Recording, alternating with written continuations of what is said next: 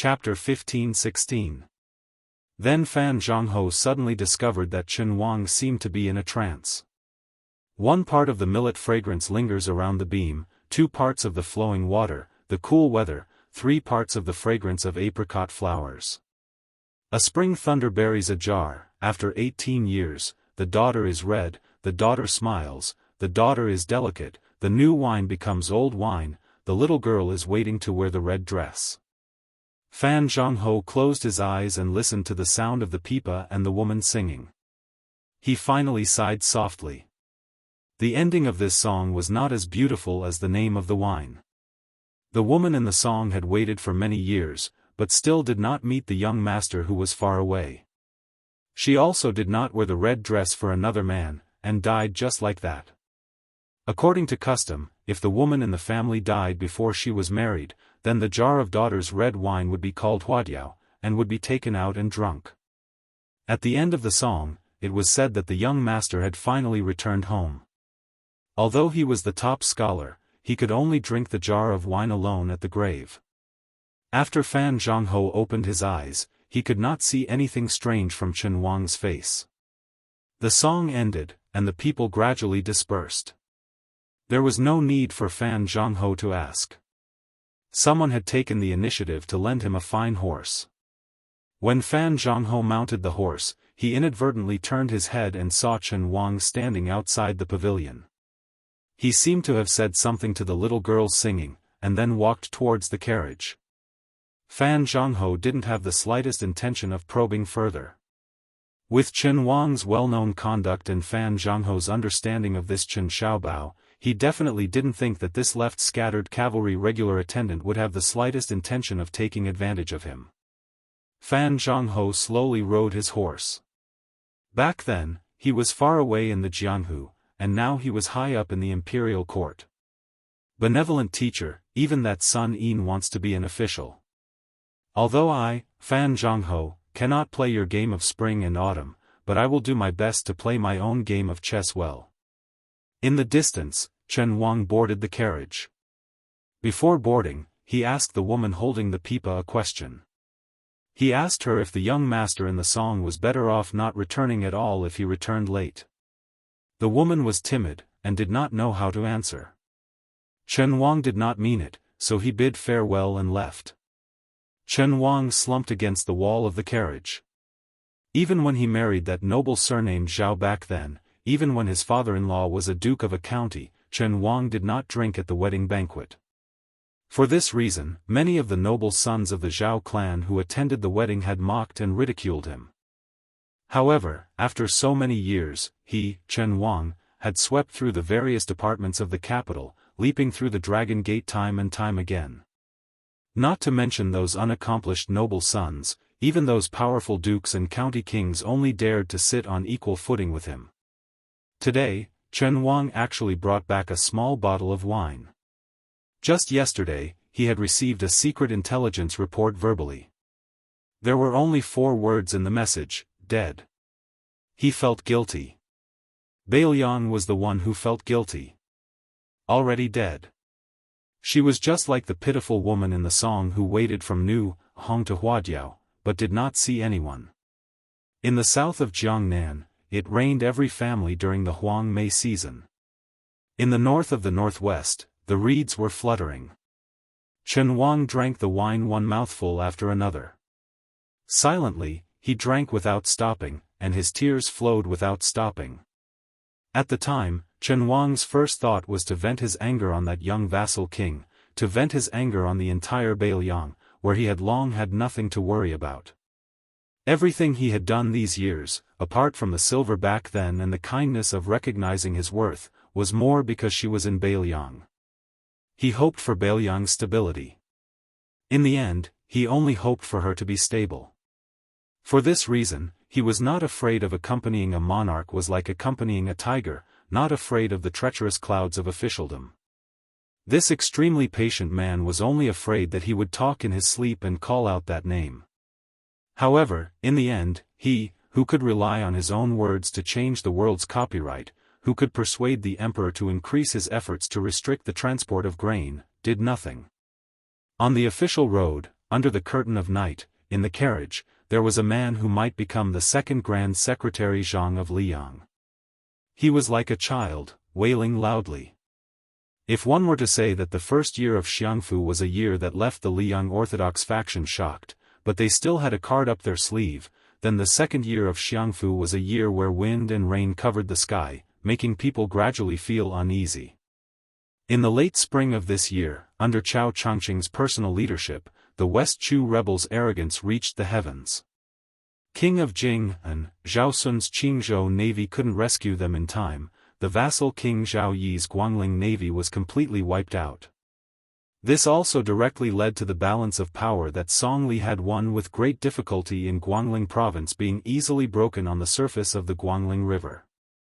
What was even more worrying was that the most important reinforcements of the southern border's elite army, after the Qingzhou navy, whose battle strength was inferior to Guangling's, had no choice but to avoid them. They could only disembark from a few narrow crossings in the upper reaches of the Guangling River.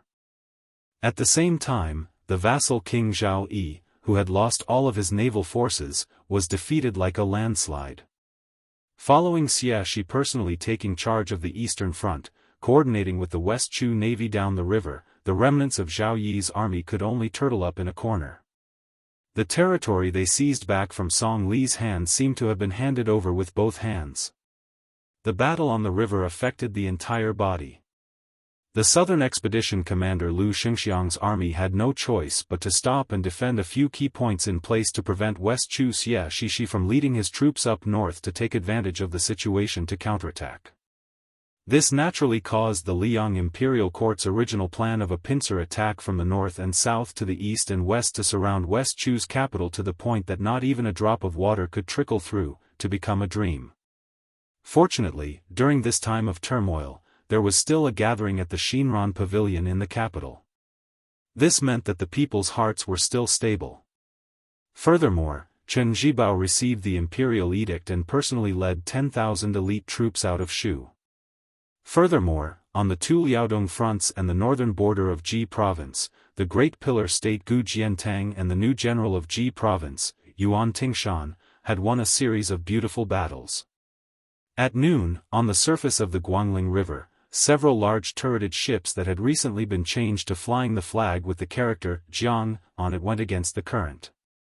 They did not stop at the river outside West Chu's capital, but instead continued to sail up the river. These warships were all seized from Guangling Prince Zhao Yi during the battle on the river.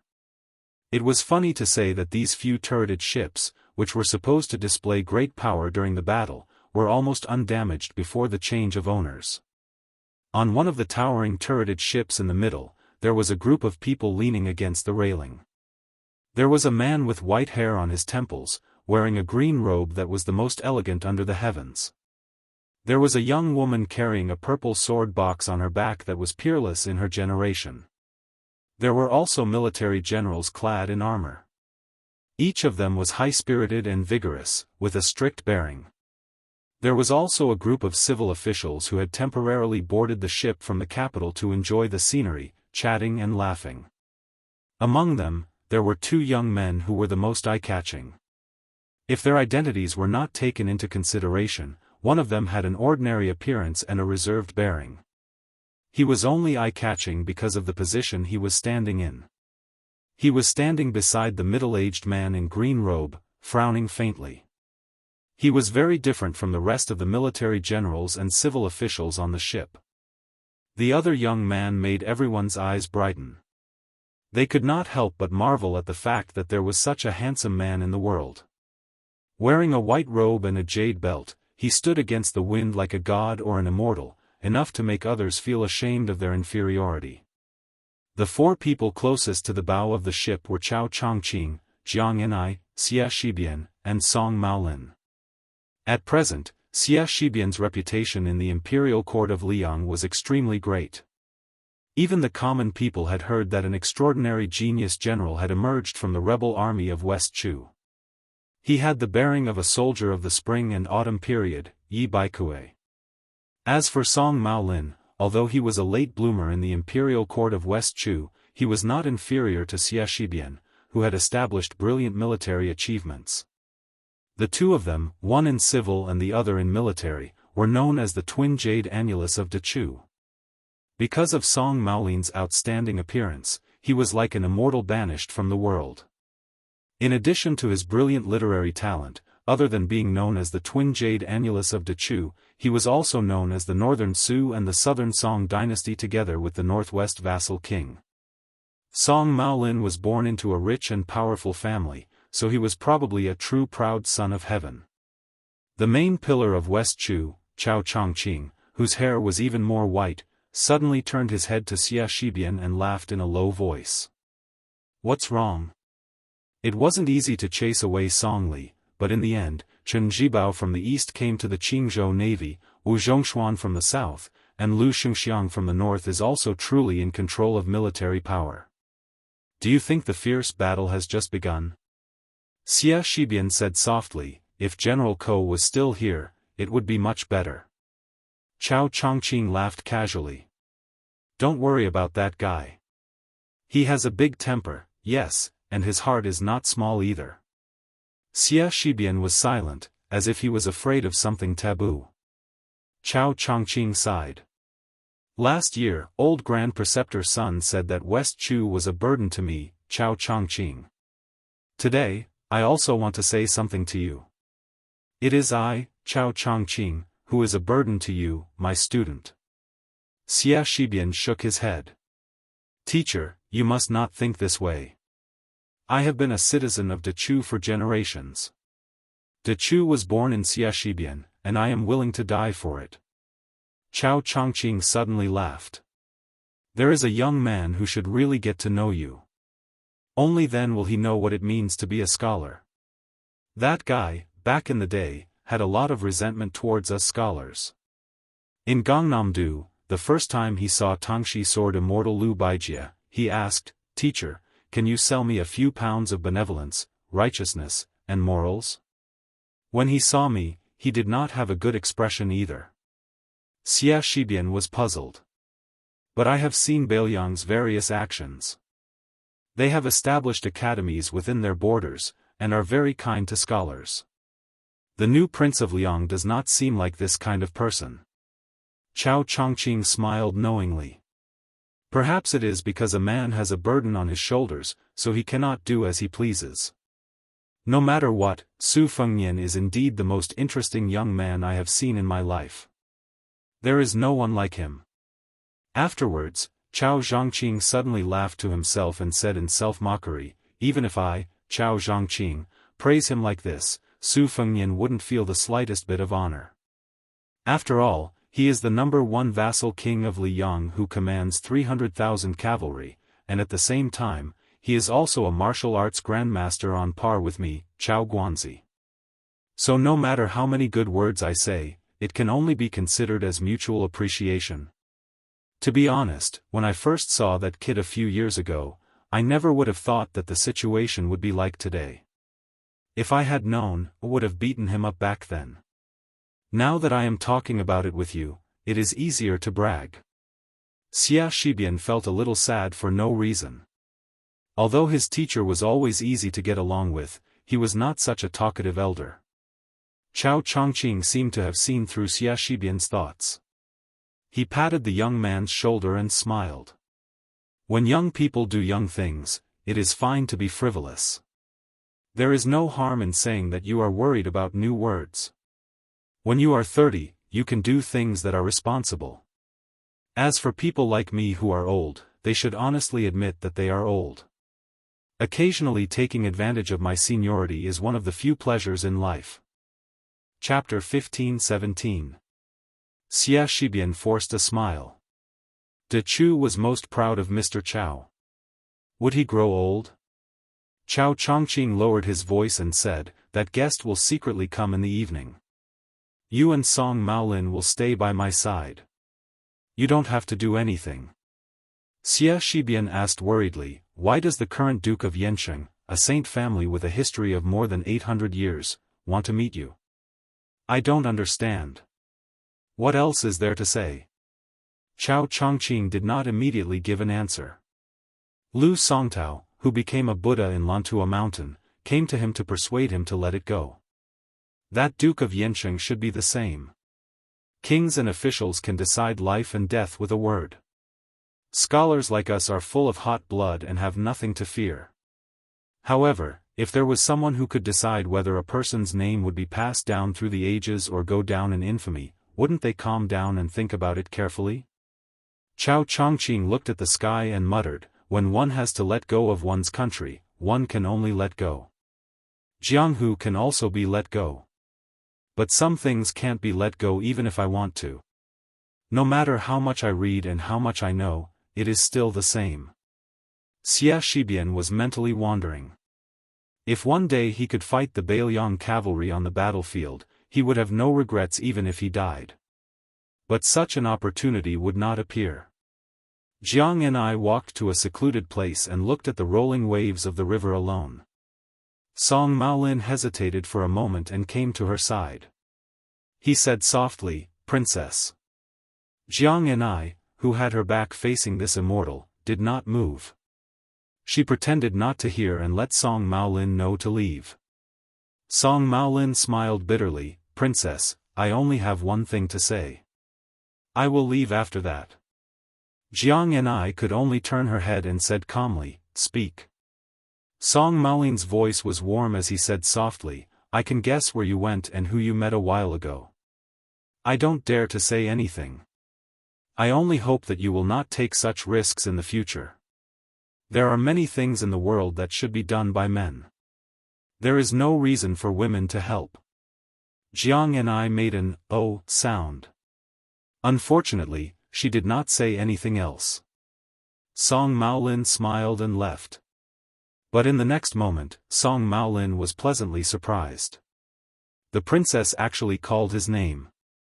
He suppressed the excitement in his heart and slowly turned around. Jiang and I smiled. "Someone asked me to pass a message to you. He said that the next time he sees you, he will definitely beat you up, until you can't recognize anyone." Jiang and I felt that he was already very kind. He changed the words father and mother to something that didn't hurt their relationship. Song Maolin's face stiffened as if he was struck by lightning. Poor exiled deity. On the border between Beimang and Liangliao, a group of armored cavalry troops roared past right under the noses of the Liang border's military sentries. The leader was the newest commander of Beimang's eastern front.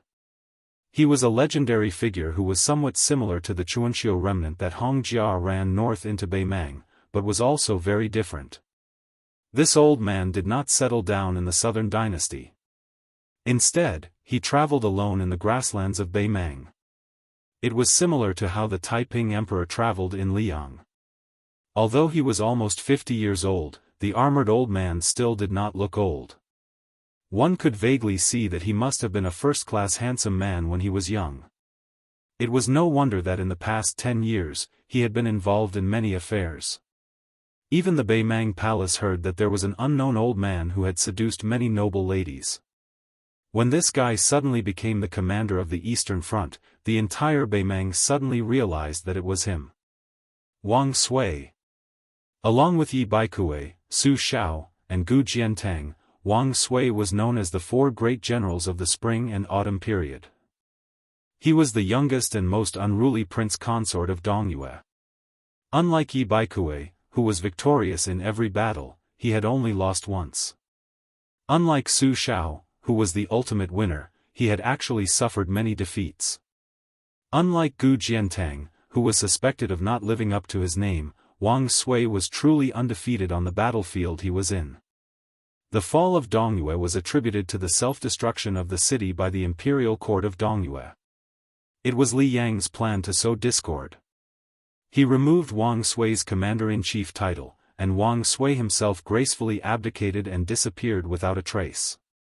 After Wang Sui followed Dong Zhuo, Yang Yuanzhan, and Lu Gui as the main general of another front in Beimang. Unlike the three who each had their own personal troops, Wang Sui casually rode an old horse to the border to take up his post. In the mountainous eastern front of Beimang, Wang Sui did not promote or demote anyone boldly, nor did he treat people kindly and drink with the generals. He was like an outsider who had run over to watch a show. He did not care about anything and did not meddle in any military affairs. Every day, Wang Sui narrowed his eyes and strolled blindly among the various armies with his hands behind his back. This made the old forces who were originally uneasy or full of resentment dumbfounded. Then, the generals of Beimang became anxious. You motherf ***, doing nothing all day long.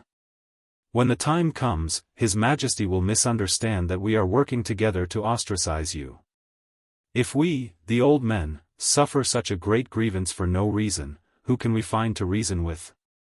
Thus, someone suggested to have Wang Sui hold a military parade at the border.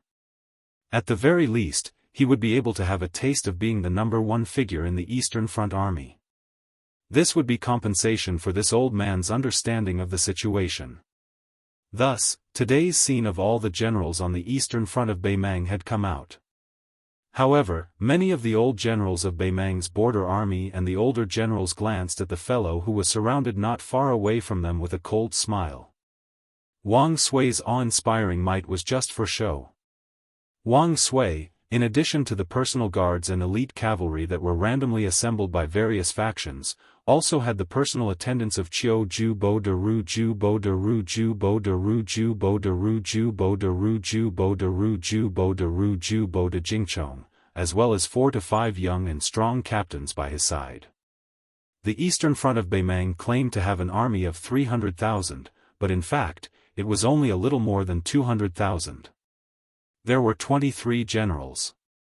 Above them, there were 2 Beimang generals who were not as famous as Lu Gui and Yang Yuanzan. This could not be helped. In the Southern Dynasty, the Bailiang cavalry could fight each other from afar and fight a few tough battles from time to time. However, on the peaceful Eastern Front, they could only confront the 2 big turtles, Zhao Sui, the Prince of Jiaodong, and Gu Jiantang one after another. There was no military merit to be gained. Now, the situation was even worse.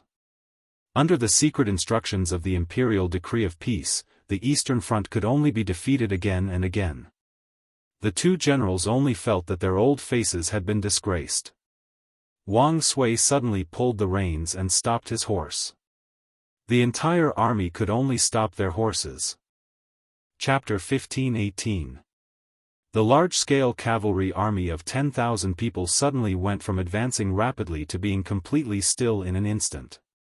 This made Wang Sui, who was sitting high up on his horse and looking around, click his tongue.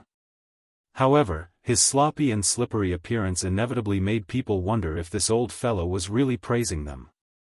During this period of time, many Kiliarchs who had seen their commander from a distance were puzzled. Was this old fellow really a top-notch general of the Central Plains like the butcher old Prince Liang? Was he really not a swindler who came from some small corner to eat and drink for free? Did His Imperial Majesty accidentally use the wrong person? Wang Sui turned his head to look at the 2 young generals. With a smug smile, he said, "The military strength of the soldiers of the Central Plains has been declining day by day since the end of the Great Feng dynasty. In the later stages of the Spring and Autumn War, they were so miserable that Northern Han could match your cavalry in 3 steps. Tragic, truly tragic. If it were up to me, it would be fortunate that Liang obtained the Central Plains. Otherwise, your Beimang would have taken advantage of the chaos to invade the south and unify the world. As for Liang, how did it succeed? Su Zhao's Su family army being able to fight was one thing, but that was not the most important thing. Rather, the existence of Su Xiao and the Su family army set an example for Liang, allowing the generals to understand one thing. Oh, motherf ***, war could be fought so fiercely, and people could die so easily. Why else would it be said that Buddha strives for a stick of incense and man strives for dignity? As a result, a large number of young and strong generals who dared to fight and die appeared in the Liang dynasty. There was nothing to be done. Even if they could not compare to Su Xiao, they could not be too far off, right? The previous 2 emperors of Liang, without mentioning anything else, had good eyesight. In my early years, I, Wang Sui, fought 4 battles with Su Xiao on the northern border of Dongyue. Of course, I definitely won all of them. Hearing this, several generals in the prime of their lives subconsciously swallowed. When they looked at this old fellow again, they suddenly felt that his stature was very tall and his aura was very strong. The sunlight shone on the old man's armor, dazzling their eyes for a moment. This was someone who had defeated Su Shao. Moreover, he had won 4 battles in a row. Over the past 20 years, which general in Beimang dared to claim to be a match for the old Prince Liang? General Lu Gui was powerful enough, but he was only considered half a Su Shao by His Majesty. Wang Sui continued, of course. Back then, I always fought against them with numbers. The greatest disparity in numbers was when I fought against Su Zhao's 600 people with 4,000 people. Over 500 people from Su Zhao's side died. Those generals who had just started to admire the old man almost couldn't help but jump off their horses and curse him. But Wang Sui continued unhurriedly, if I remember correctly, those 600 old soldiers from Jianghu are the backbone of Beiliang's 3 old battalions. Everyone was horrified. Wang Sui chuckled. The greatest disparity in numbers was when I, Wang Sui, had 3,000 people and Su Shao had 1,900 people. I won with a great victory and only lost 600 people. Su Shao suffered a crushing defeat and lost his capital again. That was why he had to run to the Ministry of War Yamen in Liang to wait in the rain. Not only were the generals and the Kiliarchs quietly approaching, but even the 2 generals of autumn and winter were listening attentively, their emotions surging. Wang Sui asked and answered his own question.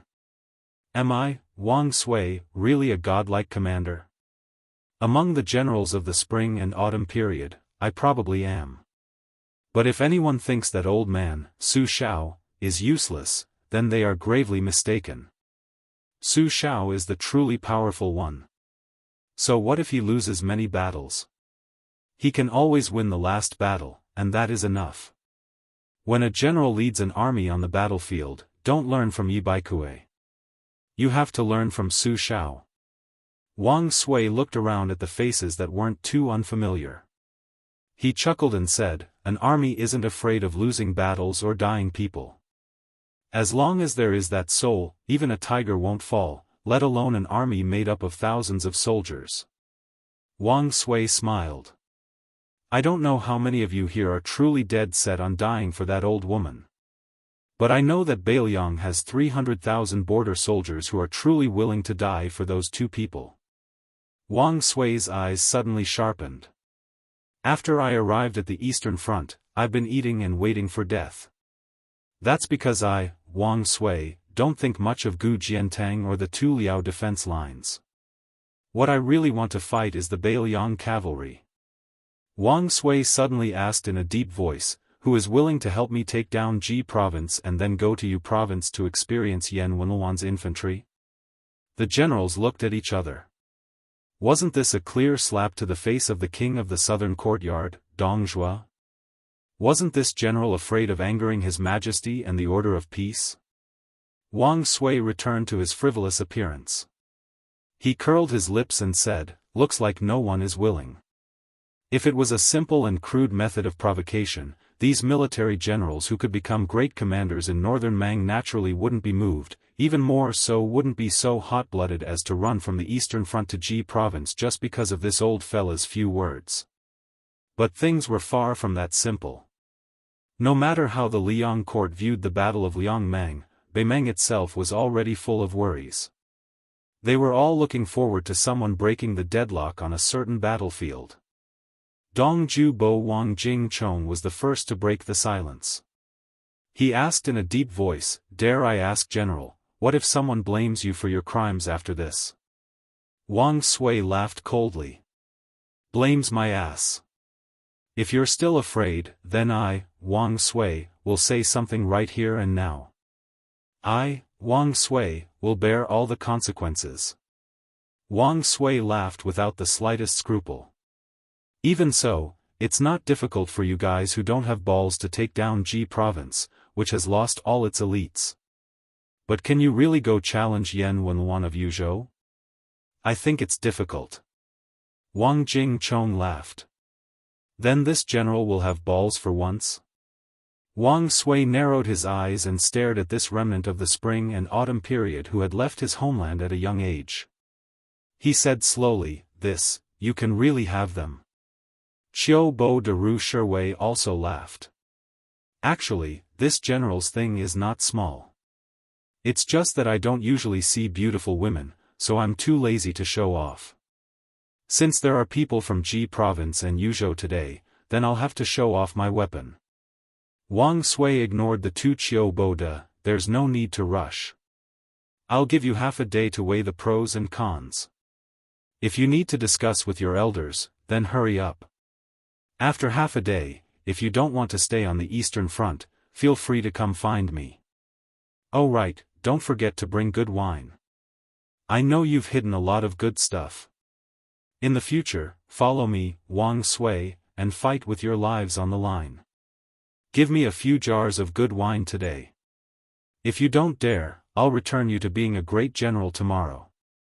It won't be difficult for everyone to be promoted." Wang Sui looked to the east and spat heavily.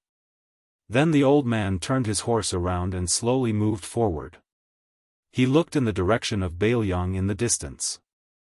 "I heard you had nothing better to do than wander around Jianghu." "Little Jianghu? So what if you can fight 10,000 people alone? Can you compare to the golden spears and armored horses on the battlefield? Can you compare to the heroic sacrifice of hundreds of thousands of armored men? How can Su Zhao's son be so petty? Su Fengnian, back then, your father was completely defeated by me in Jinzhou. If you're really capable, then come find me to settle the score. If you lose, then obediently accept your fate. If you can win, then this world should belong to you, Su Fengnian." Chapter 15-19. Bailiang's Jianghu had never been so lively before. Under Xianyuan Qingfeng's influence, many Jianghu heroes had rushed north to the border. At this time, Mount Wudang was going to hold a new debate between Buddhism and Taoism. This gave many Jianghu people who didn't want to get involved in Liang Mang's battle a way out. They didn't want to get involved in the mess, but they just took a detour to Mount Wudang to watch the fun. They didn't want to annoy the Liang imperial court, right?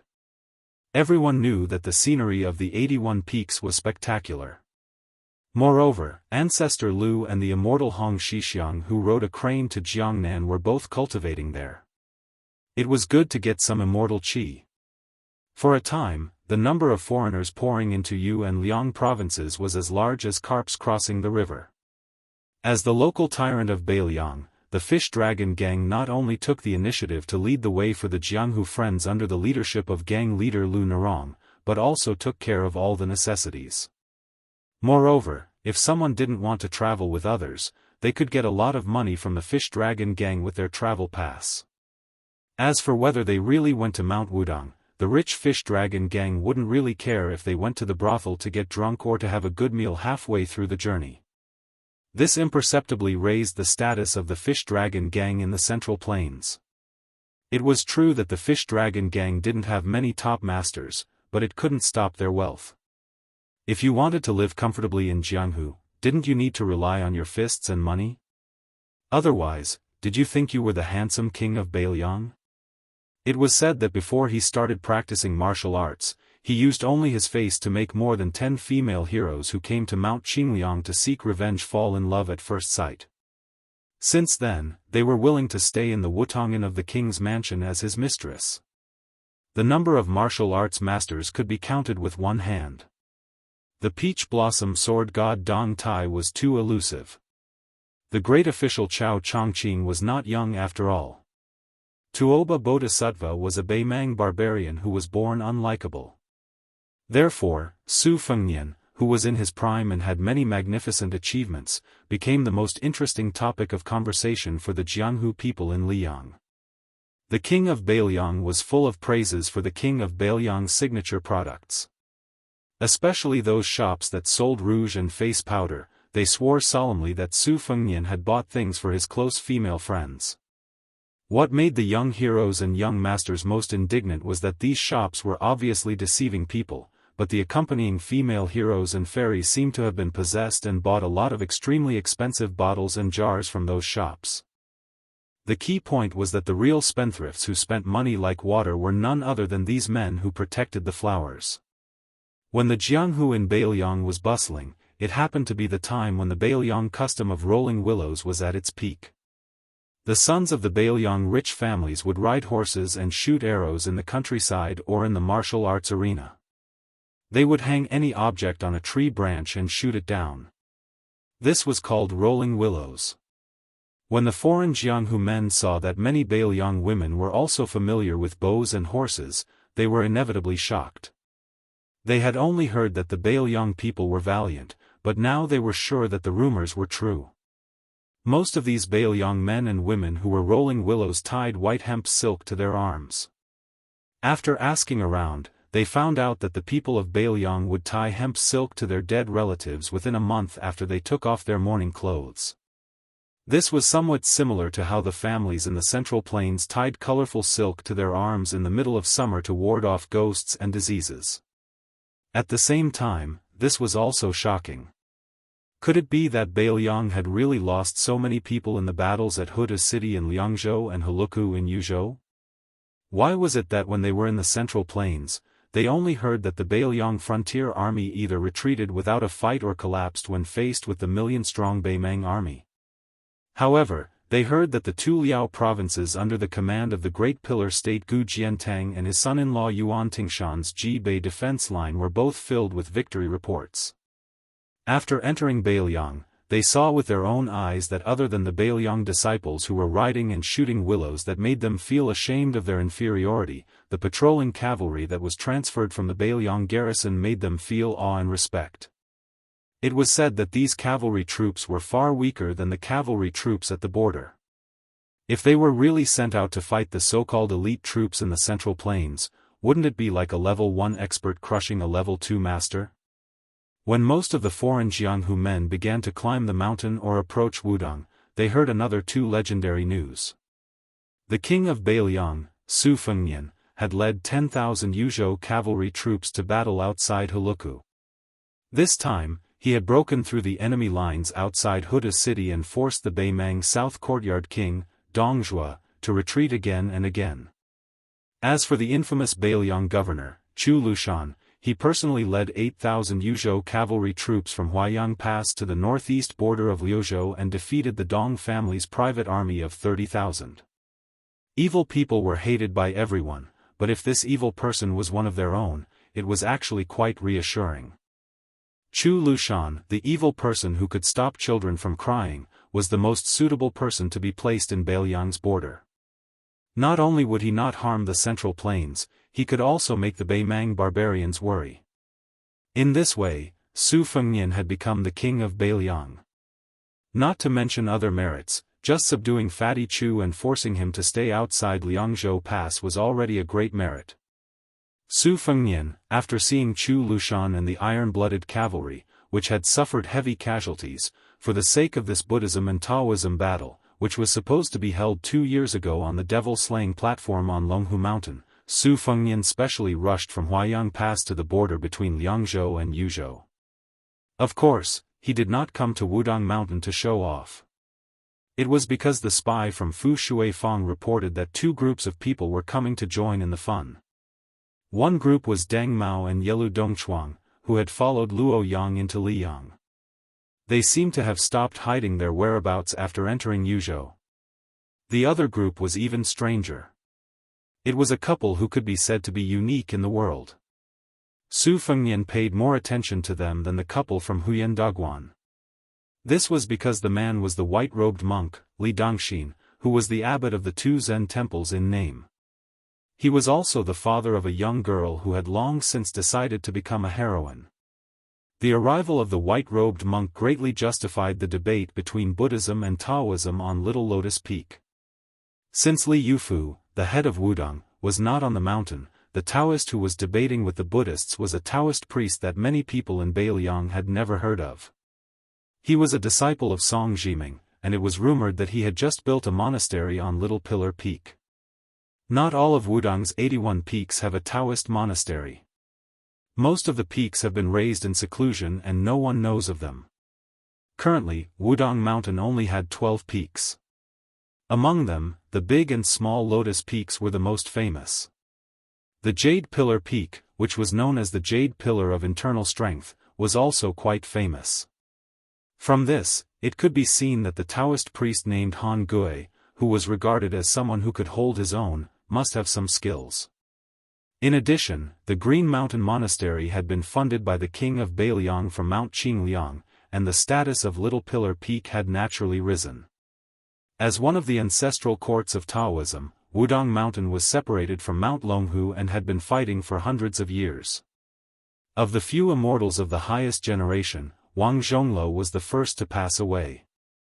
Hong Shixiang, whose cultivation had reached Tongxian, was reincarnated for some unknown reason. Sword maniac Wang Xiaoping, who blocked the way, Wang Xianji, died heroically on the banks of Guangling River. Song Jiming, who had lived for more than 60 years, had also died. Now, only the enlightened priest Chen Yao and the self-deprecating Yu Xingrue, who had self-deprecated, "I can't cultivate immortality, I can only cultivate strength." The latter was also the person who had the foresight to bring Li Yufu up to Wudong from the East Sea. There were about 20 Wudong Taoists of the same generation as Li Yufu and Han Gui. After that, there were more Taoists of the 4 generations, especially the Ling and Zhen generations. Unlike Mount Longhu, which was declining day by day, Wudong Mountain, which had been silent for 100 years, was becoming increasingly prosperous. There were now more than 600 Taoists of the Zhen generation, and this was under the premise that Wudong Mountain was not willing to accept disciples indiscriminately. When going up the mountain to burn incense, whether it was the people of Lingzhou or the pilgrims of Ji and He Prefecture, they would usually climb the mountain from the southern divine path, which had the most beautiful scenery and the best route.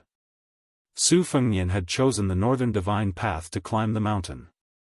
He did not expect that he had underestimated the huge appeal of the battle between Buddhism and Taoism. Apart from the 700 to 800 Jianghu people, most of the rich people of Beiliang and the other 3 prefectures had come by car or horse. There were even many people from Huainan and Gangnam-do who had come to burn incense and watch the battle. The northern divine path of Wudong Mountain was not wide to begin with. What was even more unfortunate was that it had started to drizzle early in the morning. The rain was not enough to obstruct the road, but the muddy road was a pain. Coupled with the constant trampling of the people, the rugged road of less than 20 miles was more tiring than 50 miles of the official road. Chapter 15:20. This time, Su Fengnian didn't have any retainers following him to Mount Wudong. Because he was in a hurry, he didn't even ride a horse. Instead, he chose a secluded path and flew like a bird, so he didn't look travel-worn. He wore a green robe and had 2 sabers hanging from his waist. One was a soldier that he had stolen from Jianghu, while the other was an ordinary cold saber. At noon, Su Fengnian stopped at a simple and crude restaurant at the entrance to the Northern Divine Road. The name of the restaurant was quite interesting. It was called Passing Village Inn, probably to remind pilgrims who had come from afar that there wouldn't be another shop after passing through this village.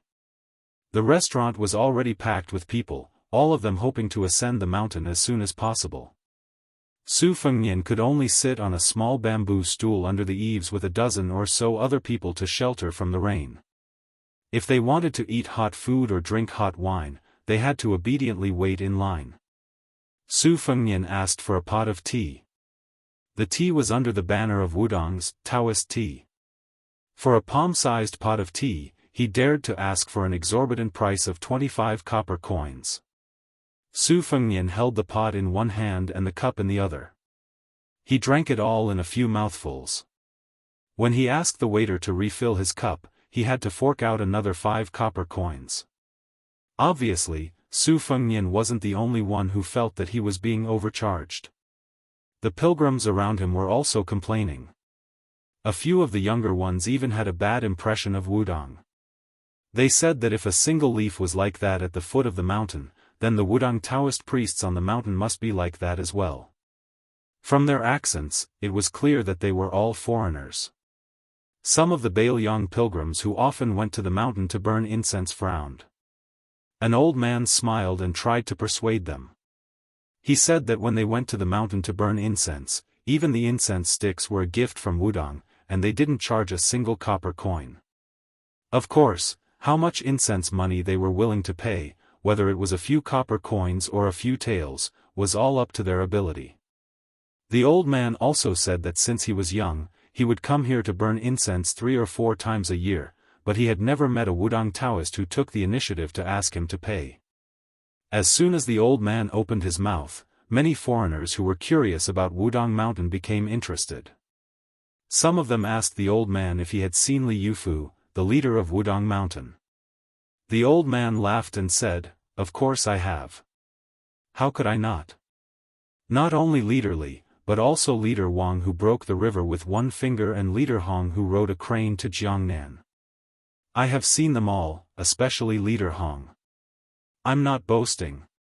In fact, there are many pilgrims who have seen these people.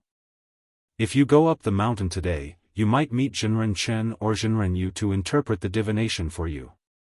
Unfortunately, I heard that Headmaster Li went down the mountain to travel. Then is it true that your king of Bailiang once practiced martial arts on Mount Wudang? Of course, I've personally asked 2 Daoists of the Qing generation whom I've been familiar with for many years. It's absolutely true. It's said that our king and Leader Hong have been close friends for a long time. On the mountain, one practiced martial arts and the other practiced Taoism. They trained each other.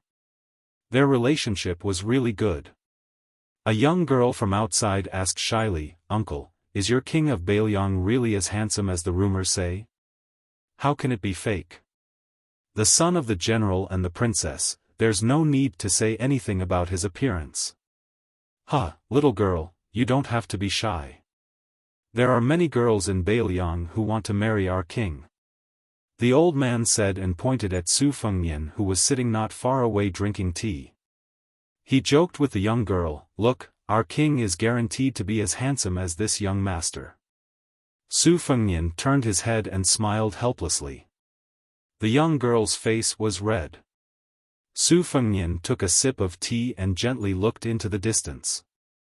Just like the Taoist temple where Han Gui lived on Little Pillar Peak, Green Mountain Temple, and Green Mountain Temple, one's state of mind would be different no matter where one was. On the battlefield, with corpses and bones everywhere, one could not help but feel sorrowful. On the other hand, if one was in the forest, it was inevitable that one would develop a somewhat wild state of mind.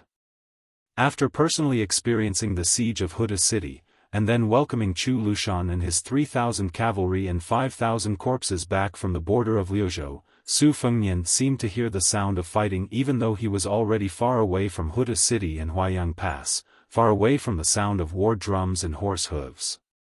The more peaceful he was, the harder it was for Su Fengnian to let go. There seemed to be an image in his mind. Bailiang's horse head was facing north. The spearhead was facing north. The blade was facing north. 300,000 soldiers at the border, for the barren land behind them, did not hesitate to die to stop Beimang's iron hooves. When Lu Jinu parted, he said there was no need to feel guilty. The 60,000 people in Huda City were not fighting for Su Fengnian, they were dying for Bailiang. It was just that Su Fengnian was worthy enough for them to entrust their lives to and let them know that their deaths were worth it. But could Su Fengnian really not feel guilty? He could not do it. The people under the eaves saw 2 men coming from afar. One was stocky and the other was short.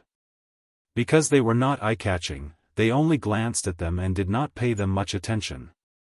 Su Fengnian slowly got up and called for the waiter to return the teapot and teacup. Then he stood at the edge of the stairs, right on the line between rain and no rain. When he made this seemingly unintentional move, the 2 visitors from afar also slowed down. But for the pilgrims under the eaves of the restaurant who were waiting to eat, this kind of peak confrontation between 2 people who were not in the first class and did not understand the mystery was not noticed at all. Behind Su Fengnian, people were drinking tea, chatting, and resting. They were completely unaware of the turbulent situation that was surging like a tide hitting the city wall. Although the two men slowed down, they still walked toward the restaurant. They seemed to be walking like ordinary people, but in fact, one of them did not even touch the ground and did not touch the mud at all. The younger man seemed to be carrying 1,000 pounds of weight. When he stepped on the ground, even the tops of his shoes sank into the yellow mud. Seeing that they had no intention of stopping, Su Fengnian narrowed his eyes. His right hand pressed on the handle of the soldier crossing the river, and he was about to step on the stairs. The middle-aged man was the first to stop. The young man beside him wanted to continue, but his companion suddenly reached out and stopped him. The young man's face was full of indignation. He stared at the guy and muttered in a low voice in the slightly awkward Mandarin of the Central Plains, "Do you think you're so great just because you fought old monster Wang and Tuoba Bodhisattva?" Then the arrogant young man sighed. "Well, you're quite great." He shouted at the top of his voice, "Hey! You know we're not here to fight. How can you treat your guests like this?" Su Fengnian looked at this young man who was considered short even among the men south of Liyang's Guangling River, let alone the tall men of the northern lands. His true identity was Yelu Dongchuang, a true and proper member of Northern Mang's noble family. Simply speaking, if that puppet crown prince were to die one day, then this fellow would be the same as Murong Longshui, a member of the royal family with the greatest hope of becoming Northern Mang's next emperor. Because of Jia, Su Fengnian played a game of cat and mouse with Murong Longshui and Old Moth, the leader of Spider Web. She was quite an interesting woman. For some reason, Yelu Dongchuang swaggered along with Luo Yang to Zhulu Mountain. As for the broken spear Deng Mao, whose ranking in Beimang was similar to that of Hong Jingyan, he should be the personal retinue of the former emperor's nephew of Beimang. To be precise, this was the second time Su Fengnian and Yelu Dongchuang met. That was when Gao Shulu woke up after being sealed in the mountain for 400 years. Su Fengnian went on an out-of-body spiritual journey and met with the celestial being. At that time, Yelu Dongchuang, who ran errands for Luo Yang, and Su Fengnian barely met each other. Chapter 1521. Su Fengnian smiled, retracted his steps, and sat back down on the stool. Deng Mao and Yelu Dongbed were finally able to climb up the steps and come under the eaves. It wasn't that Deng Mao didn't have the ability, but since he didn't have the heart to fight to the death, Deng Mao wasn't the kind of person who would look for trouble.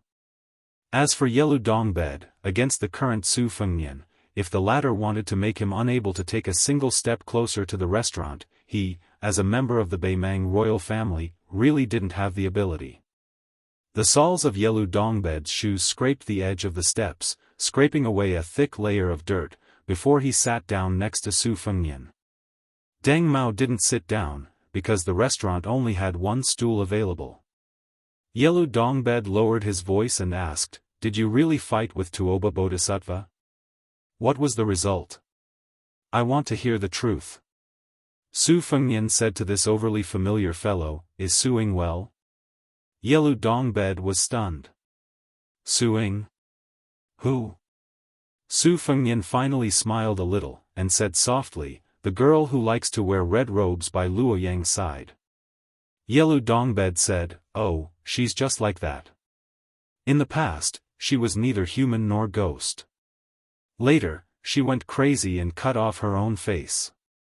Now, she looks like a normal girl. But when she has nothing to do, she still likes to wander around there by herself. That red robe can go around for almost an hour in one breath. Anyways, it makes my eyes dizzy and my heart tired." Su Fengnian didn't say anything. Yelu Dongchuang was startled. "What, you like this kind of thing?" Su Fengnian didn't turn his head to look at this blabbermouth young man. He only asked indifferently, "You're not afraid of dying here?" Yelu Dongbed rolled his eyes. In the next moment, Yelu Dongbed didn't even dare to breathe loudly. The people under the eaves did not notice that at that moment, the handsome young master with the twin sabers had swayed a little. The middle-aged man with an ordinary appearance had already left the eaves to soak himself in the rain, and then returned to the eaves to stand still. They were just wondering how the man with his back to the restaurant had unknowingly turned to face them. Su Fengnian whispered, "There won't be a next time." Yelu Dongchuang smiled bitterly, "I've only heard that you're quite humorous, and you don't seem like someone who can't take a joke. It seems that as long as a person becomes an expert, he will put on airs." Su Fengnian shook his head and said, "If you change your identity and go there one day, you will know the reason." It wasn't clear whether Yelu Dongbed truly understood or was just pretending to understand. "I understand." Su Fengnian waved his hand and asked the waiter for a pot of tea and 3 cups. The astute waiter glanced at the short man squatting in the latrine and refused with a straight face. He said that he had to buy 2 pots of tea, but he could also lend him a small stool. Su Fengnian smiled and agreed. He directly pinched out a piece of broken silver from his money pouch. It was about 60 copper coins. Besides, in this world, silver was always expensive and copper was cheap. Only then did the waiter grin. This brother, he knew the rules. Later, Deng Mao finally had the opportunity to sit down. If the truth of this spread to the Jianghu, this waiter would probably be the most arrogant man in the world. He haggled with Su Fengnian, the king of Beiliang, rolled his eyes at Yelu Dongbed, and rewarded Deng Mao with a stool. Su Fengnian poured a cup of tea for each of the Beimang men on his left and right. He asked, "What business do you have in Beiliang?" Yelu Dongbed didn't keep him in suspense. "Luoyang told me to tell you that other than Chao Chongqing and Duke Yansheng, who helped persuade Emperor Liang, there is no need to call off the 3-year agreement." Yelu Dongbed took a sip of the tasteless tea and continued, "Also, I wanted to see you. I wanted to know if there was a possibility that we could do something together." Su Fengnian was a bit absent-minded. He looked at the light curtain of rain outside the eaves and took a deep breath. He calmly said, "Tell me." Yelu Dongbed said self-deprecatingly, "In my family, many relatives around my age have died in recent years. Of course, most of them have the same surname as me. As for that, well, those who have my aunt's surname, most of them are women, like that fat girl Murong Longshui. So to tell the truth, I still have a chance. Even if it's not big, it's still there. The reason I snuck out, to tell you the truth, is to avoid that chess and sword music school boss who's making a comeback. There's no other way. That old man was actually chased out of Liang by my grandfather. This time, he's come back for a surprise attack. Of course, it's not as simple as just giving me a hard time. The old man values my older brother more. The reason is that he would find a dog to guard a house, not a wolf cub. I know that the current situation of Liang Mang's stalemate is ultimately the idea of 2 people, the old man and Fatty Dong. Not everyone thinks so. Su Fengnian said with a half-smile, "Show some sincerity, okay?" Yelu Dongbed laughed, his voice was even softer as he slowly said, "At the very least, I know that 6 out of the 8 governors and 12 great generals are firmly against it. As for Helian Wuwei and the others, it's up to them to fight Liang Mang. It's hard to say that they're fence-sitters. In any case, they're just going with the flow. Of course, my parents died a long time ago, but my grandfather is still alive. Although he's not a great general or governor, he's still comparable to a great general and a governor, right?" Su Fengnian was familiar with the inside story of the Beimang royal court. He shook his head and said, "That's not all." Yelu Dongbed turned his head and stared at the side of the young king's face. He asked, "Do you want to do this deal?" Su Fengnian asked back, "Other than wanting me to defeat Dong Zhuo and the governor of Taiping's momentum, what else do you want me to do?" Yelu Dongbed laughed foolishly. "First of all, you have to kill Tuoba Bodhisattva. Secondly, you have to do your best to protect the main force of the Hongjingyan Ruren cavalry on the battlefield." Su Fengnian said mockingly, "You should really go to the battlefield and see. Then you wouldn't have to make it sound so easy." Yelu Dongbed laughed, "If it were anyone else, I wouldn't even mention this, but you can. That's why I'm sitting here today, drinking 20 copper coins for a pot of good tea. Su Fengnian asked, "You want to be the emperor that much?" Yelu Dongbed asked back, "You don't want to?" Su Fengnian laughed it off. Yelu Dongbed quietly waited for him to continue. Su Fengnian finally said, "I can only promise you that we'll take it one step at a time." Yelu Dongbed slapped his thigh, "That's enough." Yelu Dongbed placed the teacup by his feet. As he bent down and stood up, he said softly, "If the two of us can reach that step, I can also promise you one thing. Half of the southern dynasty can be considered as me, Yelu Dongbed, returning the money for your tea. Once both sides of Liangmeng are done, and if you still have the intention of heading south to the Central Plains, I can even lend you the entire Eastern Front for 3 years. I can help you suppress the Liang border army for 3 years." Su Fengnian watched the two of them leave. The tea had cooled.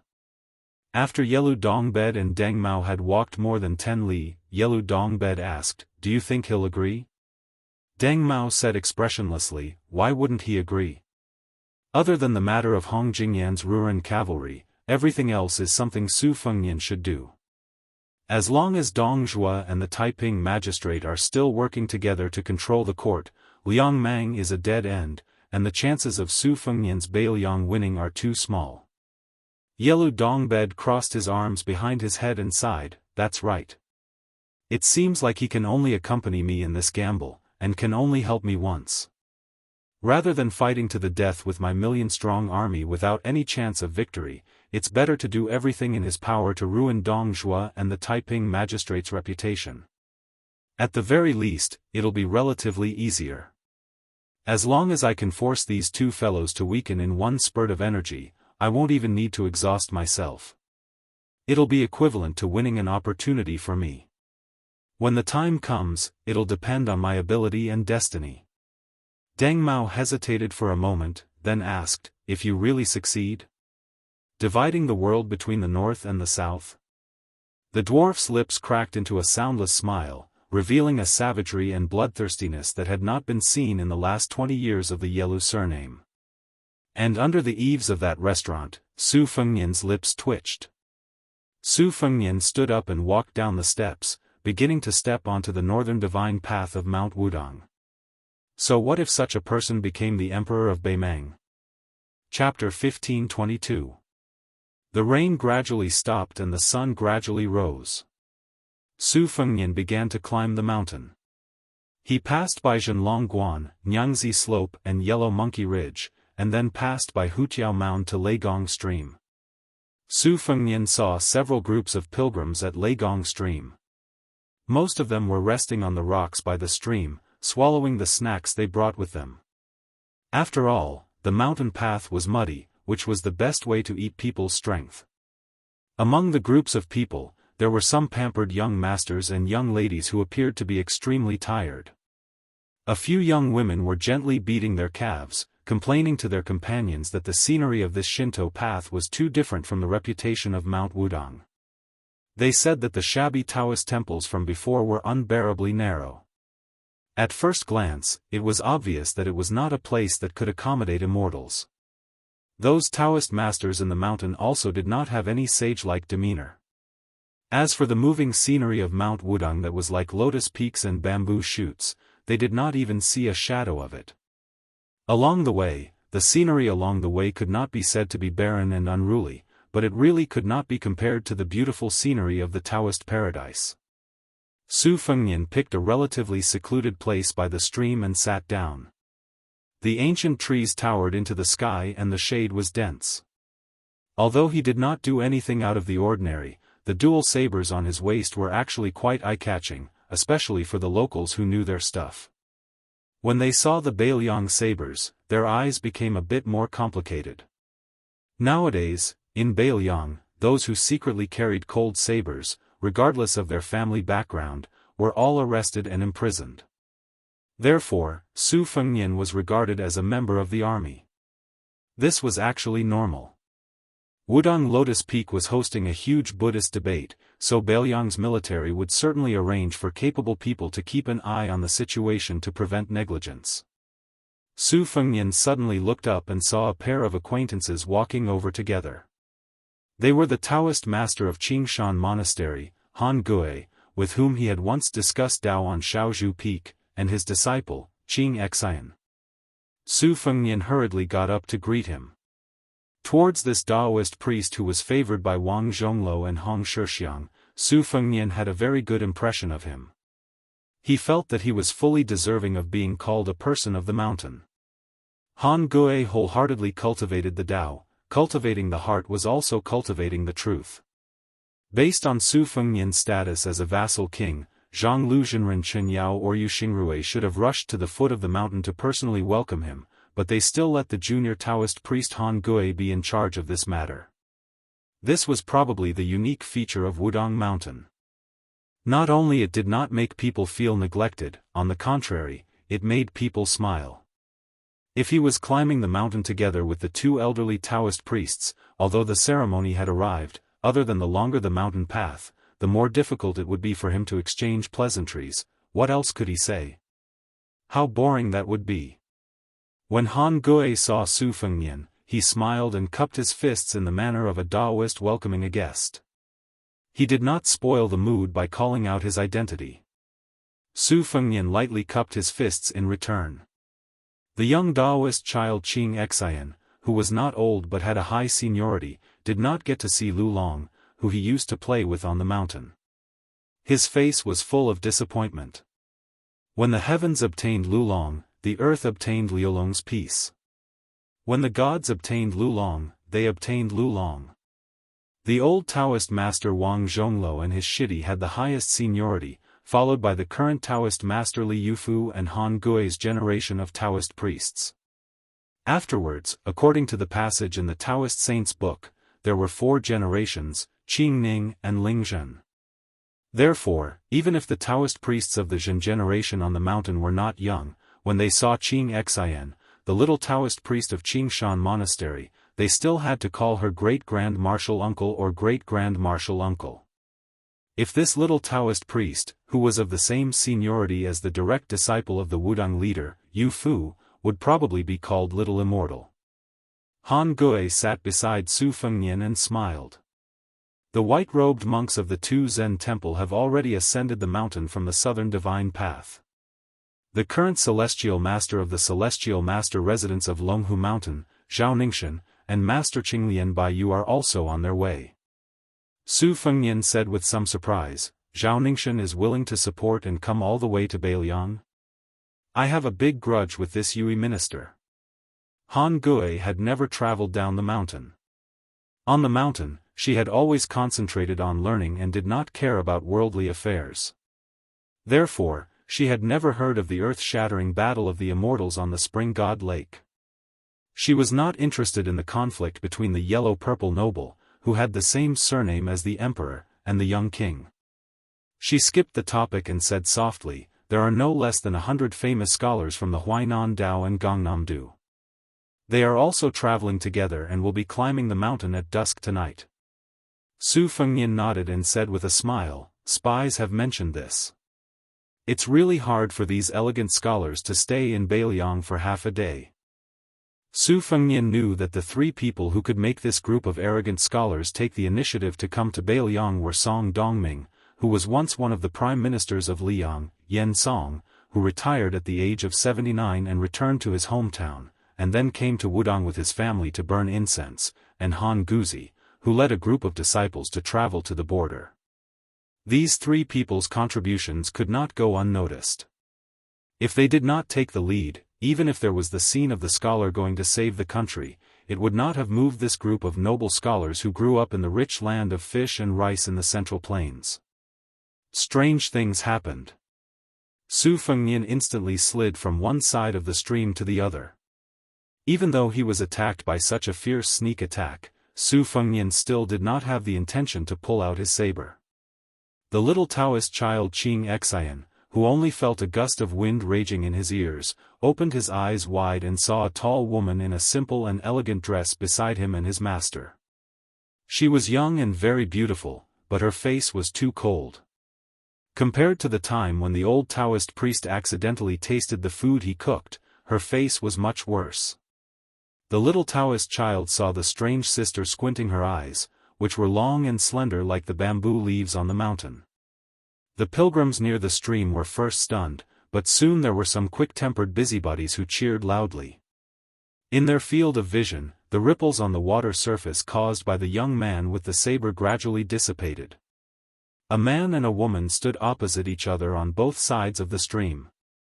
A handsome man and a beautiful woman, and each of them had the bearing of a master.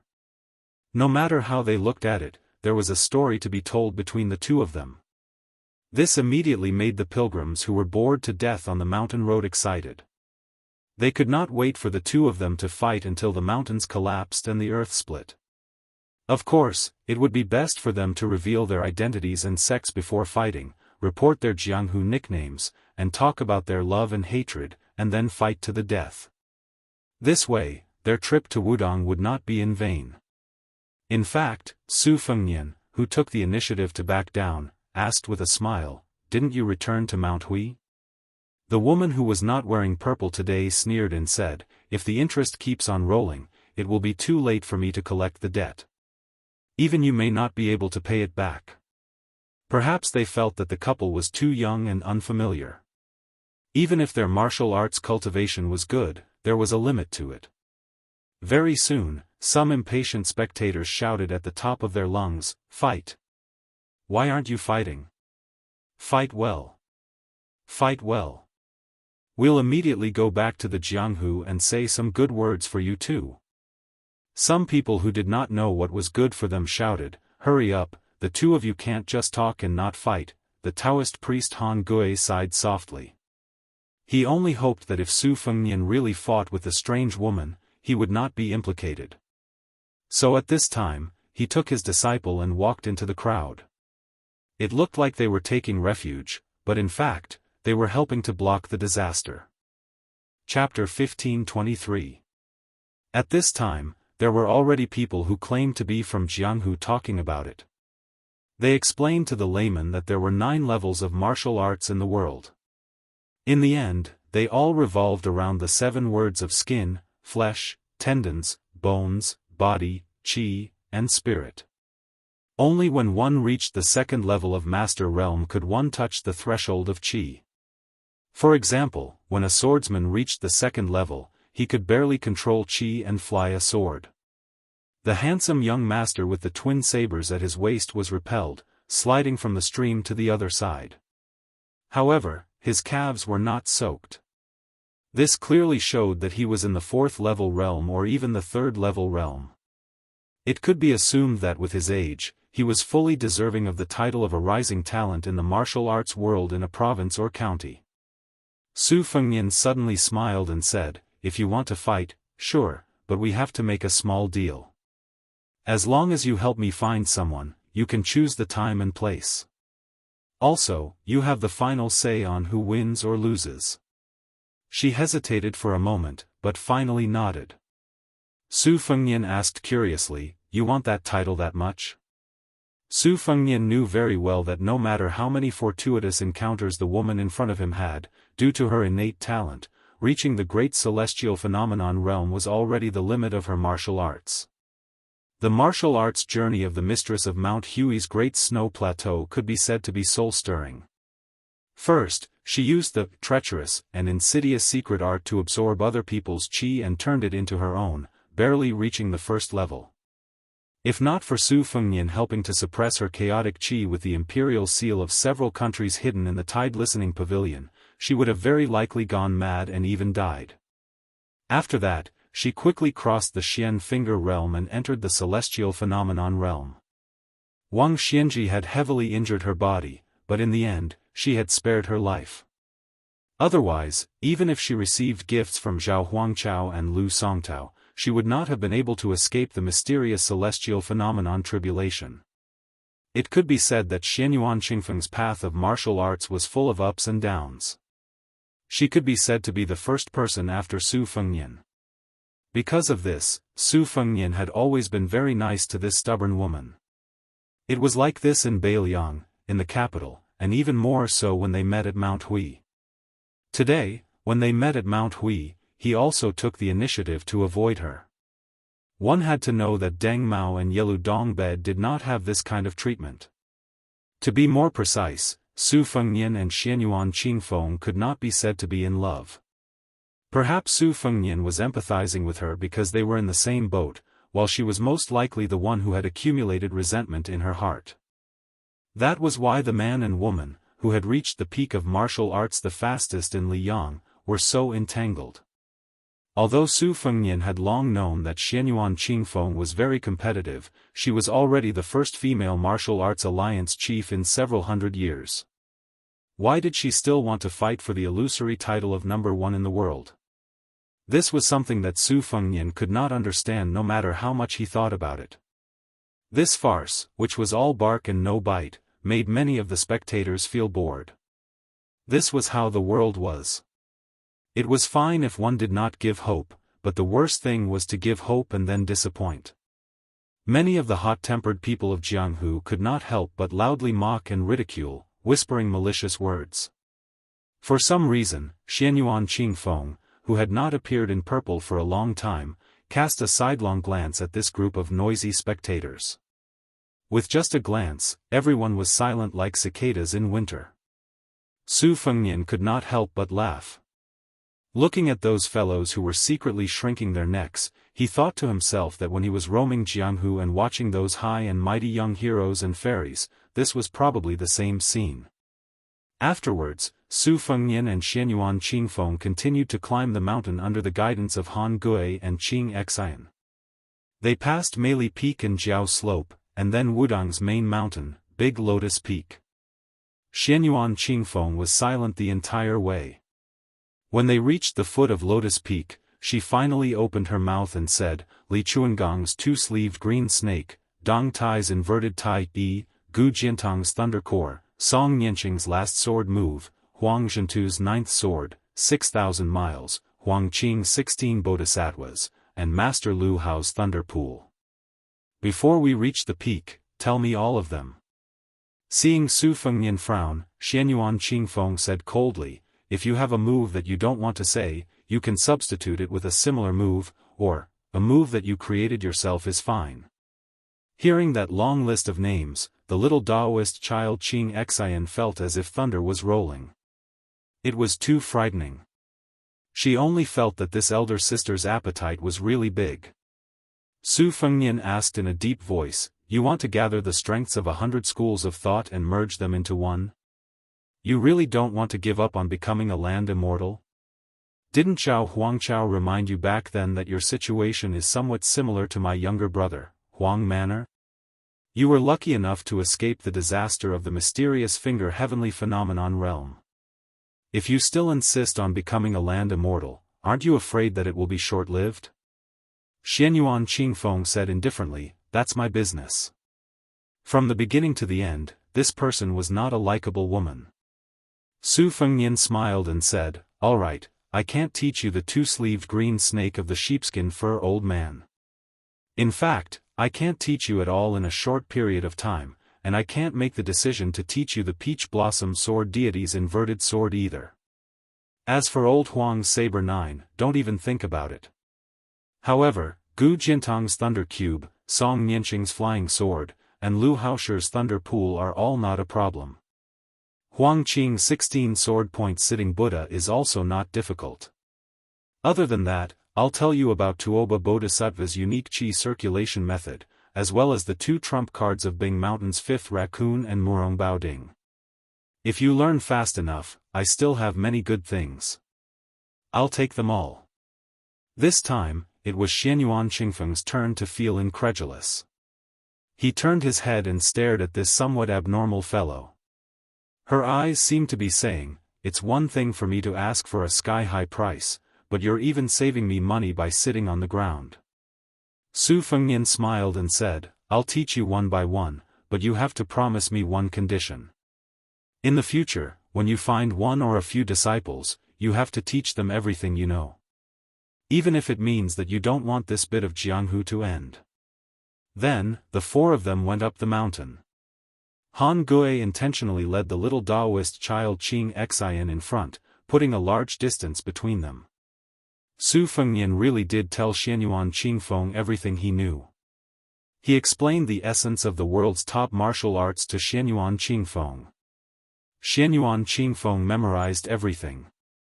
Occasionally, when there was something he didn't understand, he would get to the bottom of it without hesitation. He would even interrupt Su Fengnian's speech when there was a subtlety, thinking carefully before allowing him to continue. On this section of the mountain road, Su Fengnian was like a knowledgeable teacher, while Xianyuan Qingfeng was a competent disciple who diligently memorized everything.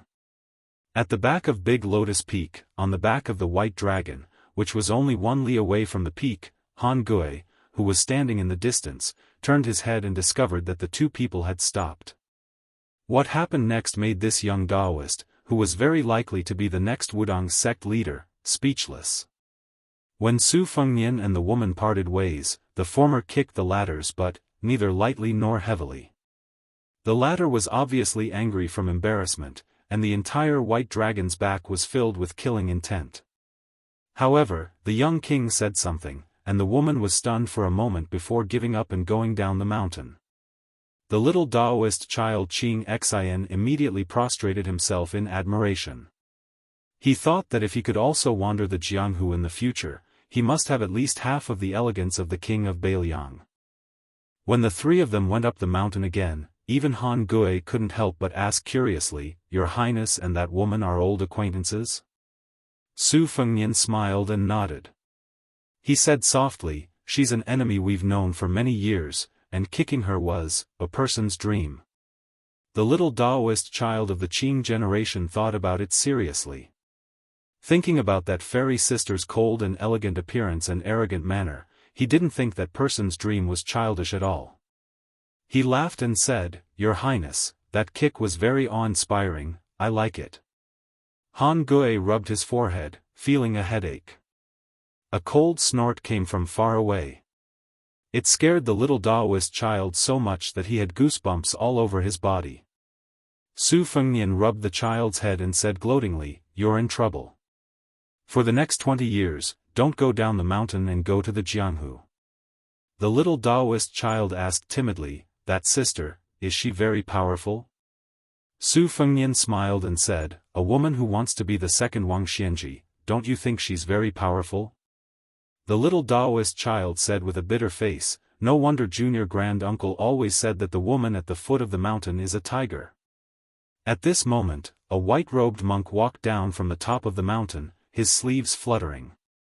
He looked like he was going to fight Su Fengnian to the death. Chapter 1524. Su Fengnian was a bit embarrassed by the white-clothed monk's aggressive approach. He wasn't afraid, but he couldn't help but feel a little guilty. Which father in the world wouldn't be angry at the bastard who dared to trick their own daughter? Back when Li Thing ran away from home and snuck out of the 2 Zen temples to roam the Jianghu, she carried around 200 taels of silver. It was probably her father's accumulated wealth from lecturing in the temples for many years.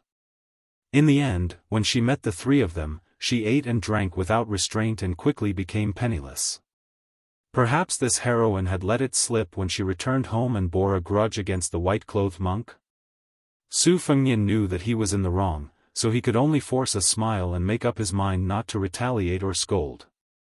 The white-clothed monk walked quickly with large strides. There was actually a woman following behind him.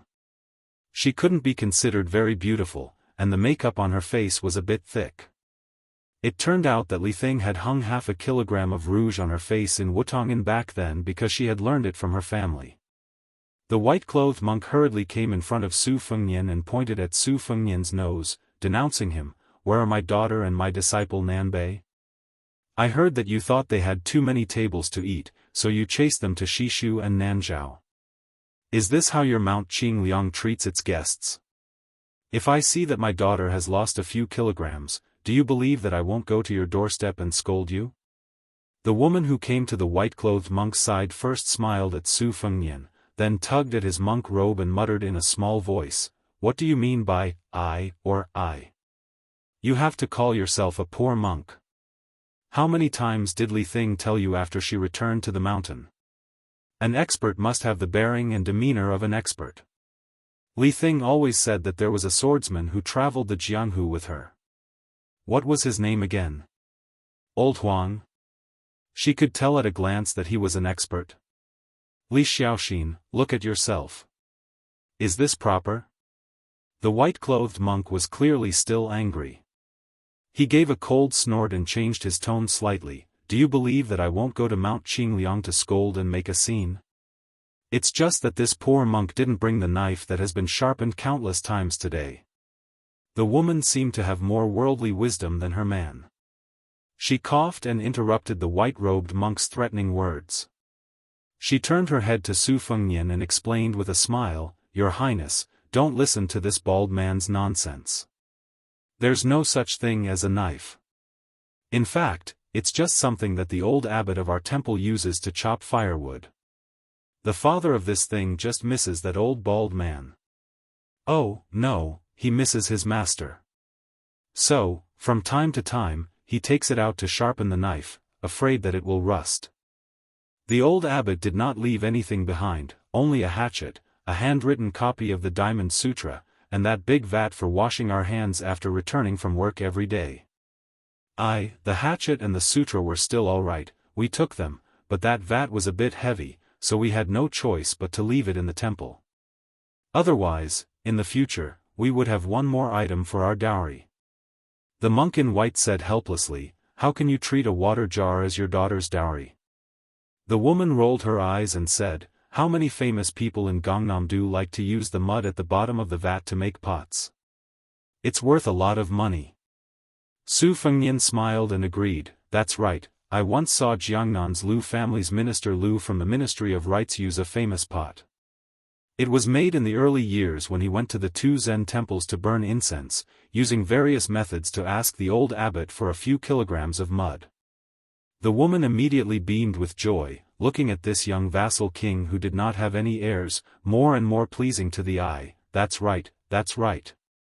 Then she stared at the monk in white and said, Speak properly, don't injure us. Li Dongxin rubbed his bald head.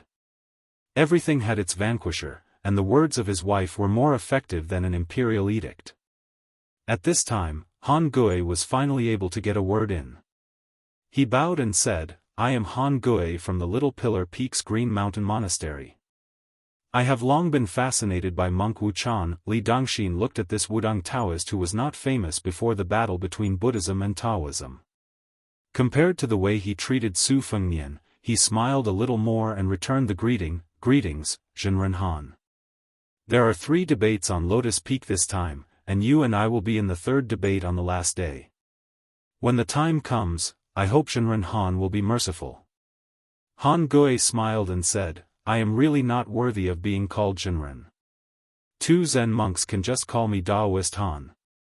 Li Dongxin laughed and said, Daoist is a person of the Tao, a person who has attained the Tao, a Taoist priest, a person who has proven the Tao, a Zhenren, a person who seeks the truth. It is better for me to call you Zhenren Han. If Wang Zhonglo was here, I might as well call him Taoist Wang. If Hong Shixiang was standing in front of me, then I would really have to respectfully call him Daoist Hong. Han Gui smiled and did not say anything. Li Dongxin glanced at Han Gui's clear eyes and retracted his sharpness. He sighed softly, Your Wudang and Mount Longhu are indeed different. If those yellow and purple nobles heard this, not to mention the old Taoist of the Hope generation, even those of the Ning generation would be furious and would not have peace. Han Gui said calmly, It is not that Wudang Taoists have a longer peace of mind compared to Mount Longhu. It is just that the cultivation paths of the 2 mountains are different, but in the end, different paths lead to the same goal. My master and Master Wang are extremely respectful of Mount Longhu's old Zhenren Zhao Shituan. They have invited him to Wudang to discuss the Tao. Every time he passed by Beiliang, he would never refuse because of the different sections. I have personally heard Zhenren Zhao talk about the unification of the 3 sects twice and benefited greatly. The white-robed monk smiled and asked, If I remember correctly, it was your Wudang's ancestor Lu who first advocated the unification of the 3 sects. Then I would like to ask, who is part of it? Han Gui blurted out without thinking, ancestor Lu once said that the Tao is the same. This is the root of the unification of the three sections. In my humble opinion, I don't know what it is, but I know what it is not. It is this one. It may not be in the hands of the Wudang monks who have reached the depths of Zen, nor may it be on Mount Wudang where Buddhism is destroyed and Taoism is flourishing. Similarly, it may not be in the mouths of those scholars who are good at talking. Li Dongxin touched his bald head again, his eyes seemed to be full of admiration.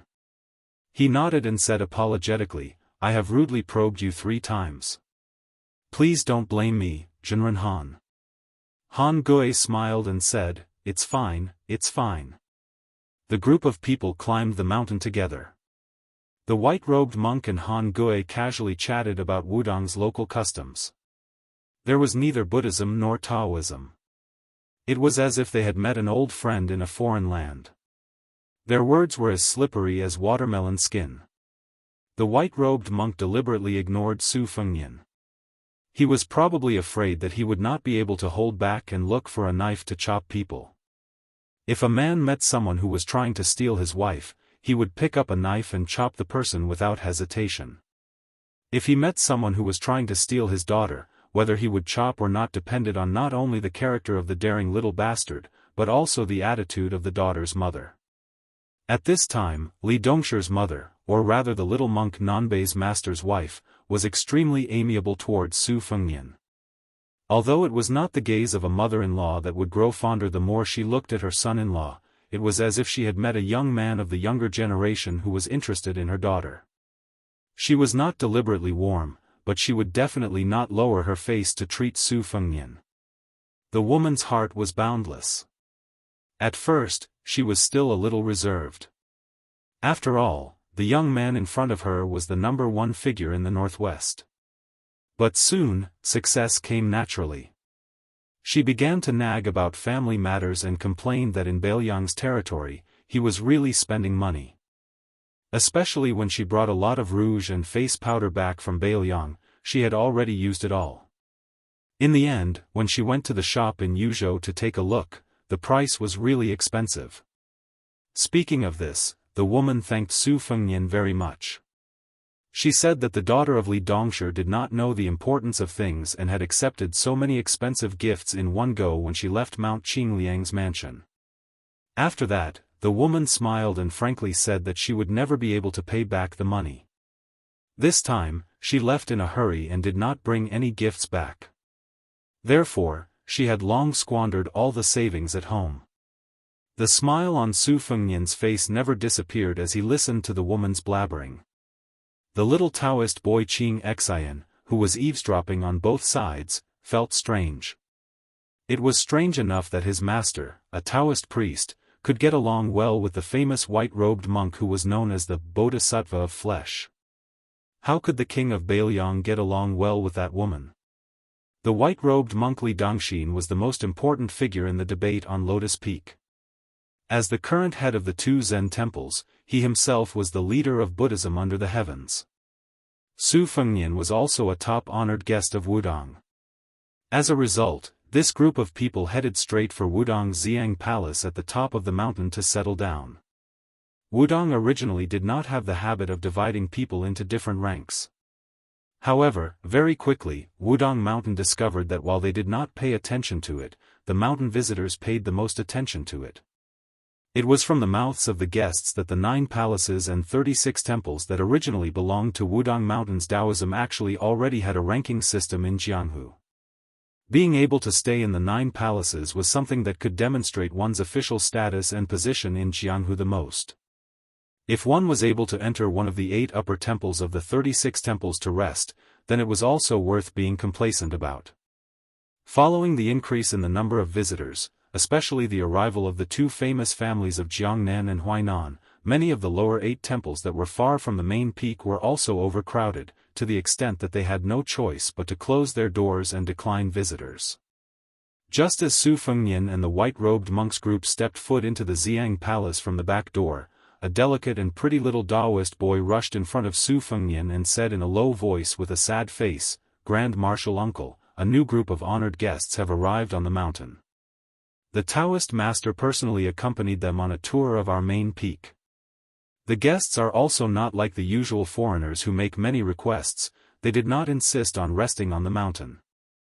They said that they had already booked rooms at the small town at the foot of the mountain, but the Taoist master personally said that these guests could not be neglected. He wanted us to make 3 or 4 elegant and quiet rooms for them. My master and a few martial uncles were all worried to death. With great difficulty, they were only able to find 2 rooms in the Xiang Palace. Any more than that really could not be done. The Divine Firmament Temple and the Void Temple that are near the top of the mountain are also in a difficult position, saying that even the woodshed has been vacated for the guests to stay in. Then there's no reason for us to let half of the guests stay on the mountain and half leave the mountain, right? Chapter 1525. Su Fengnian had met most of the Taoists from both Qing and Ning generations when he was practicing his blade on the mountain. He had a photographic memory, so he asked with a smile, "Little Taoist Ning He, who are you? Why are you so important?" The little Taoist had accompanied the ox-riding Grand Marshal uncle to welcome the person in front of him at the mountain gate. Naturally, he knew Su Fengnian's identity. The little Taoist quickly bowed and said, "Your Highness, I heard from Marshal Uncle Qing Feng that he is a student of Shangyin Academy's Mr. Han." Su Fengnian was enlightened. He had received a spy report from Qingcang City in Lu Province. It said that Mr. Han continued his journey west to Mount Lantua, but when he heard that there was going to be a battle between Buddhism and Taoism on Mount Wudong, he sent a few disciples back to Liangzhou and met up with the Immortal of Wine, Chang Sui, who had gone to Jibei alone. The old man only brought his granddaughter, Han Guoxiu, and a few escorts to continue his journey. Su Fengnian only dared to hope that one of Han Guzi's disciples would stay in Beiliang. It would be best if it was Su Huang, a master of the art of war. If it was the carefree Sima Kan, it would also be good. Su Fengnian felt a little regretful when he heard the news. If only 1 or 2 people came to Mount Wudong, they would most likely be working for Beiliang. But even Chang Sui came, it probably meant that none of them would stay in Beiliang. Su Fengnian sighed in his heart and said with a smile, "Little Taoist Ning He, go and tell your master that this king's room will be given to these guests." This king guessed that it would not be difficult for 2 or 3 people to stay in that room. The little Taoist did not dare to say anything. Han Gui said gently, "Ning He, just do as your highness said.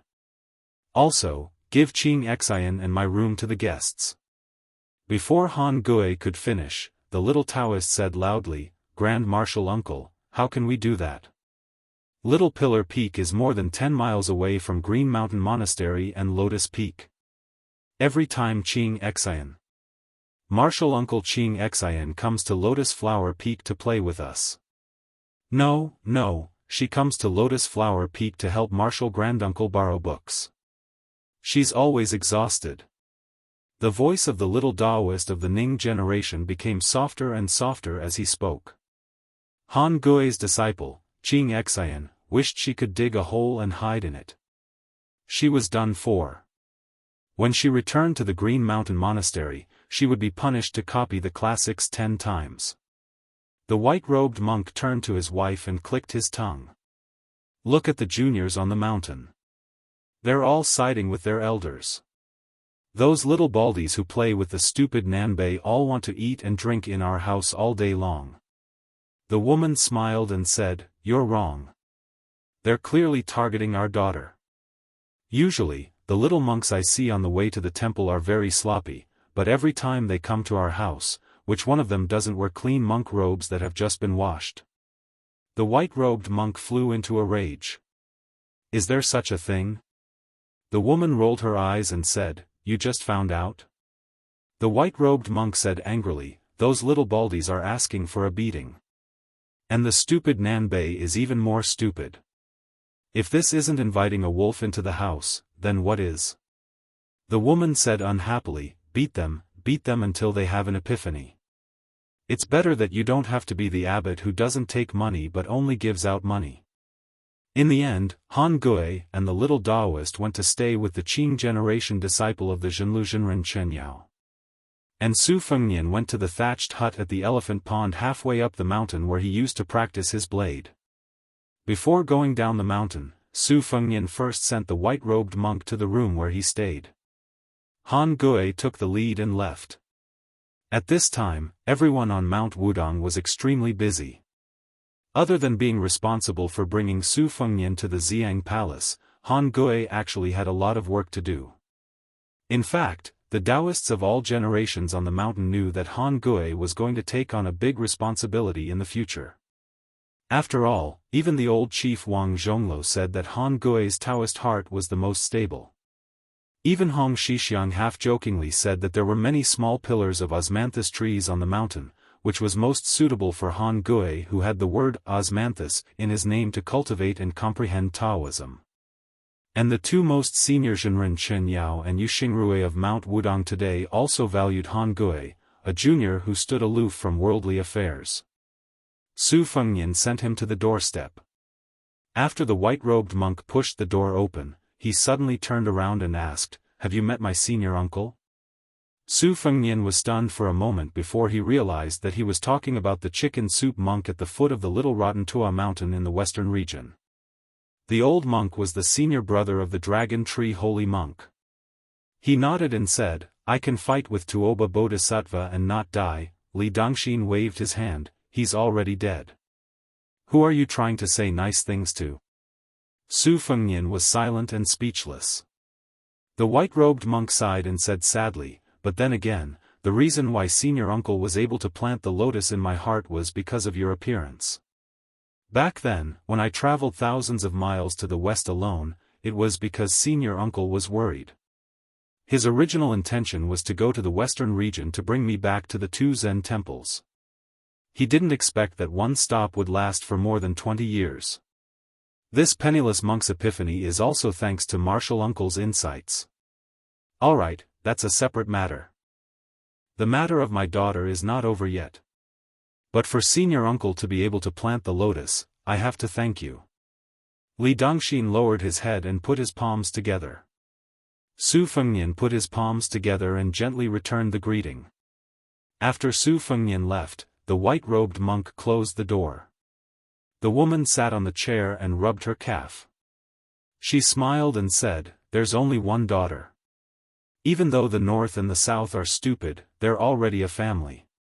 Sigh, if only I had 2 daughters." Chapter 15:26. Li Xiaoxin muttered softly, "Even if I have 2 daughters, I still don't want to be this kid's father-in-law. Every time I see him, I'll chase him away with a broom." For the first time, the woman did not argue. She said softly, "When I was chatting with this child, I talked about how our family was too playful. As he chatted with me, he casually said something that was quite interesting. The general idea was that when he was young, he was truly naughty and mischievous. When he was young, he would always disdain his elders for restraining him. In the end, when he finally grew up, he suddenly realized that when he made a mistake, no one would scold him. Instead, he missed his childhood."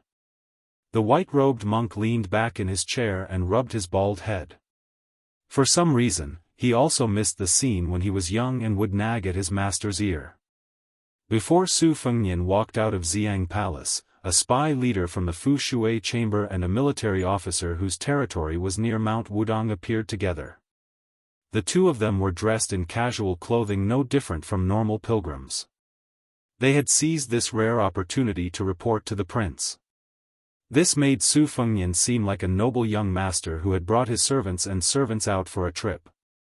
Today, there were no poor people in Xiang Palace. Most of them were foreigners who had deep connections with Huagai County and even the entire Beiliang officialdom. Everyone was either rich or noble. Otherwise, they were people like Su Huang and Sima Kan, who had enough confidence to look down on nobles. It was said that even the eldest son of the Hezhou provincial governor and the daughter of the Ji provincial governor had climbed the mountain together, but they were still not allowed to enter Xiang Palace. They could only stay in the Heaven Temple. Su Fengnian listened to the two's concise and respectful reports. He did not give any orders. As they neared the elephant cleansing pool, he let them do their own things. They didn't talk much, but the two of them still felt honored. Regardless of whether it was the shrewd spy or the steadfast military officer with real power, when they looked at each other and smiled, they couldn't hide the smiles on their faces. This kind of honor came from the bottom of their hearts. It was the attitude of the other officialdom officials to get close to the big shots of the officialdom to get familiar with them. In fact, there was a world of difference. Su Fengnian revisited this place and found that the quiet and empty elephant cleansing pool of the past was extraordinarily lively. It could be said that the crowd was shoulder to shoulder. After asking, he found out that there were two people competing on the giant rock in the pool. The rules were very simple. Whoever fell from the rock into the pool would lose. Su Fengnian really could not squeeze his way to the edge of the pool. He could only stand about 50 steps away from the elephant cleansing pool. In the stream of people, there were many hawkers with bamboo chests hanging in front of their chests. They were shouting, watching two masters fight, "How can we not drink a big cup of our Baoyang's green ant wine? Or, buy 2 jugs of wine and we'll give you a copy of the King of Baoyang's martial arts quotations from Mount Wudong for free." The two masters on the giant rock in the pool were in the midst of a fierce battle. Su Fengnian's ears were filled with loud cheers. As far as the eye could see, only when the two masters leaped high in the air could he see their silhouettes. One saber, one sword, the light of the saber and the shadow of the sword reflected each other's brilliance. This was probably the so-called floating like a startled swan. Su Fengnian did not know why his interest was piqued. He bought some melon seeds and red dates from a hawker. Like most of the spectators, he stood on his tiptoes and stretched his neck, listening to the spectators beside him explain their moves in surprise. He was somewhat self-deprecating. Look at how imposing the other people were when they were fighting. The spectators were as numerous as the clouds, the cheers shaking the sky. Compared to his final confrontation with Tuoba Bodhisattva in the small alley, this was countless times more awe-inspiring. That's right. It seemed like this was the Jianghu that he had dreamed of when he was young. Su Fengnian leisurely ate the melon seeds, listening to the friendly introductions that did not even charge him a single copper coin. He was very satisfied. According to the most well-informed ears around him, Su Fengnian learned that the two young warriors who were showing off their skills to their heart's content were not nameless juniors in the Jianghu. Among the new top 10 experts in the great snow plains of Mount Hui, the Jianghu talent with the famous sword, Wuxia Xianxia, was a close friend of the direct disciple of one of the grandmasters. Their relationship was a little distant. Could an ordinary cat or dog be related to the direct disciple of the new top 10 experts in the world? As for the local Baoyang youngster who used the saber, he was even more influential. It was said that even the king of Baoyang, Su Fengnian, cherished his talent and even personally taught him 2 or 3 moves of the saber technique. Hearing this, Su Fengnian could not help but grimace even more than when he heard Miss East-West say that she had seen through old Huang's identity with just a glance. Just as Su Fengnian was feeling a little depressed, the crowd was forcibly pushed aside. Su Fengnian turned his head to look and saw 2 men walking side by side. Both of them looked solemn. One of them was holding a long sword, the other had his hands behind his back. It seemed like they were about to participate in a peak battle for the title of top 10 experts in the world. Su Fengnian could only follow the crowd around him and make way for the 2 experts. It turned out that after the battle between the 2 young warriors on the giant rock had ended, it was the turn of these 2 Jianghu heroes who were more important in the Jianghu to compete on the stage. One of them was known as the Jiangnan Plum Rain Sword, while the other was known as the Central Plains Divine Dragon. Just listen, with such a respectable nickname, how could they not be heroes? While Su Fengnian made way for the 2 heroes, he thought to himself that he did not seem to have any good nicknames. It was a little unreasonable. Back then, when the 4 of them wandered the Jianghu in poor conditions, not to mention the heroinely East-West who gave herself a string of nicknames, the other 2 all had. Su Fengnian sighed and ate melon seeds. Not only was he depressed at the moment, but his crotch was also depressed. Chapter 1527. Su Fengnian suddenly turned around and saw a group of familiar faces: Su Huang with his beautiful beard, Sima Qian who always had a bright smile on his face, Lu Duanmao with his evil-looking face, Jin Baosher with a cold expression, and an unfamiliar middle-aged man who reeked of alcohol and carried a long sword. He should be the famous wine immortal, Chang Sui. Su Huang laughed in a low voice and said, "I met Daoist Han in Purple Sun Palace, and heard that your highness has come to the mountain. So, I have to find your highness and thank you." What was supposed to be a harmonious and courteous conversation was completely destroyed by Chang Sui's arm around Su Fengnian's shoulder. After all, this fellow had directly put his arm around Su Fengnian's shoulder and said in a loud and careless manner, "I've made a trip to North Ji, and only then did I know that not only are the infantry under Yan Wenluan's command the best in the world, even the cavalry of Yuzhou is not something that the cavalry of Li Yangbie can compare with. Originally, I thought that Mr. would not let go of his old face, so I could find an excuse, saying that I was not acclimatized to Beiliang and had to rest for 3 to 4 years. But, I did not expect that Mr. would be so generous this time, even throwing Su Huang and the others to Beiliang. So, it is just nice, as we can still be together. But, I tried so hard, but it backfired. After we bid farewell in Ji Bei, it should be the last time I see Mr. in this life. If I had known this would happen, I would have followed him to Qingcang City in Lu Province. Su Fengnian, we are going to follow you in the future. Why don't we take this opportunity to discuss something and ask for the position of general for Su Huang?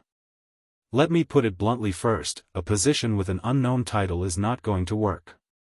Even if you can't be a general with real power in the border of Liang Province, you can still do it in Lu Province and Yuzhou. With my junior brother Su's full of military strategies, it is more than enough for him to lead an army of 10,000 men. That brat Sima can stay in the Liangzhou provincial governor's office as a 4th or 5th rank official. If you're a little bolder, you might as well shove him to Song Dongming as an assistant. However, you must be careful of this brat seducing the pretty maidservants of your Qingliang mountain. This brat's biggest problem is that he can't control the bird in his pants. As for junior brother Lu Duanmao and junior sister Jin Baosher, you don't have to worry. If there is no official hat for them, they can just find a place to train for a year and a half. Su Huang's face was full of helplessness. Sima Qian's bright smile became forced, while Lu Duanmao simply turned his head and pretended that he did not know this senior brother. Jin Baosher secretly glanced at Su Fengnian with a complicated expression. Since old Mr. Han was so generous, Su Fengnian, who was extremely surprised, was not a petty person. He immediately showed the swift and decisive side of a vassal king and said in a deep voice, "Mr. Su can go to the Huaiyang Pass Protectorate office first. I will personally write a letter to Chu Lushan. The military affairs in Beiliang's border have always been strict. To be honest, Su Fengnian, dare not guarantee that Mr. Su can immediately become a general in Liang Province, but I will definitely not let Mr. Su use a sledgehammer to crack a nut. Mr. Sima, you can go straight to Qingliang Mountain and assist Deputy Administrator Song Dongming. Of course, if you don't like being an assistant, you can also go to Liang Province's Provincial Governor Office or Lingzhou's Taiyu County. Right now, there is a merit officer position in the Provincial Governor Office, while Lingzhou's Taiyu County has just vacated a governor. They are both 4th rank officials. It depends on how Mr. Sima weighs it. As for Mr. Lu, I hope that you can go to Lingzhou to help Provincial Governor Su Beiji. Perhaps your position will not be high at the beginning, but I believe that with Mr. Lu's knowledge and Su Beiji's foresight, Mr. Lu will quickly stand out. As for Miss Jean, I really haven't thought of a plan yet. Let me think about it, but before I go down the mountain, no matter what, I will give Miss Jean a satisfactory answer." When Su Fengnian finished speaking, Sima Qian and Lu Duanmao looked at each other in dismay. Even Su Huang was shocked.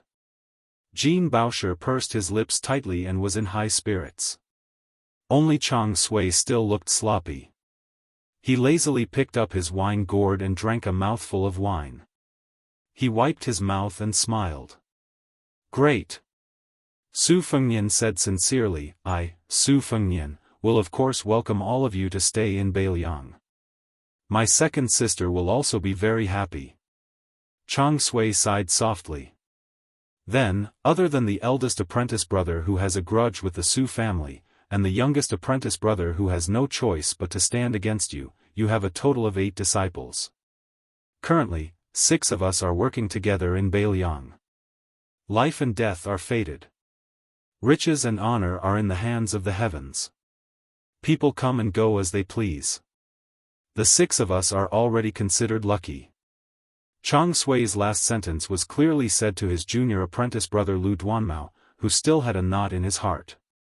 Among the 8 of them, Lu Duanmao had the best personal relationship with Prince Zhao Kai.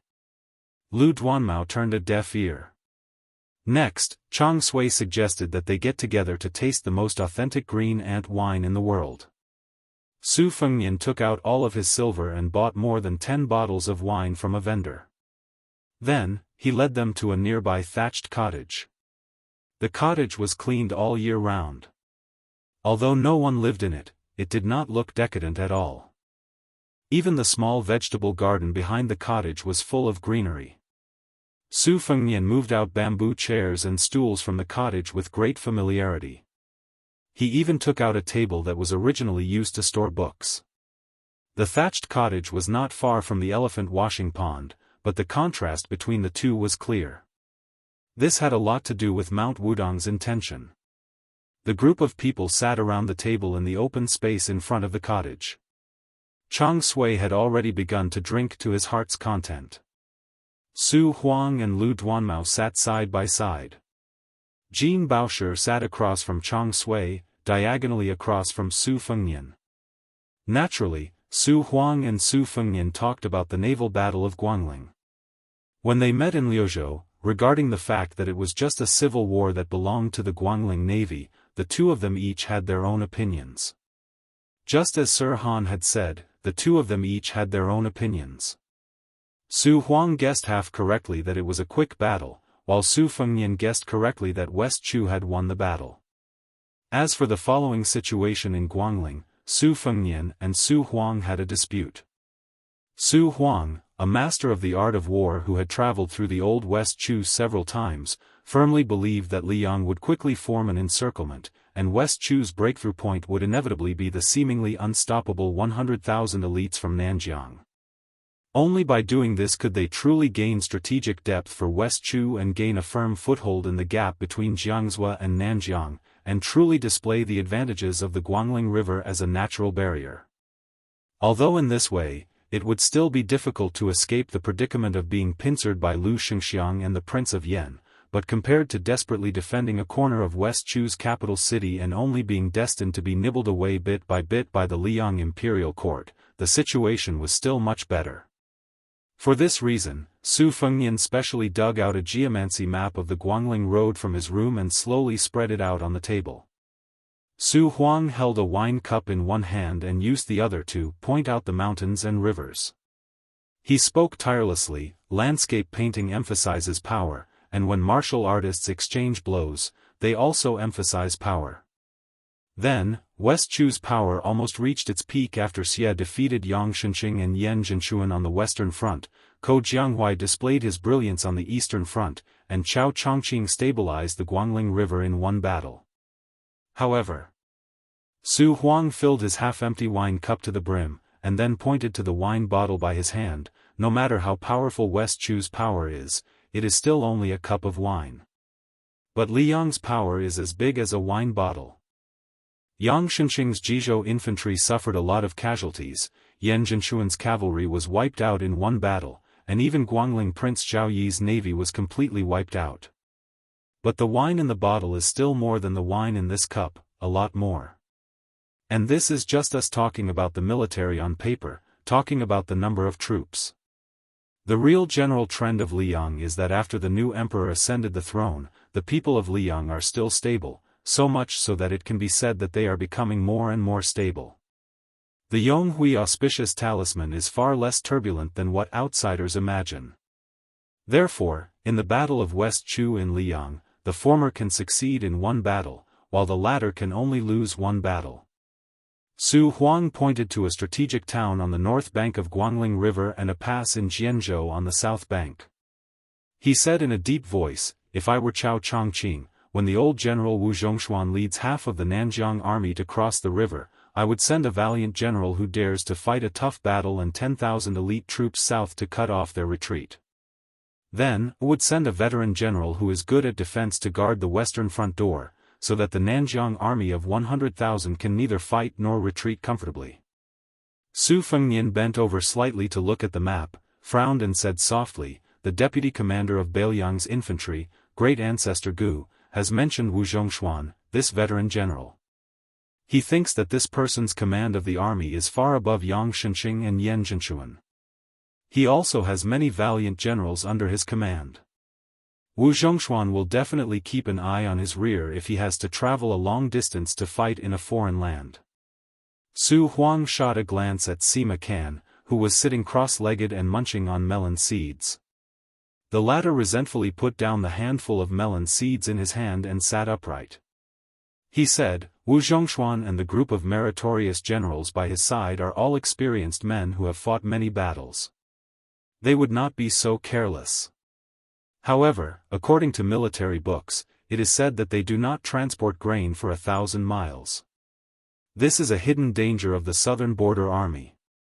More importantly, it is a fatal flaw that is not something that Wu Zhongshuan and the others can solve. That is, no matter how hot-blooded and passionate the battle on the battlefield is, it has always been a silent ripple of the battle in the imperial court.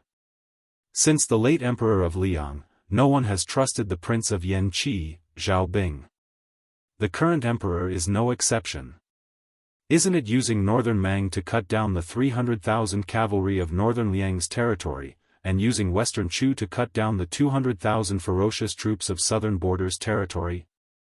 If Wu Zhongshuan easily took West Chu, wouldn't the officials of Great Peace City be afraid of the 100 to 200,000 southern barbarians? If they had nothing to do, they would run right under their noses to show off their might? Chapter 1528. Sima Kan couldn't help but secretly pick up a handful of melon seeds from the table again. While eating melon seeds, he said vaguely, "Beiliang's transport is trapped, and the 100,000 troops in Nanjiang are not really comfortable.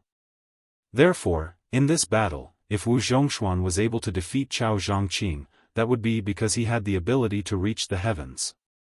During this period of time, the imperial court would definitely make a move." It was the same logic as when Yan Zhenchuan had no choice but to tacitly understand and take the risk to advance. Liang Imperial Court is the happiest when the battle reaches a stalemate. If they lose, they will be reorganized by Lu Shengxiang, the commander-in-chief of the southern expedition. Not a single soldier will be able to return to Nanjiang. Maybe even Wu Zhongshuan will have to enter the capital to be an official. Didn't Tangxi Swordwill Lu Baijia just get demoted from the position of Minister of War to the position of Administrator? Won't Wu Zhongshuan be moved? Don't you want to compete with the newly appointed Assistant Minister of War, Tang Taizhuang? You are young, and your military achievements are not that good. You are not as famous as me. What right do you have to compete with me for the position? Besides, didn't Tian City say that a civil official who doesn't want to be the Grand Secretary is not a good civil official? A general who doesn't want to be the Minister of War is not a good general. Jean Bauscher stepped heavily on the guy's foot under the table. Sima Kan was obviously a person who had been tortured. His expression didn't change, but he was finally not so cynical. Although the imperial court of Liang is domineering, watching the Battle of Liangmang from the other side, personally fighting with the rebels of West Chu, and deliberately playing tricks with the vassals of the older generation, I have to say that the late emperor of Liang is really a powerful monarch. If you look at the history books, if you don't talk about the military achievements, he should be in the top 5. Let's not talk about other things. Let's just talk about the general trend of removing vassals. Let's not talk about Beiliang. That Zhao Ying, the Duke of Huainan, went to the battlefield and died, right? Zhao Sui, the Duke of Jiaodong, has been guarding the door of the northeast for so many years, right?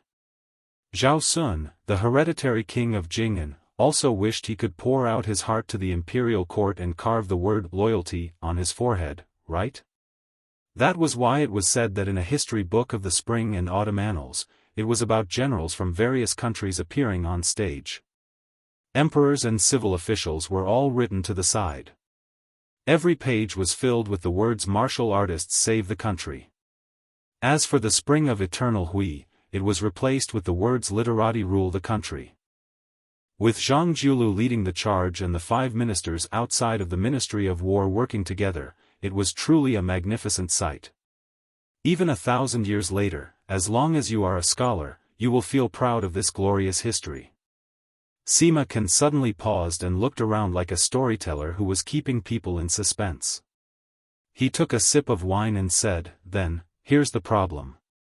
Why is it that on the surface, the longer Li Yang drags on, the greater the chance of victory, while Beimang drags on, the smaller the chance of victory? Why is it that Xiandi still insists on having Guangling Road burn, and then let Beimang feel that they have a chance to invade the south at this time? Fighting on 2 fronts, aren't you afraid that even the thickest of assets will be squandered?" Chang Sui was overjoyed and pointed at his shitty with his wine gourd. "In the future, if you can't make a name for yourself in Beiliang, then go to the restaurant and be a storyteller. Xixiang, I will set up the stage for you, Jin Shimi will take the money." Su Fengnian smiled and gave the answer. For the elite troops in the world, it is already the limit to maintain their prosperity for 20 to 30 years. After that, they will only get worse and worse, and their shortcomings will gradually increase.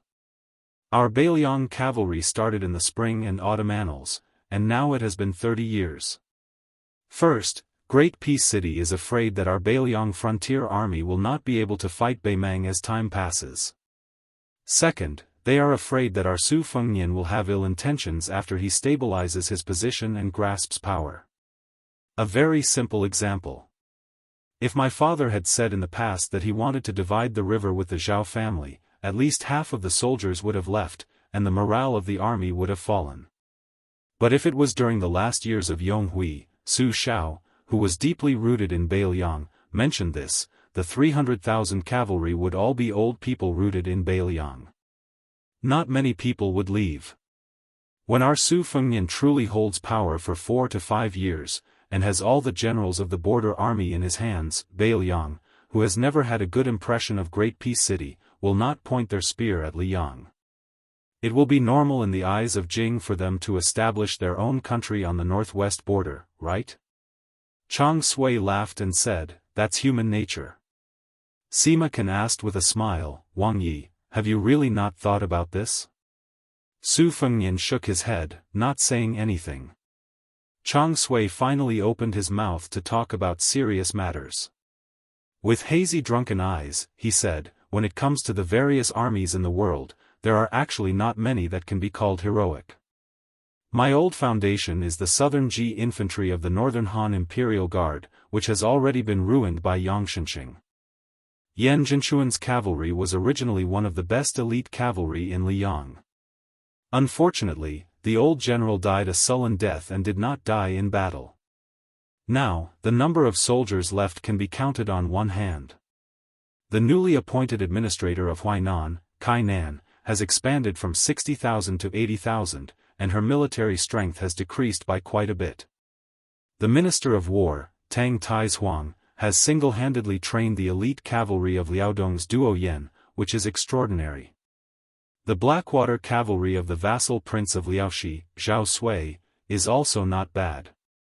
Wu Zhongshuan's great armor of the southern frontier is said to be able to compete with Yan Wenluan's Yuzhou infantry. The king of Yen, Zhao Bing, personally leads the 40,000 Wufeng army. As for the navy, the Guangling navy has been split into 2, so there is no need to mention it. The Qingzhou navy has long been corrupted by the officials of the Green Party. If they can fight with words, they will probably be invincible. No matter how you look at it, only your northern Liang border army has been able to maintain its sharpness for a full 30 years. Chang Sui stood up and said slowly, "In the Central Plains, relying on natural barriers and cities will definitely not be able to stop Beimang's iron hooves. Therefore, I want to stand here in the only Beiliang frontier army that can withstand the disadvantage of numbers and not take a step back. I want to use my meager strength to block for the central plains. Chang Sui raised his head and drank half of the gourd of wine. At the mouth of the gourd in Yuzhou, there are 2 cities and hundreds of fortresses. When Beimang's hooves advance, it will only be after the Beiliang's defenders are all dead. Chang Sui muttered to himself, before I personally went to the border, I always felt that it was grand and majestic when I wrote poems after getting drunk. Only now do I know that the true border of 100 battles is not at all as heroic as the scholars imagined. Chapter 1529. Chang Sui said loudly, "Why write poems for the dead? It's better to die here and leave your last words." Sima Can said softly, "Second martial brother is really drunk." Su Huang suddenly stood up and raised a cup of wine. He looked at Su Fengnian and said, "To gourd mouth of Yuzhou. To tiger head city of Liangzhou. To Qingcang city of Liuzhou. A toast to the prince." Sima Can, Lu Duanmao, and Jin Baosher also stood up and raised their cups. Su Fengnian stood up and said softly, "I don't deserve this toast. You can all drink a toast to the Beiliang who has lived up to his name for the Central Plains for 20 years. In the end, Sima Can was so drunk that he had to look for a cup under the table. Chang Sui also sang at the top of his voice, but he was humming in the dialect of his hometown that no one could understand. Su Huang also couldn't escape this calamity. This beautiful bearded man, who valued elegance the most, drank until his beard was covered in wine. Even Jin Baosher, who drank the least, drank until his cheeks turned red. This made Su Fengnian, who drank the most but was still sober, feel a little embarrassed. One time, when he pulled Sima Can out from under the table, he looked up and saw the woman with smiling eyes. Su Fengnian blushed and said, "I'm the only one who isn't drunk. It's a bit of a bummer." The drunk Su Xiao squinted his eyes and smiled. He was already tongue-tied. "I heard from the teacher that before the great general was conferred the title of prince, you came to the capital to confer a reward.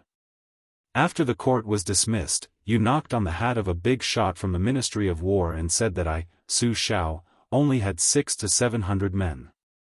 In your eyes, I'm not even worth a fart. When I have 6,000 to 7,000 men in my hands, whether I can see you or not depends on your mood. When I have 60,000 to 70,000 men in my hands, you call me brother on the surface, but behind my back, you still call me a stupid old ruffian. In the end, I accidentally gained control of 200,000 to 300,000 soldiers and destroyed 6 countries. I even killed 4 emperors. What do you think? Today, I will call you elder brother, but do you dare to accept?" Great general, oh great general. As a martial artist of the younger generation, Su Huang, also hope to be able to gallop on the battlefield like you, and settle my grudges as I please.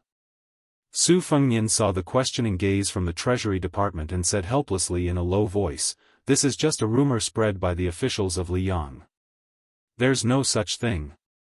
If there really was such a thing, Su Xiao would have bragged to me hundreds of times." Chang Sui also went crazy from the alcohol. The great general is indeed formidable, but how could Li Yishan, who relied on the scholar's strength to assist the great general, ultimately helping Northern Liang fight Northern Mang alone, be inferior in the slightest? It's a pity that Li Yishan is already dead. Otherwise, I, Chang Sui, would be willing to become his errand boy. It's a pleasure to be able to chat with him. Lu Duanmao looked around in a daze. The wine in the cup in his hand had already spilled, but he was still muttering to himself, "Where's the wine cup? Where's the wine cup?" Sima Can slammed the table and replied, "Isn't the cup on the ground? I saw it under the table just now." The half-drunk Treasury Department reached out to touch his forehead. Couldn't these brothers have a little bit of the restraint of scholars? It was fine when they were in Shangyin Academy, but why were they so unrestrained in Beiliang, a place they were unfamiliar with? Su Fengnian smiled and said, it seems that our Bailiang's green ant wine is still the best. At dusk, in the end, Chang Sui and the others still didn't let Su Fengnian send them up the mountain. They supported each other as they staggered towards Xiang Palace. However, Chang Sui didn't forget to shamelessly ask for the northern cold saber from Su Fengnian. Jean Baosher laughed and said, "Senior apprentice brother definitely isn't drunk. Otherwise, every time he gets drunk, he would give people things. He definitely doesn't have the habit of asking people for things." Chang Sui glared and said, "Senior brother doesn't even want his life anymore. What's wrong with asking for a saber?" Then, he immediately muttered to himself drunkenly, "I don't want to think about sword chi soaring into the sky. At least I, Chang Sui, can fight like a bull when drunk." "Su Fengnian, you brat, you're not honest. Drinking depends on one's character. How can you be the only one sober when everyone is drunk?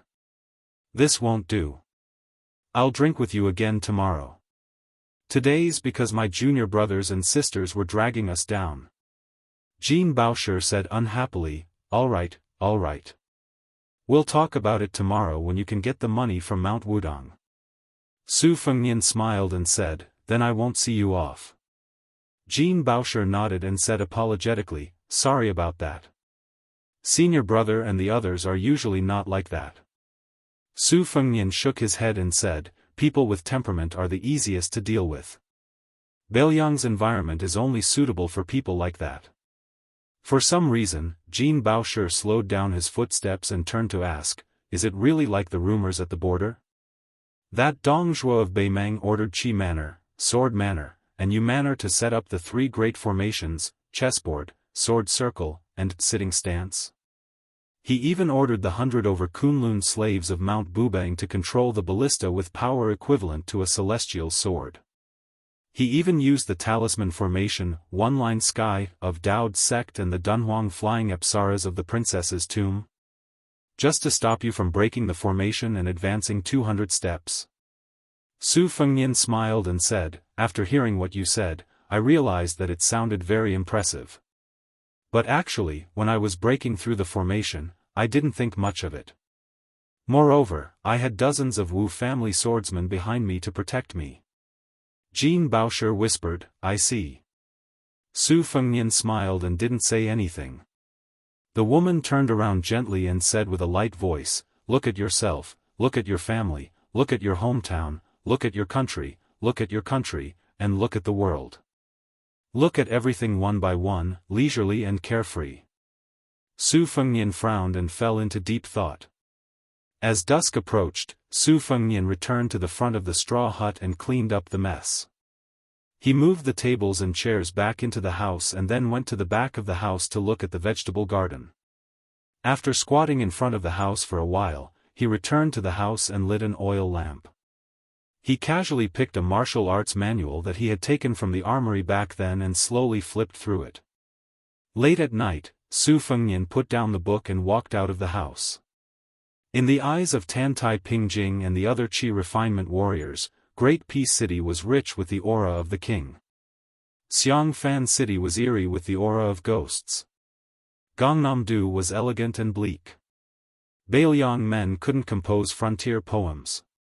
Bailiang women also didn't have such grievances. Death was death. Su Fengnian looked up at the night sky. A general success was built on 10,000 corpses.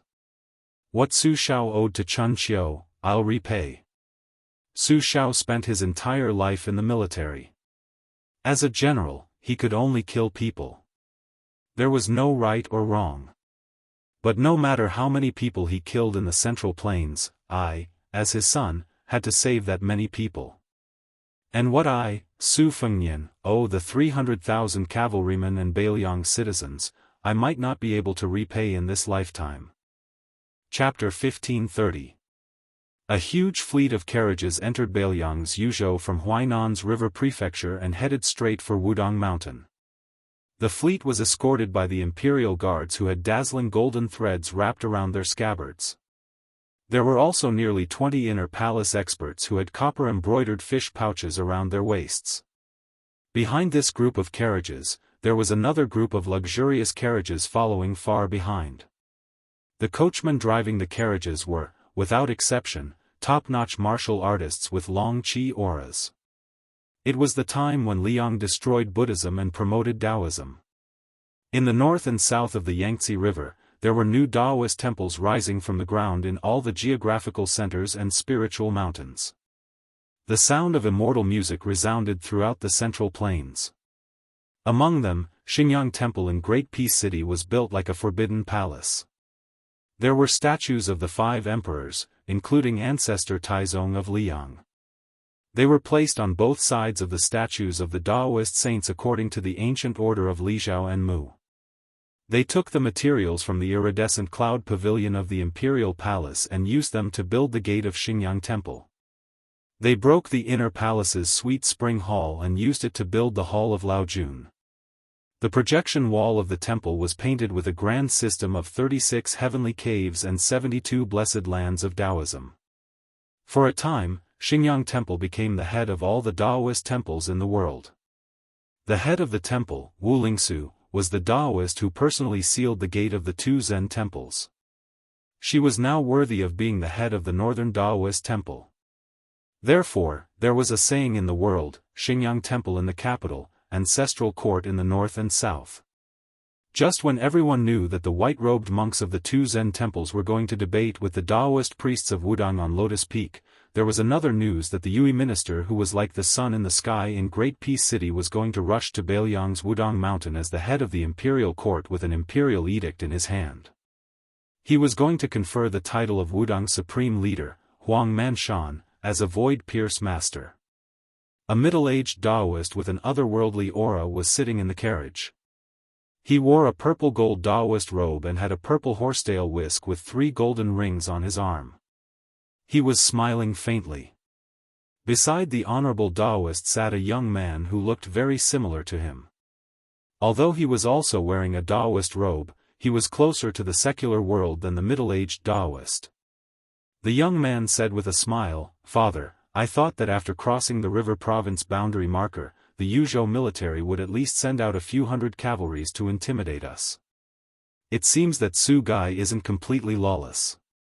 He's still very wary of father." The middle-aged Daoist was none other than Wu Lingsu, who had risen rapidly in Jing. He remembered that when he had just arrived at Great Peace City, the nobles of the city all liked to use his title of Qingsheng King to make fun of him. Occasionally, when they met at a banquet, who did not call him Wang Yi, but did not bother to disguise the disdain in their eyes? Fortunately, the bitter days were over very quickly. He had failed to live up to expectations at Mount Longhu and was repeatedly tormented by the young man surnamed Su. A certain mysterious Daoist who lived in seclusion at Mount Longhu had died and his Dao had vanished. This even angered the previous emperor and the new emperor. In addition, Li Yang was an irresistible trend. Finally, Wu Lingsu was able to transform into a dragon as soon as he encountered the wind and cloud. He forcefully stepped on Mount Longhu and the 2 Zen temples to reach the peak of power.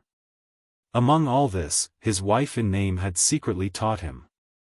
Although the two had not actually been husband and wife, even though Wu Lingsu had become the head of Taoism in the northern lands, he still held her in awe.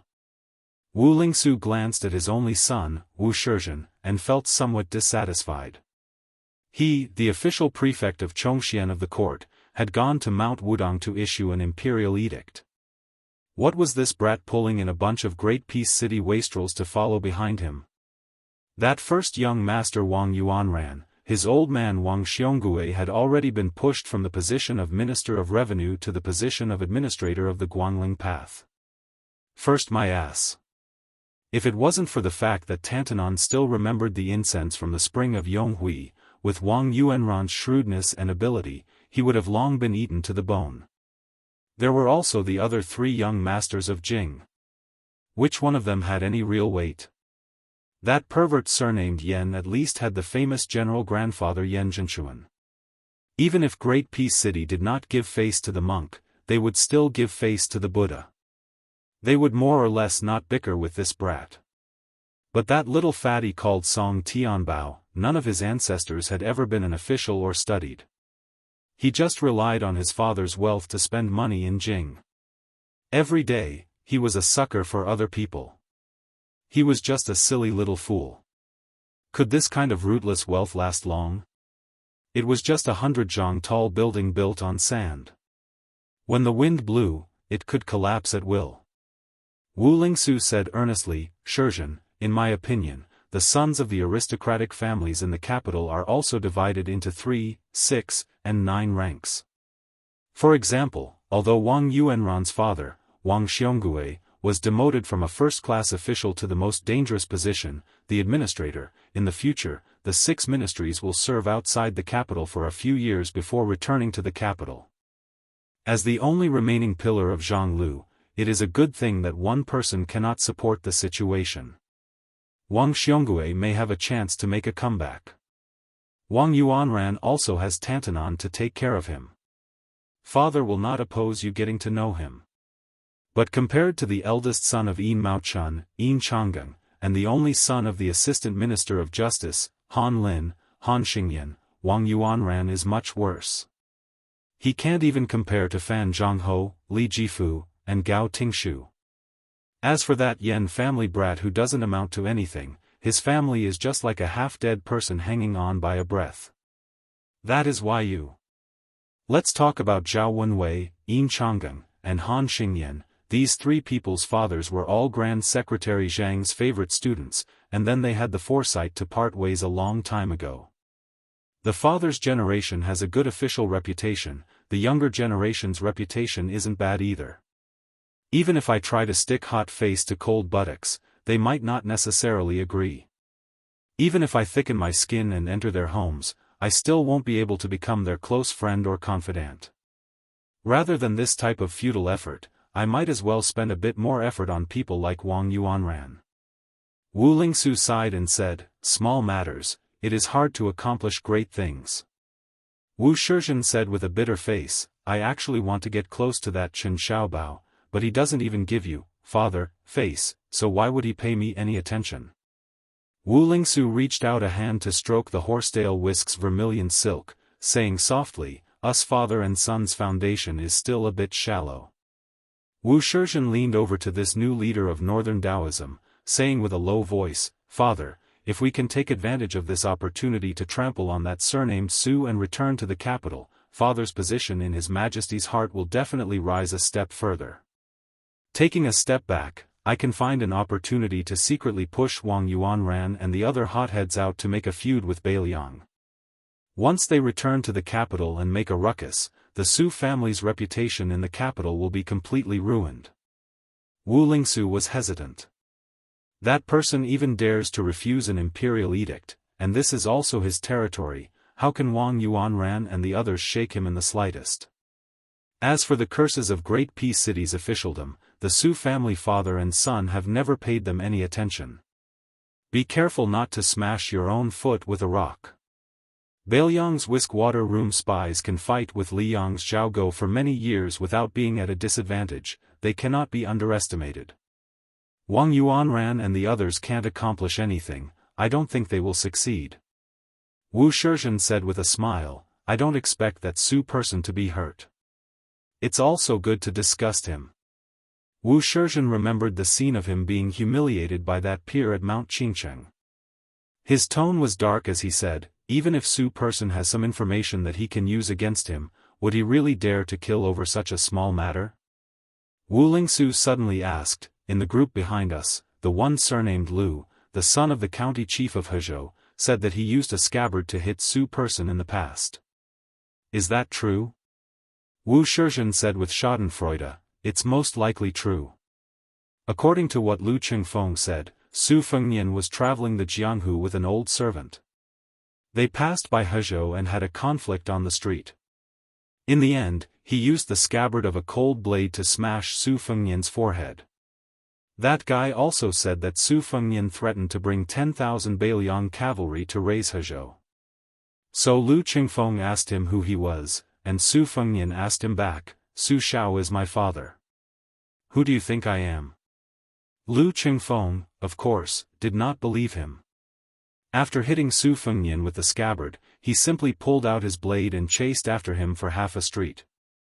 Last year, I heard from the storytellers in the restaurants in the county that Su Fengnian was His Royal Highness. He really did travel the Jianghu with an old servant, by long. He was scared to death. Especially when Su Fengnian refused to accept the imperial edict and sent the Yuzhou cavalry to invade Hezhou.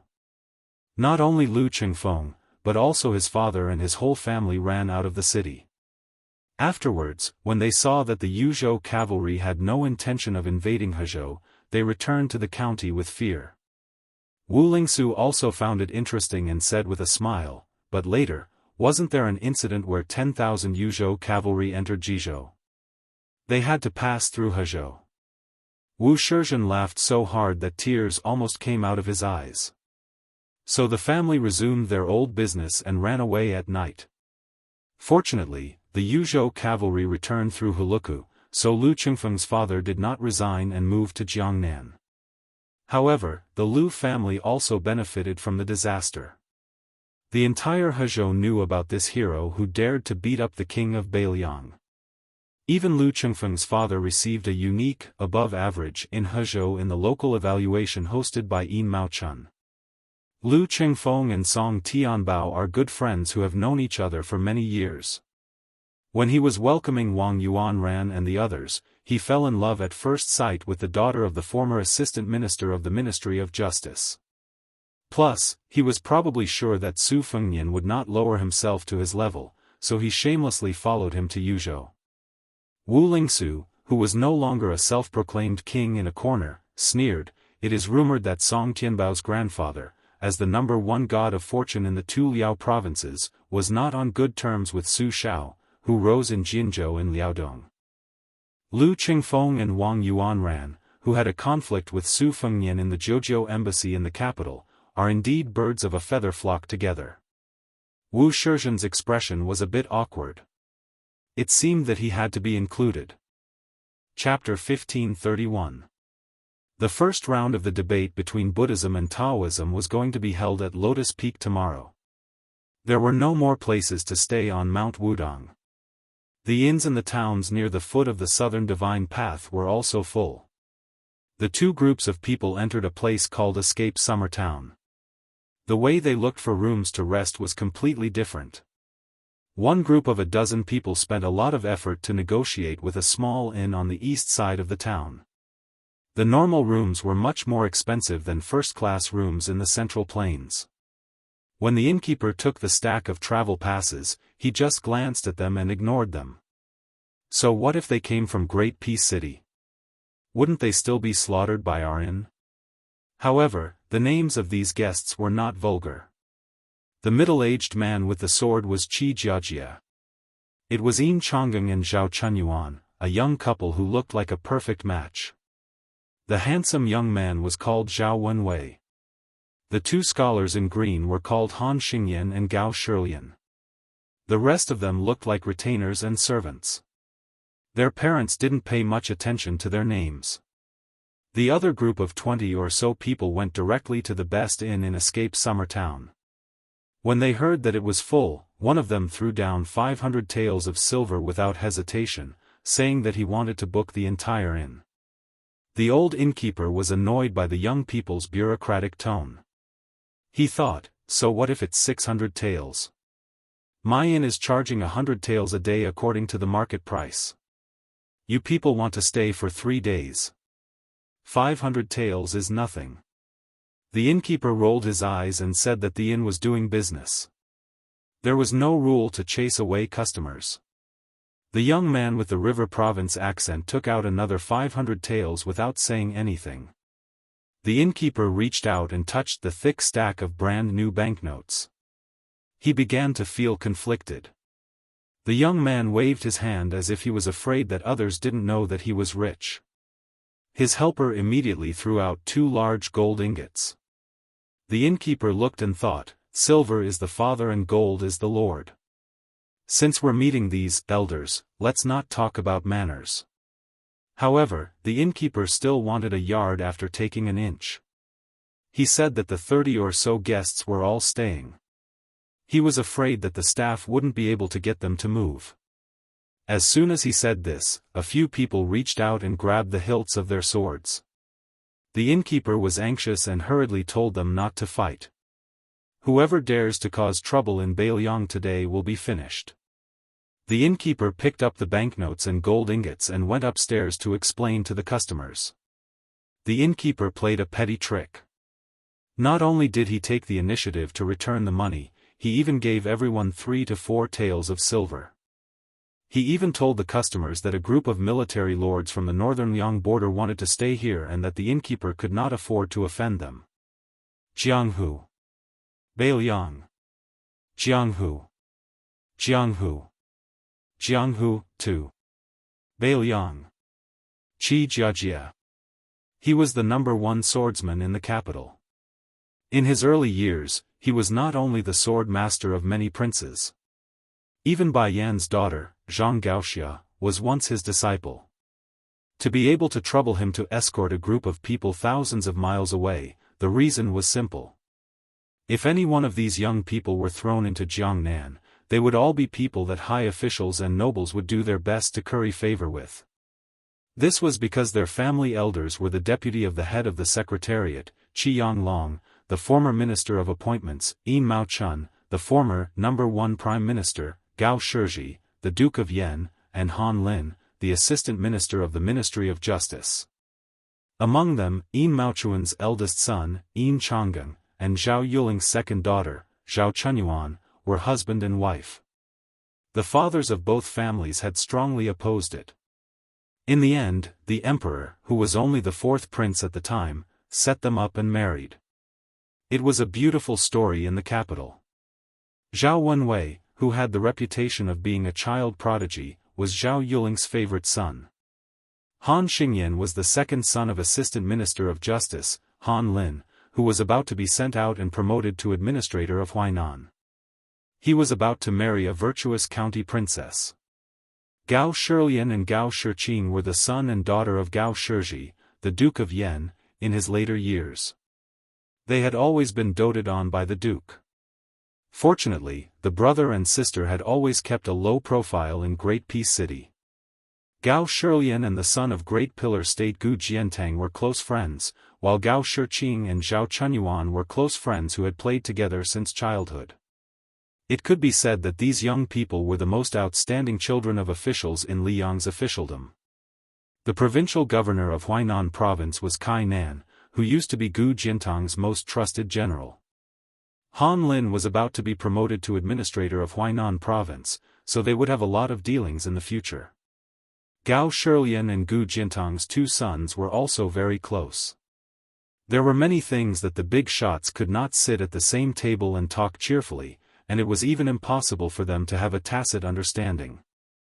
However, if a junior who did not see the big picture came forward, it would be much smoother. At this time, they were all gathered in Yin Changgang's room. The window just so happened to be facing the street. Han Xingyan stood at the window and looked at the Bailiang cavalry slowly passing by on the street. He smiled and said, "Just by watching a leaf fall, you can tell that the Bailiang frontier army is really terrifying." Gao Shiqing joked, "Oh, now that you're the son of a second-rank administrator, your guts have grown by quite a bit. You even dare to say good things about Bailiang?" Han Lin raised both his hands, indicating that he was willing to be beaten and scolded.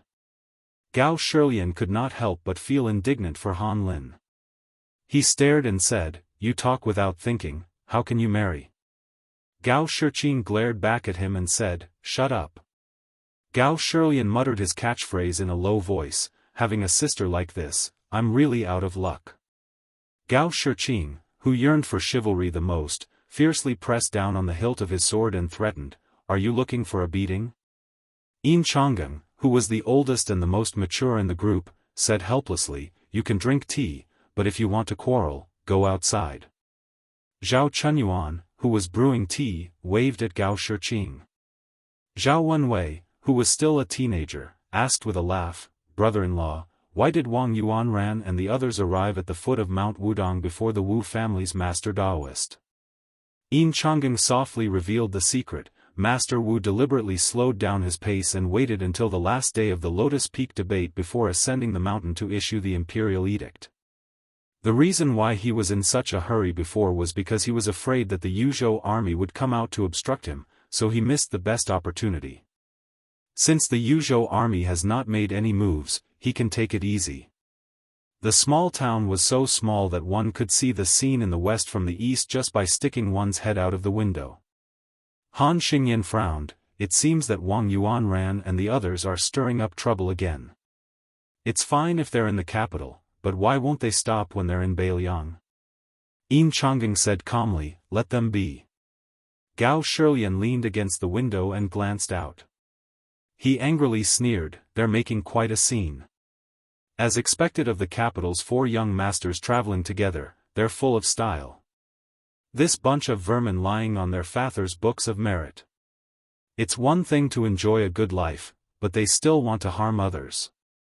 If they become high officials in the future, what else can they do besides bring disaster to the country? Yin Chang'ing frowned, be careful with your words. Gao Shiqing made a face at her brother, did you hear that? Big brother Yin also wants you to shut up. Gao Shilian put his palms together and silently muttered, heavens, oh heavens, hurry up and throw down a man to marry this girl.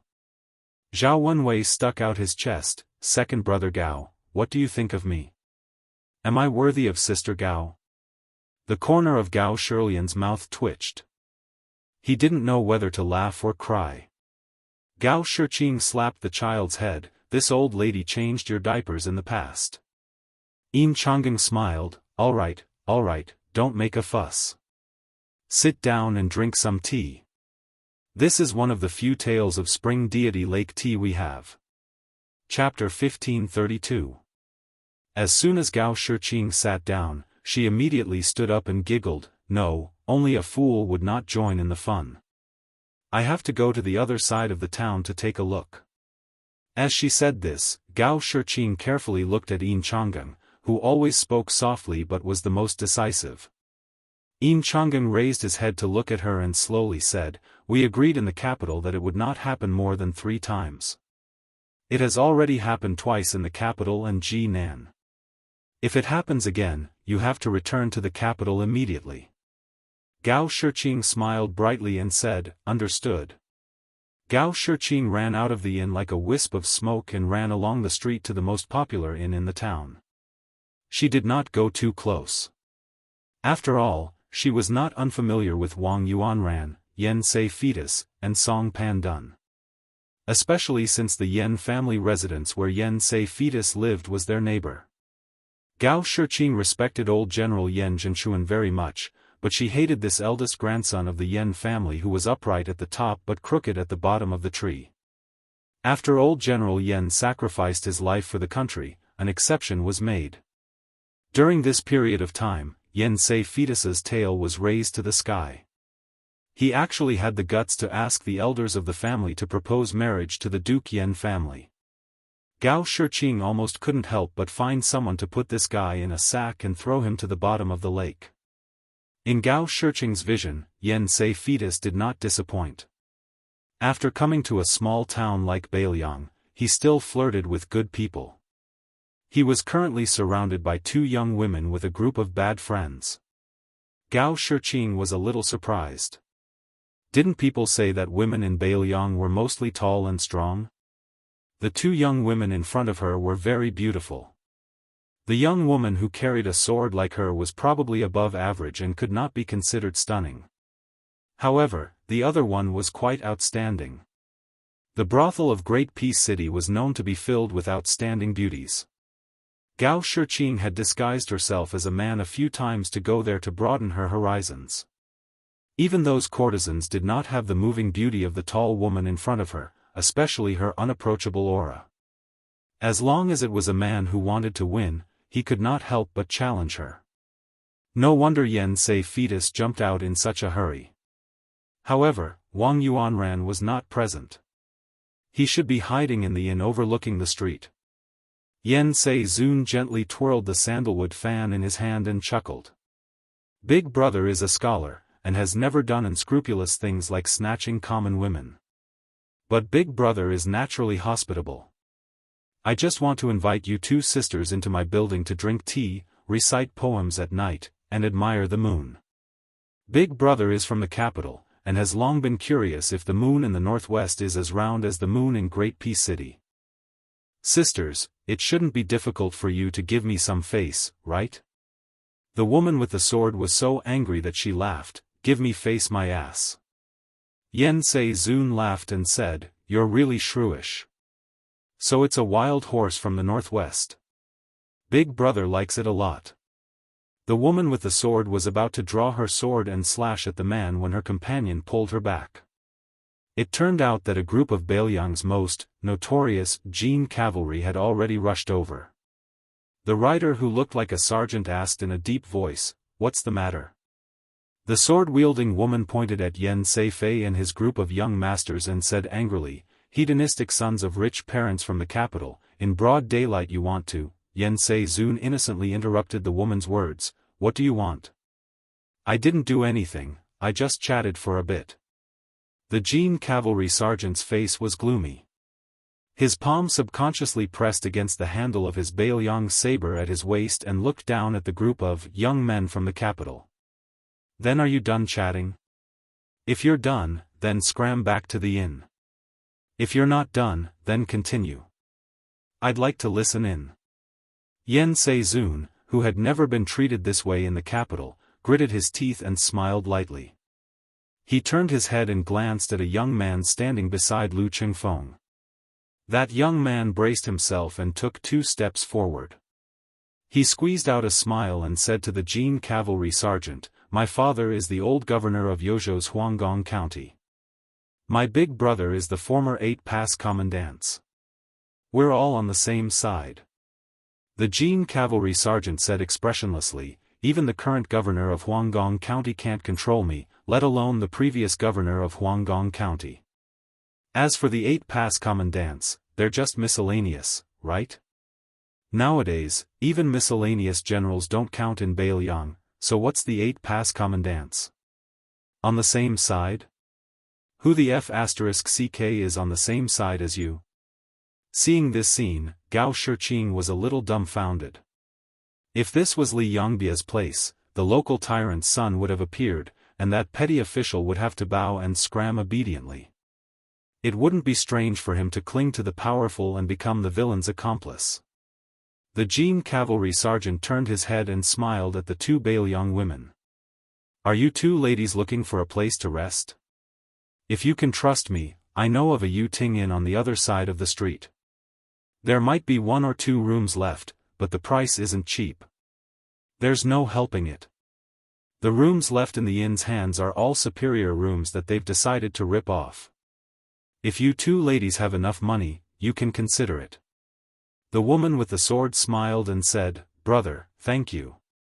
The Jin cavalry sergeant glanced at the group of unfriendly bastards from the capital and said softly to the 2 women, "I'll send you off."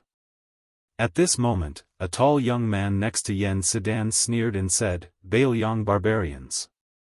The Jin cavalry sergeant, who had already turned his horse around, suddenly pulled on the reins and dismounted. He said to the other sergeant, "Ma Biao, you guys take these 2 ladies to the Yuting inn."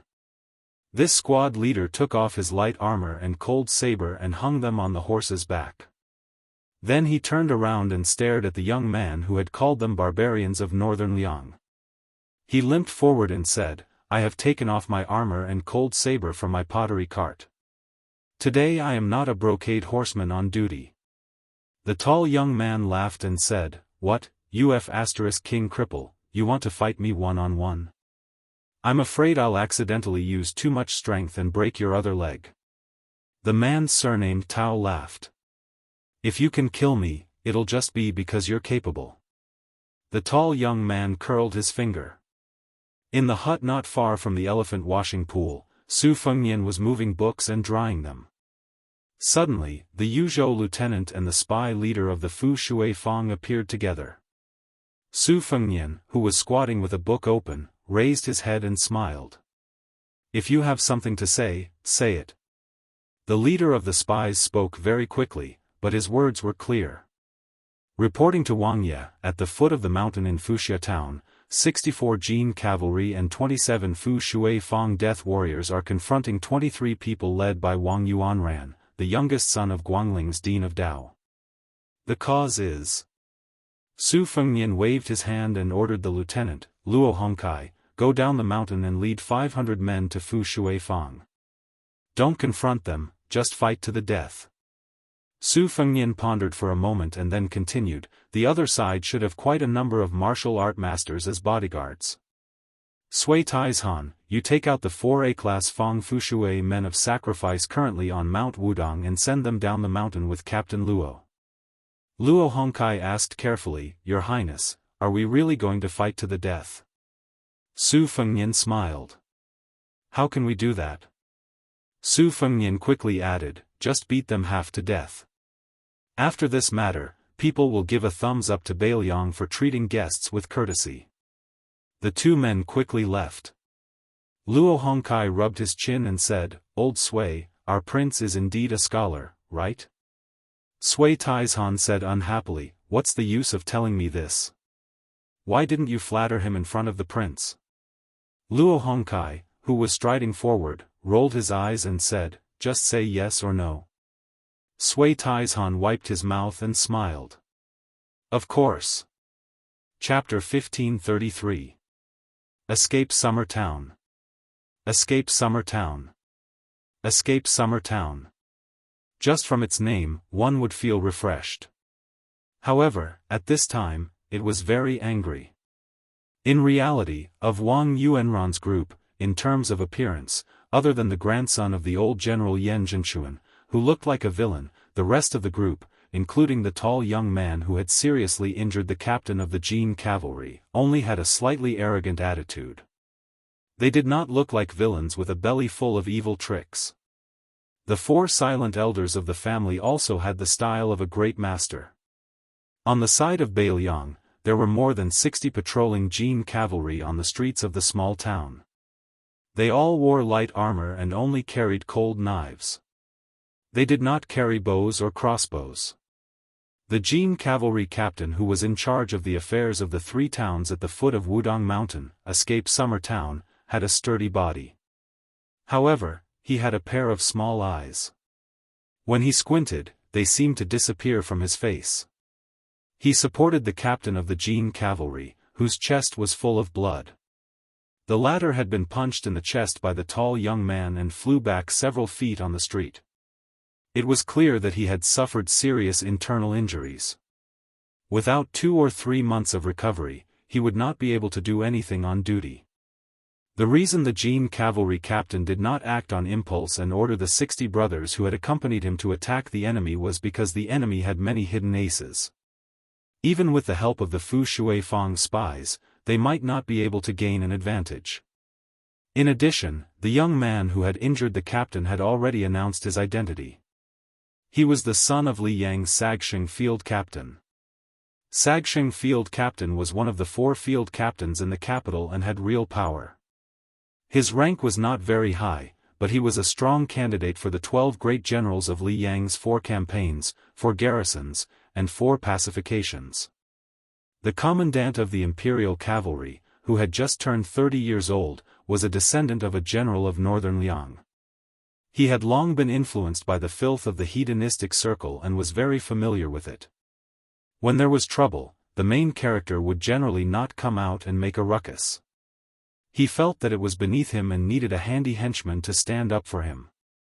The young man whose father was the shooting sound commandant belonged to this group. To be able to have such a good general of Great Peace City act as a helper, the other young masters who did not show any fear in the face of more than 60 Bailiang cavalry had to have a high status. This imperial cavalry commandant's immediate superior was the Horned Eagle commandant, Luo Hongkai, who was in charge of the military affairs of the 3 nearby counties. Commandant Luo had long since left a ruthless message that this time, the conflict between Buddhism and Taoism held by Lotus Peak was related to Bailiang's face. Those who came to Mount Wudong to join in the fun were either officials or scholars. Those young ladies were all delicate young ladies from respectable families. They were all timid and couldn't withstand the torment. When you see these people, you bunch of rough men should be more amiable. It's best if you give them a smile. When you need to give them directions, you should speak nicely and not be impatient. In short, if any bastard dared to embarrass Bailiang in front of outsiders, then he, Luo Hongkai, would make him lose a few layers of skin. The Imperial Cavalry Commandant was in a difficult position.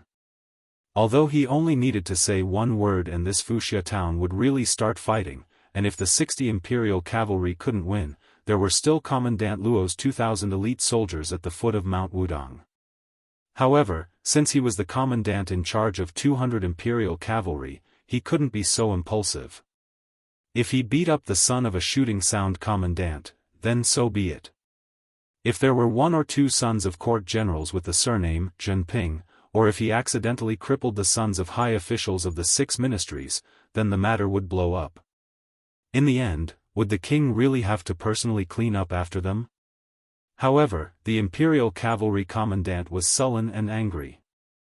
Thinking about this group of bastards who had come from Great Peace City to show off their strength, it was fortunate that they weren't Beimang barbarians.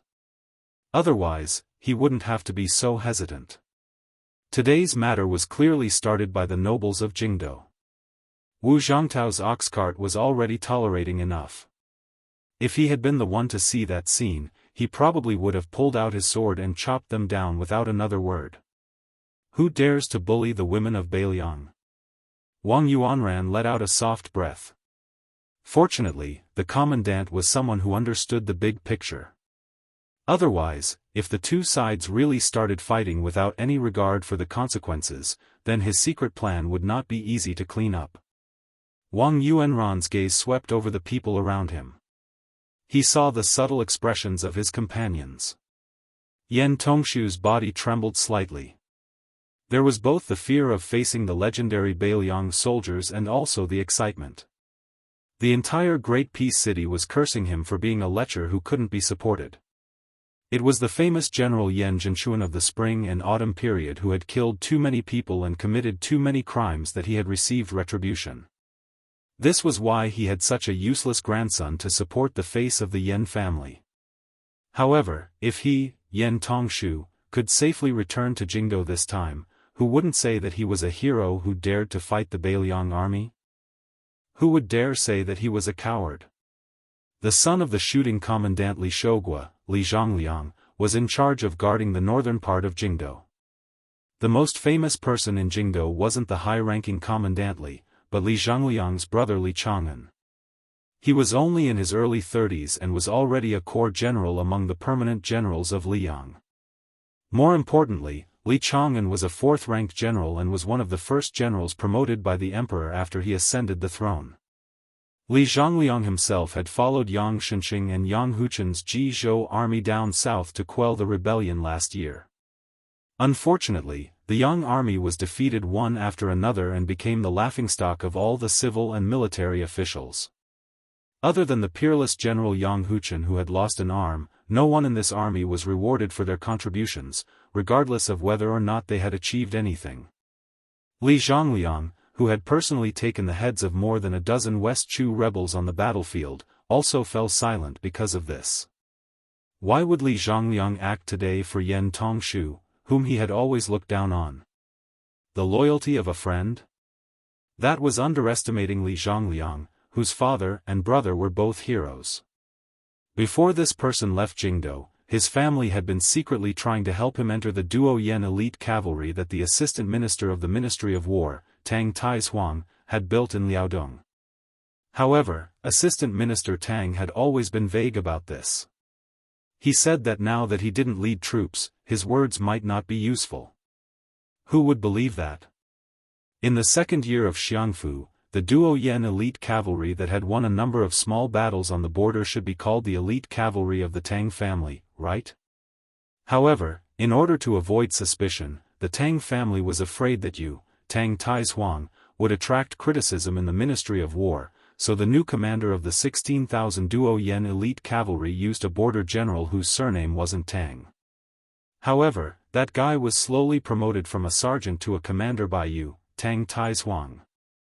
As long as Li Zhongliang made a statement in Bailiang today, Tang Taizuang, who was Gu Jiantong's right-hand man along with Kai Nan, would understand without needing Li Zhongliang to say anything in Great Peace City.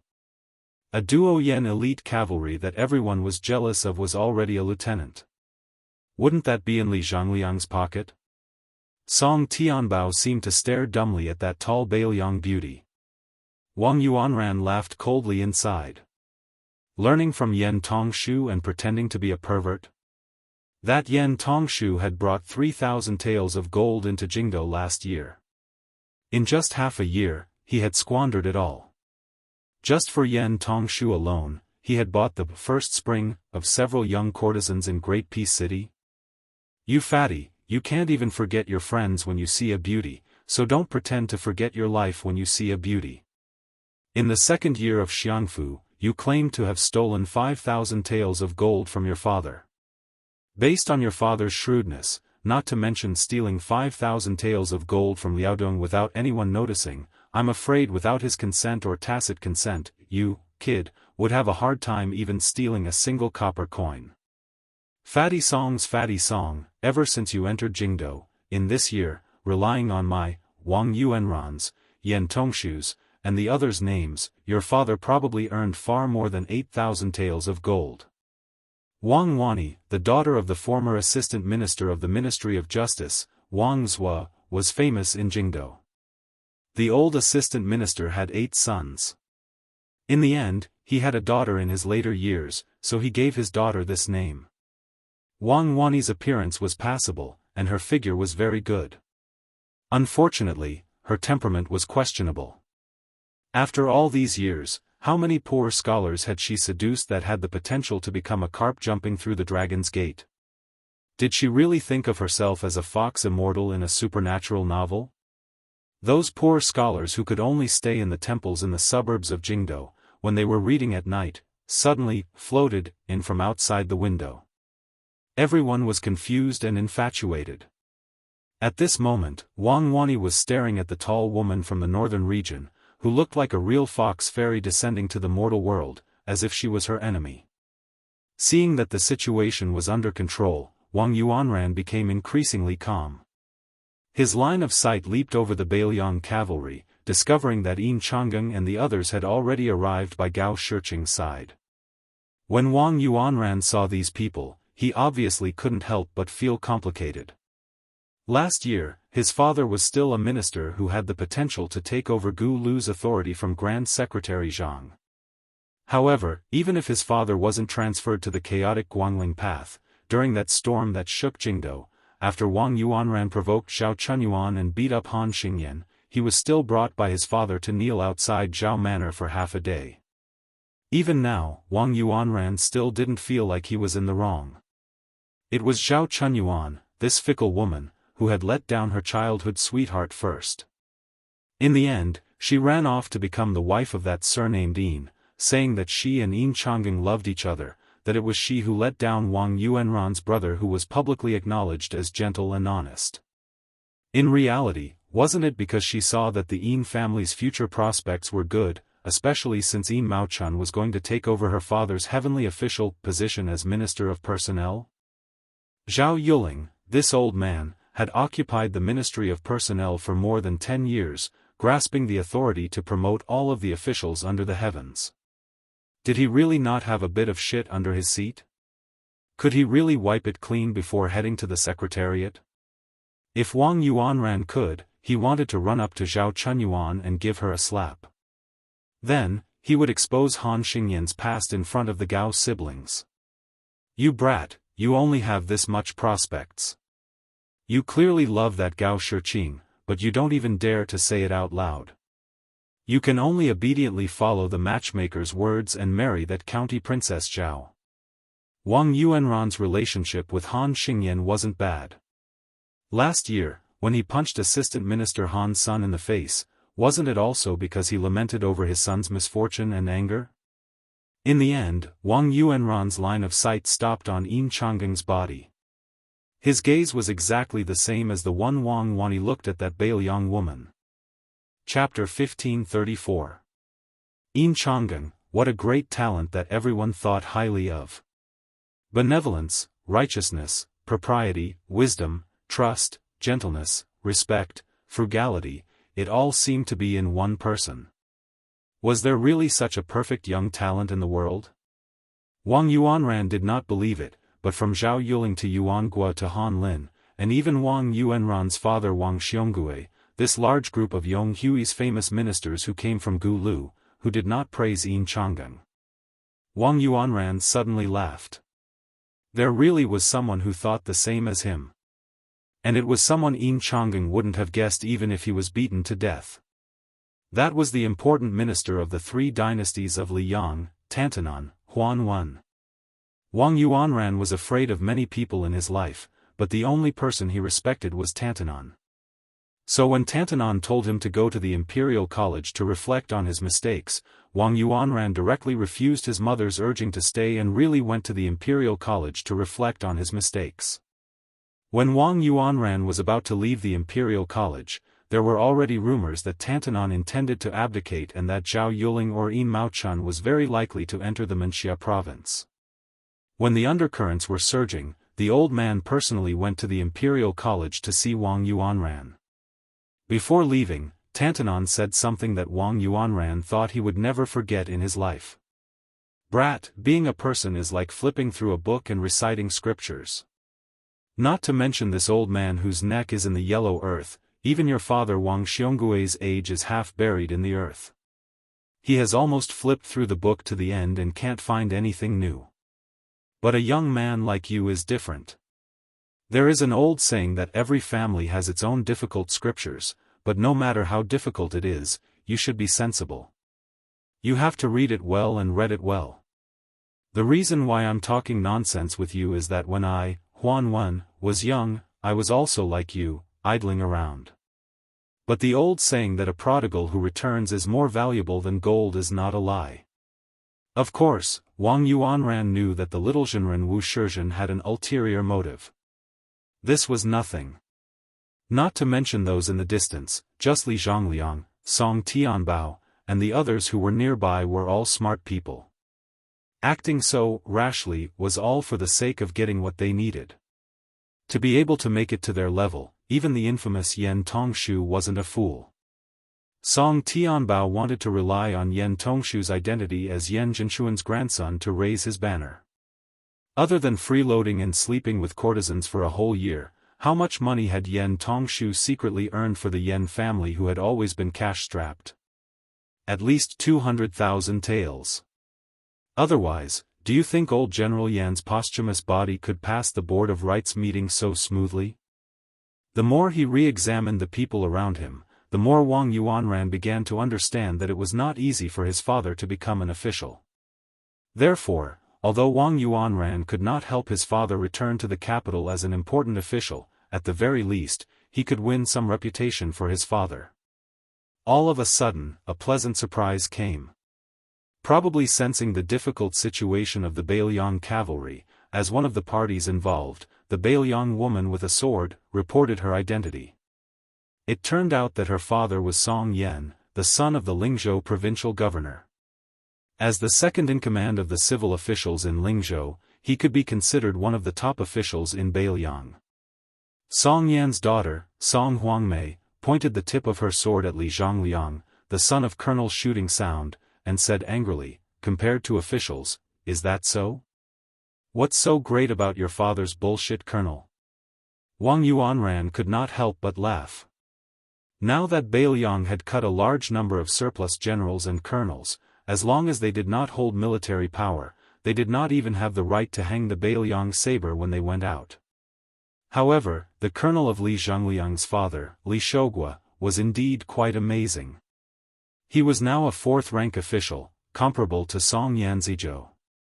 Furthermore, this Colonel Shooting Sound did not dare to say that he would immediately become one of the 4 generals of the 4th expedition, but as long as he operated it well, after 4 to 5 years of smooth sailing, he would definitely become one of the lower-ranked generals.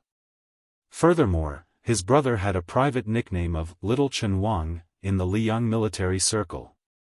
In front of Li Zhongliang, this Colonel Shooting Sound was still not enough.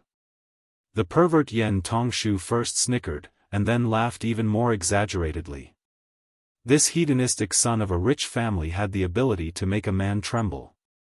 He held a fan in one hand and covered his heart with the other. "Brother, I'm scared to death." Yan Tongshu finally stopped laughing. He curled his lips and said, "Don't even talk about Ijo. The provincial governor is just so. At this time, the cold and elegant woman who had been indifferent to the farce finally spoke.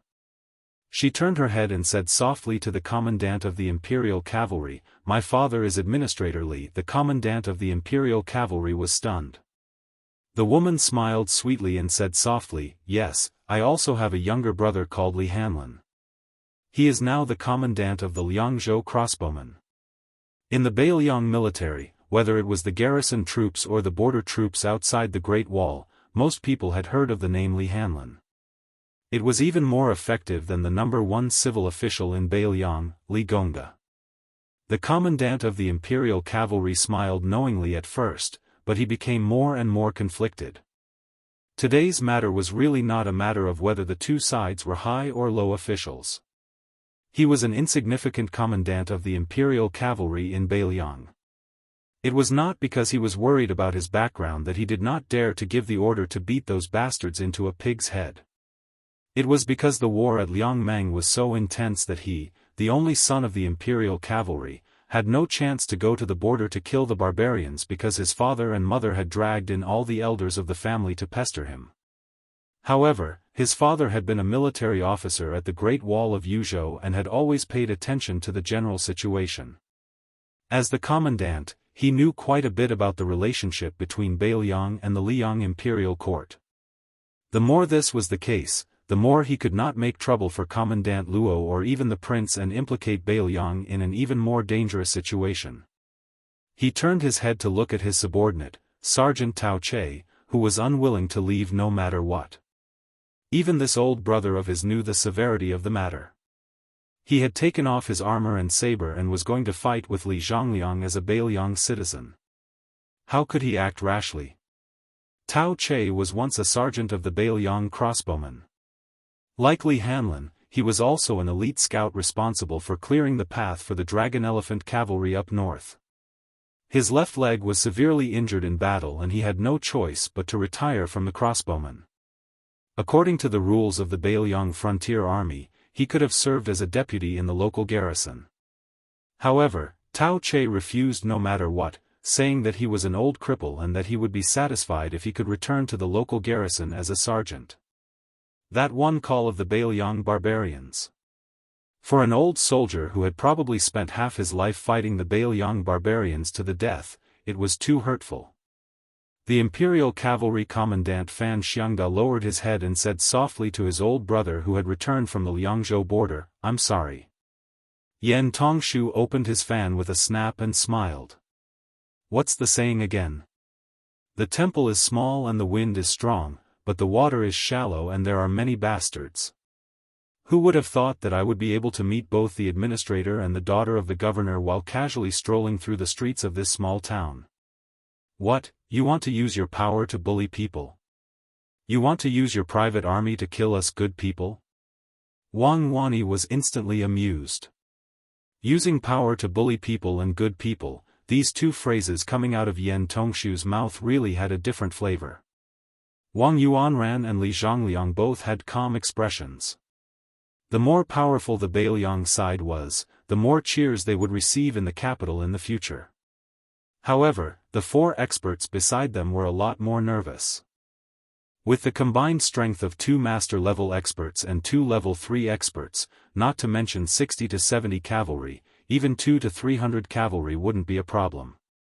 However, if they really met the daughter of the Beiliang administrator, then it would be the same as angering the daughter of the Grand Secretary in the capital of Liang. At that time, it might alert the large-scale regular army here. Who started the bloody policy of Liang's 20 years of Jianghu? Wasn't it the old Liang Prince Su Rentu?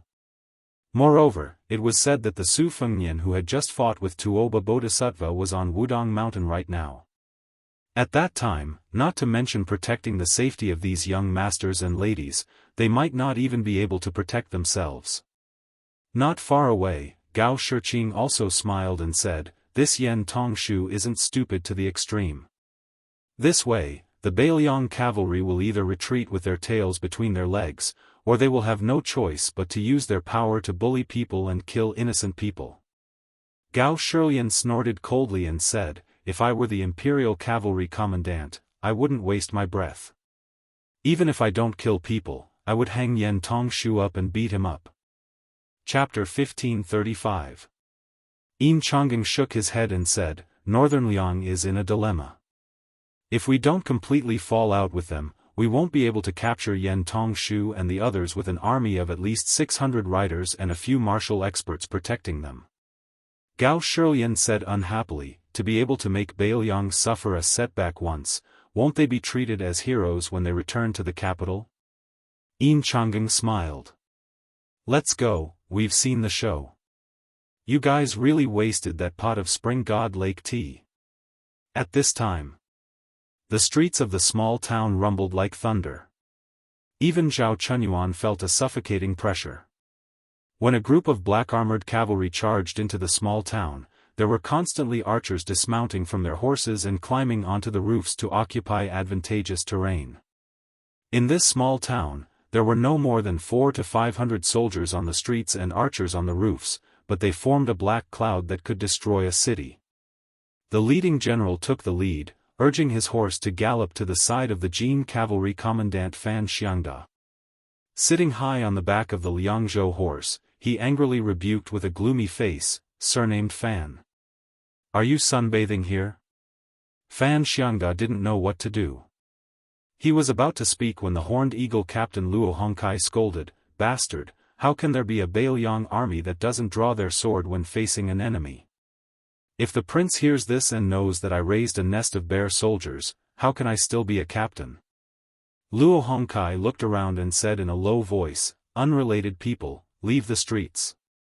You will not be treated as an enemy if you're late. This Lieutenant Luo was probably really angry at that Fan Xiangda, but he was his trusted aide after all, so he left some face for the commandant of the brocade cavalry. He turned his head slightly and spat before suddenly raising his arm and saying in a clear voice, Patrolling brocade cavalry, retreat. Hippogriff cavalry, get into formation. Draw your swords. Luo Hongkai stared darkly at the group of people and grinned out of habit. His teeth were especially white and frightening. If anyone escapes without reason, the archers will kill them on the spot. The streets of the small town weren't wide. Logically speaking, it wasn't suitable for cavalry to gallop through. However, it wasn't hard for a cavalry to charge through. It wasn't like they were going to collide with those orderly infantry formations, so they could do whatever they wanted. The Horned Eagle captain Luo Hongkai had around 3,000 soldiers under his command. He only had 500 cavalry. He had always been very careful. He begged and asked his superiors for more than 800 B-grade warhorses from the Bailiang horse farm. In the local army, other than the first-class captains who guarded the dangerous passes, this was already a shocking achievement. For the captains of Yuzhou and Lingzhou, where most of the soldiers were infantrymen, to have 200 B-grade warhorses was already a miracle. Of course, the reason why Luo Hongkai was so capable was because the king of Bailiang had personally led 10,000 Yuzhou cavalry from Ji Bei to Hulu's mouth. Thanks to the prince, the Bailiang horse farm, which usually didn't pay much attention to the garrison troops in Liangzhou, had finally changed their view of the garrison troops in Yuzhou. Within the scope of their responsibility, they would give priority to warhorses to Yuzhou, which was never known for its cavalry. As for the captains of Lingzhou, they could forget about it. Who asked Yuzhou to have a Luan Dao who fought side by side with the prince? Do you have one in Lingzhou? Yan Tongshu was probably so scared that his legs had turned to jelly. His face was pale, and his lips were trembling. Even though the 4 experts who had quite a reputation in Liang Lake walked out and stood in front of them to protect them, this eldest son of the Yan family still couldn't help but tremble. This time, he was finally not as flirtatious as before. The son of the county chief of Hezhou, Lu Qingfeng, had a long face. He even had the thought of dying. I just want to marry an assistant minister's daughter as my wife to bring honor to my ancestors. How can you Bailiang kill people just like that? Li Zhongliang, who had experienced the toughness of the battlefield, was probably the calmest one among them. He was sizing up all the details of this regular army in Bailiang. The two local playboys of Bailiang who had joined the group to run errands for the rich and powerful in the capital almost turned around at the same time, wanting to escape into the inn. However, the middle-aged man who was acting as a guard instructor for the Li family suddenly reached out his hands and pulled the two back. Then, 2 arrows flew through the air. If he didn't pull them back from the gates of hell, then the 2 pitiful creatures would have been nailed to the back by the arrows. If they were lucky enough to survive, they would be heavily injured. Wang Yuanran finally couldn't hold back and said angrily, "You Bailiang really dare to kill people on the street for no reason?" The Hippo Hawk captain, Luo Hongkai, didn't waste his breath on him and waved his hand. The cavalry started to charge. An old expert who was the stabilizing force behind the scenes in the Yen family attacked first. The old man was a true second-grade master. If it wasn't for the fact that he suffered a fatal injury on the battlefield when he was middle-aged and coughed non-stop every time it rained and even breathing was painful, the old man might have already been a first-grade King Kong or even a mysterious finger realm expert. After the old man was saved by Yen Jinchuan from the battlefield, he stayed in the Yen family to repay his kindness. In the capital, he had the nickname of Half-Chi River Crossing. It was said that although the old man had difficulty breathing when he was sick, when he was facing an enemy, his earth energy was extremely dense and he was also very skilled in martial arts.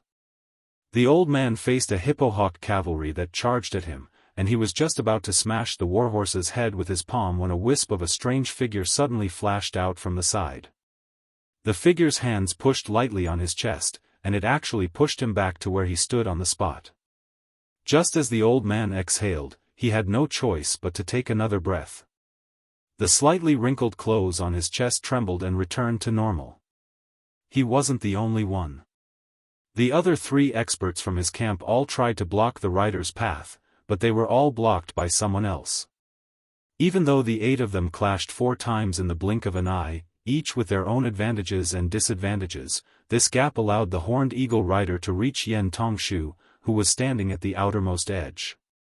When the rider brushed past Yen Tongshu, the northern cold saber that didn't seem to be swinging left a large wound on the shoulder of the stunned Yen family's eldest young master. Fortunately, Li Zhongliang pulled Yen Tongshu back. Otherwise, the wound would have been on Yen Tongshu's neck. After the first rider, there were still hundreds of riders coming from behind.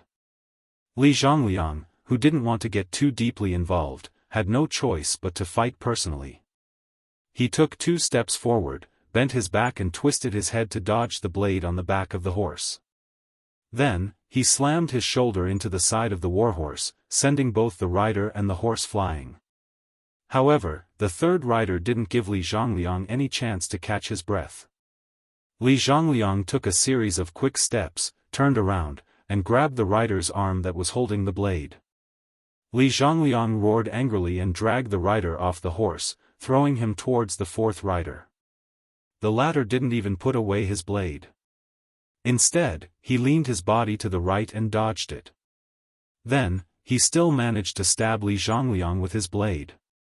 Gao Shilian, who was following the crowd back to the inn, saw this scene. Although he wasn't part of the situation, he was still very worried. He said softly to Yin Chang'an, "Are we really going to leave like this? From the looks of it, this Bailiang cavalry really knows how to kill." Yin Chang'an hesitated and finally stopped. He looked at Li Zhongliang and the others in the distance, who were already in danger. His expression was heavy. The group stopped under the eaves. Gao Shiqing said angrily, "These Bailiang people are too much. How can they kill people on the street in front of so many people? Is there any justice in this world? Wang Yuanran is the son of an administrator.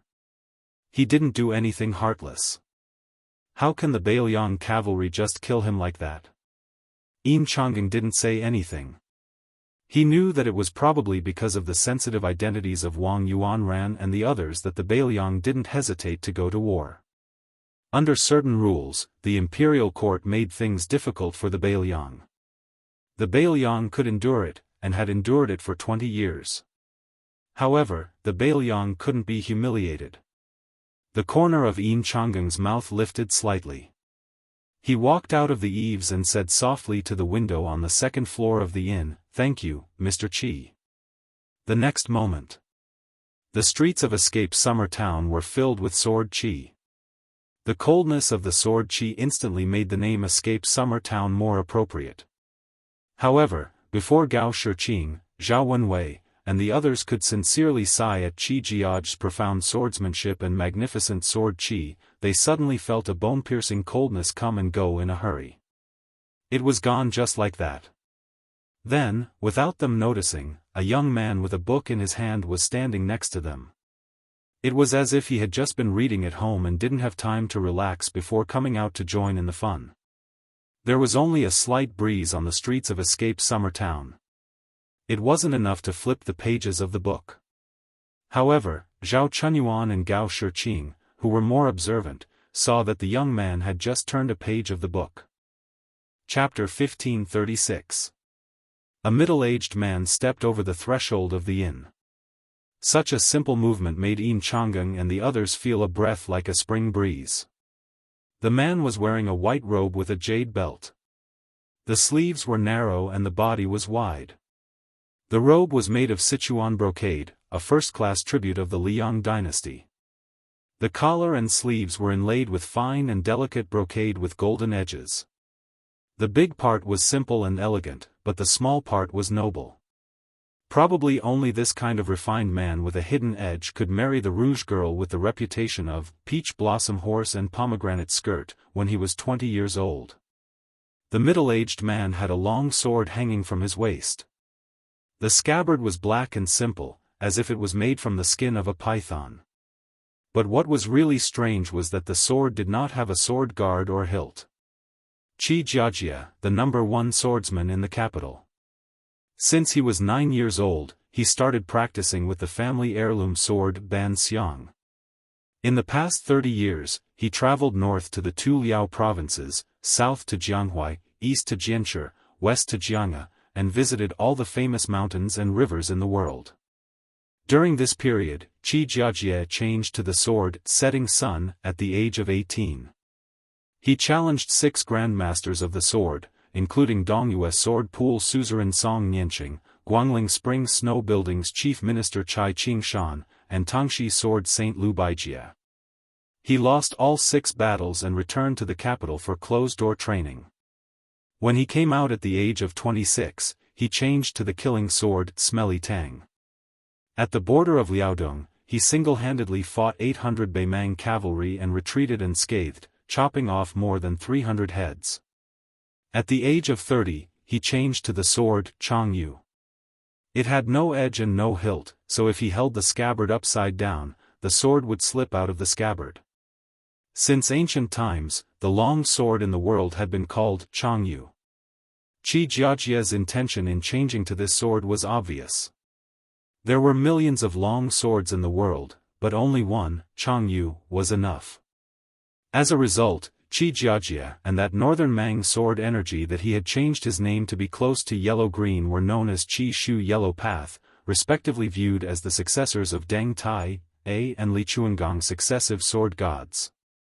After Xianyuan Qingfeng, Qi Jiaojia was ranked as one of the top 10 experts of Liang. His ranking was even higher than Chai Qingshan, who had returned to the Dongyue sword pool to assume the position of suzerain. What made Qi Jiaojia even more famous was that the purple dress of Mount Hui, who was known for her loftiness and arrogance, had publicly said, "Mr. Qi's realm is 1 foot lower than mine, and when it comes to killing, I'm 10 feet lower than Mr. Qi's." This directly caused Qi Jiaojia, who had not shown his sword for many years, to reach the peak of his reputation, vaguely gaining the status of the #1 expert of the northern land in Jianghu. Seeing Mr. Qi come out in person, Gao Shilian and the others felt relieved. In the minds of these juniors in Jing who had heard the name Qi Jiaojia since childhood, even if the sky fell, Mr. Qi would be able to hold it up with one sword. Although they had guessed that Mr. Qi's previous release and withdrawal of sword energy was mostly related to this unknown young master beside them, so what? There had always been a saying in Great Peace City that Mr. Qi's true strength was not in his current realm of the sword, but in how Mr. Qi's cultivation would be higher than yesterday's. Especially when Liu Baijie resigned from his post as Minister of War and left to take up his post elsewhere. Qi Jiajie had sent him off and even gifted his sword to him. Liu Baijie, the Tangxi sword Immortal, smiled and said, "Maybe in less than 20 years, I won't even be worthy of being Mr. Qi's sword disciple." Qi Yanglong's knowledge, Tantanon's seal engraving, Qi Jiajie's swordsmanship, and now the chess skills of Li Yang's chess saint, Fan Jianghu. Of the millions of people in Great Peace City, who would not be proud? When the young master who had come with the book saw Qi Jiajie walk out, the two exchanged a look. Compared to the young man who had a leisurely attitude and always had the ability to find irrelevant details in the wind and waves, Gao Shiqing found to her shock that Mr. Qi had taken the famed sword from his waist for the first time and held it in his hand. At this time, a group of people quickly came from the east end of Escape Summer Town. Zhao Wenwei, who was young and lively, couldn't help but look over. There were 4 people in the group, men and women of all ages. He only had his eyes on one person. As they came closer, the youth could finally see the person's appearance and could not move his eyes away. It was a woman of the same age who had just started to show signs of being outstanding. Her face, which had some baby fat, was thinning. A beauty with an oval face floated out of the water. Her robes were as white as snow, and she carried a white scabbard longsword on her back. She also had a simple red sandalwood hairpin on her head. The hairpin was like a sword that flew through her hair. In this moment, Zhao Wenwei was mesmerized. The saying that there were beauties in books was a lie. How could they be as beautiful as the real woman outside the book? Everyone had their own eyes. Gao Shiqing's first eyes were on the handsome young master in green robes and holding a sword. She exclaimed, "Li Bai of the Dongyue sword pool?" Li Bai was not only famous in Liang Lake, but also in Jiangnan and even in the officialdom of the capital. Li Bai's teacher was Song Nianqing, the head of the Dongyue sword pool. His family was a distinguished family. In the past, the top 10 magnates of the spring and autumn period valued family status the most. Except for the intermarriage of the 10 families, even some of the imperial families who were not of orthodox birth disdained to form an alliance through marriage. However, the Li family that Li Bai belonged to could become the next best marriage partner of the 10 magnates. In the spring and autumn period, there were only 8 families that received this honor: Li, Pei, Yu, and Xie. Among them, the Pei family fell into silence after the Shenzhou continent sank.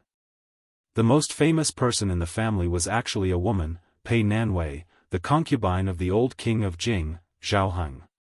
Li Bai's temperament showed the gentleness and elegance of a noble young master in Liyang. With a charming smile, he looked at Gao Shilian and Gao Shiqing and said softly, "I didn't expect to meet Brother Gao and Miss Gao in the northwest." Since it was Li Bai who came from the Dongyue sword pool, then the identity of the tall old man beside him was revealed. He was Cai Qingshan, one of the few great masters of the sword in the world. Presumably, Qi Jiajie's majestic sword Qi that filled the small town had attracted this group of people. After Cai Qingshan entered the small town, he did not look at Qi Jiajie, who was at the same level, but at the young man holding the book. Li Bai ignored the strange atmosphere under the eaves of the inn and introduced to the Gao siblings with a smile, "My martial uncle Chai was a good friend of the holy monk of the dragon tree in his early years. When he heard that the white-robed monk was going to preach at the Lotus Peak, he specially brought us to Beiliang. As for these 2 children, they are martial uncle Chai's beloved disciples, Song Tinglu and Shan Yi. What are you waiting for? Quickly call Brother Gao and Sister Gao." Chapter 1537. The handsome young man, who was not tall but had an extremely long sword on his waist, responded with an "Oh." He politely greeted Brother Gao and Sister Gao, and then continued to stare at his peer with vigilance. He was furious. This guy wants to stick his eyes on my junior sister. What does he want to do? Does he want to take my sword? Only when Song Tinglu looked at Zhao Wenwei did everyone notice that he was staring at the girl in white with a strange name. Zhao Wenwei's sister, Zhao Chunyuan, didn't know whether to laugh or cry. Her silly brother, who only liked to read, practice, and paint with his father since he was a child, finally had his first awakening of love. Zhao Wenwei asked softly, "Your name is 321.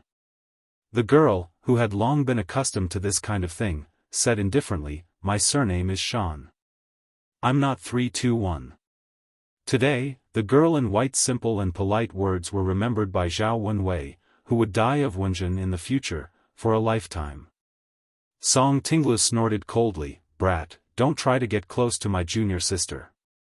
I can beat 100 weak scholars like you down without using my hands.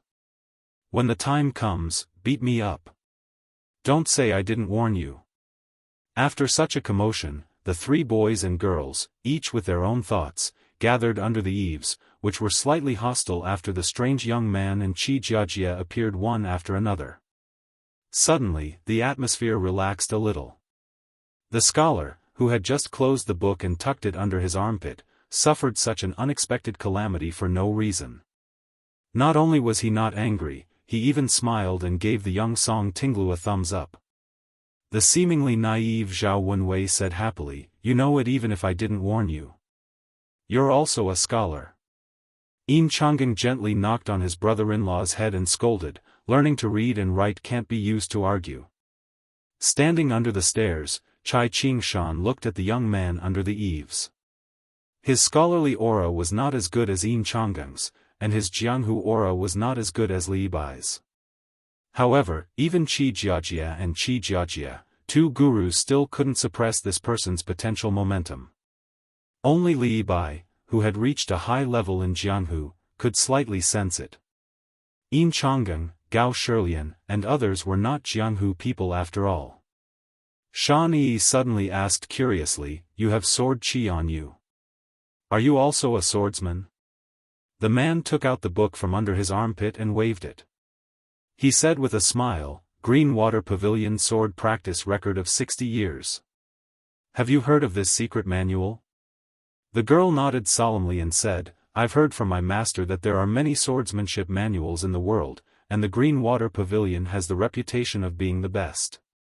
It's a pity that the author's aptitude is limited and can't catch a glimpse of the scenery above the Xian finger level. Therefore, it only has momentum, but not spirit." That person lamented, "When I first used Green Water Pavilion to practice my swordsmanship, there was an old man who commented on this book, and it was similar to what you said." Chai Qingshan finally opened his mouth to speak. He said in a low voice, "I didn't expect that the parting with Li Chungang by the Guangling River would be the last time I see him." That person put away the book again and said slowly, "If it weren't for Great Master Chai's obstruction and the fact that he was not as skillful as he was, I and the old man in the sheepskin fur coat would have been able to walk up to the reviewing platform by the river." Chai Qingshan said expressionlessly, "It's a matter of loyalty to the emperor."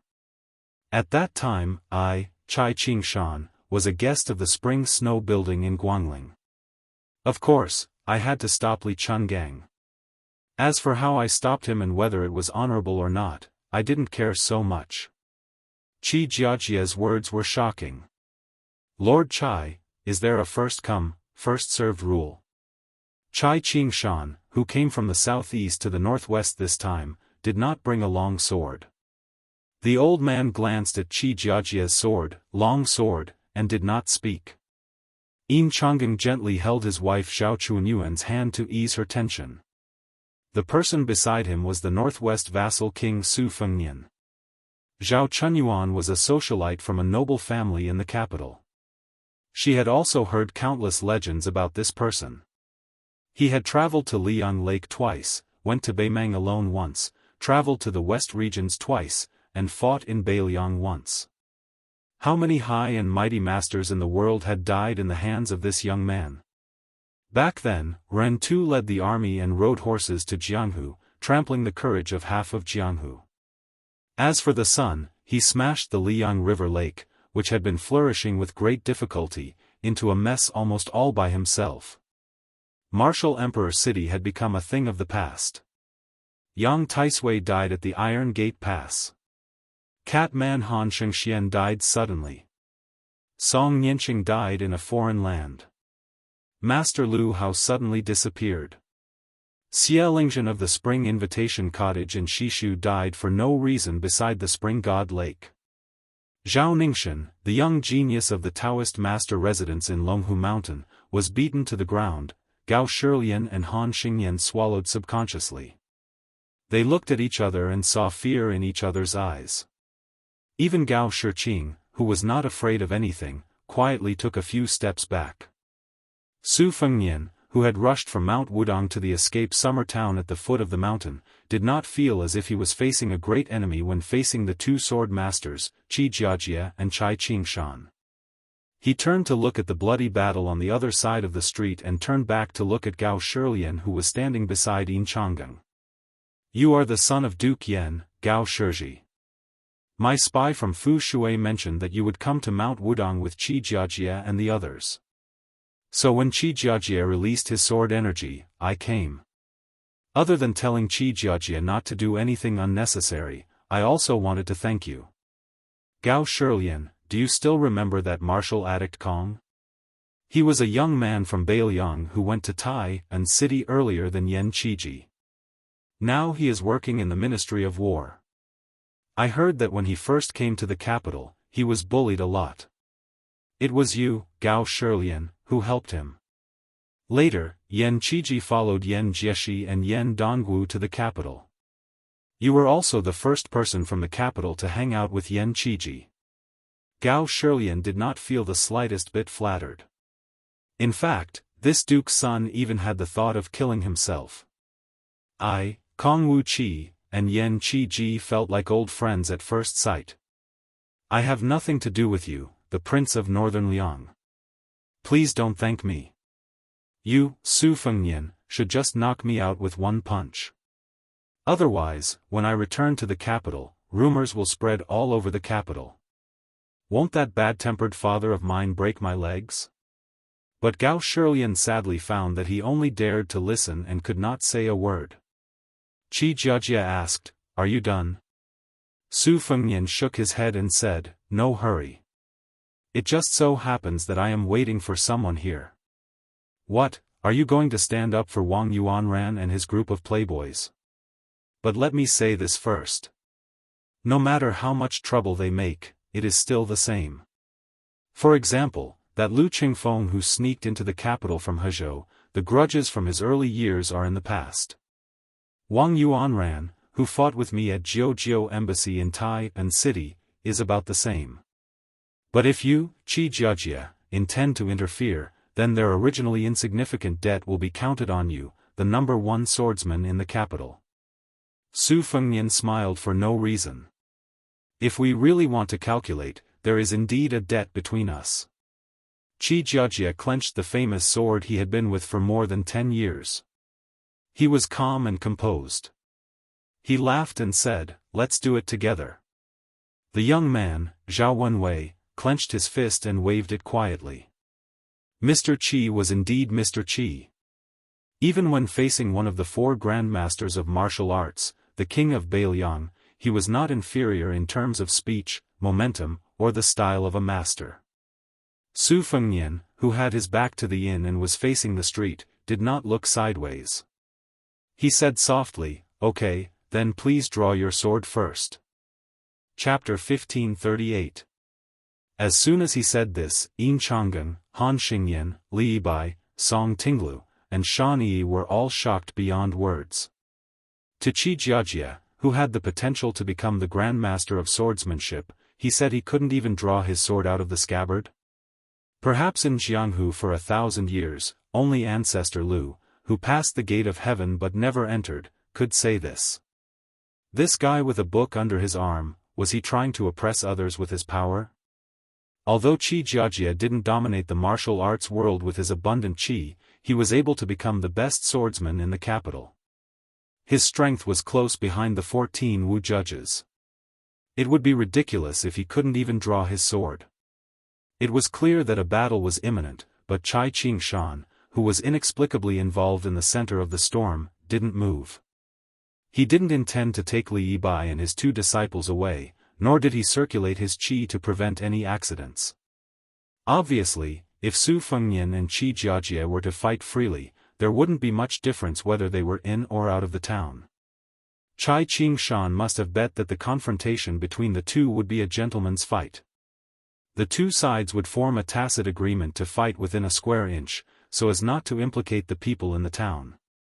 How could Cai Qingshan miss such a rare opportunity to train his mind in martial arts when he had a certain level of insight and experience as a bystander with a certain level of expertise? How could Cai Qingshan miss such a rare opportunity?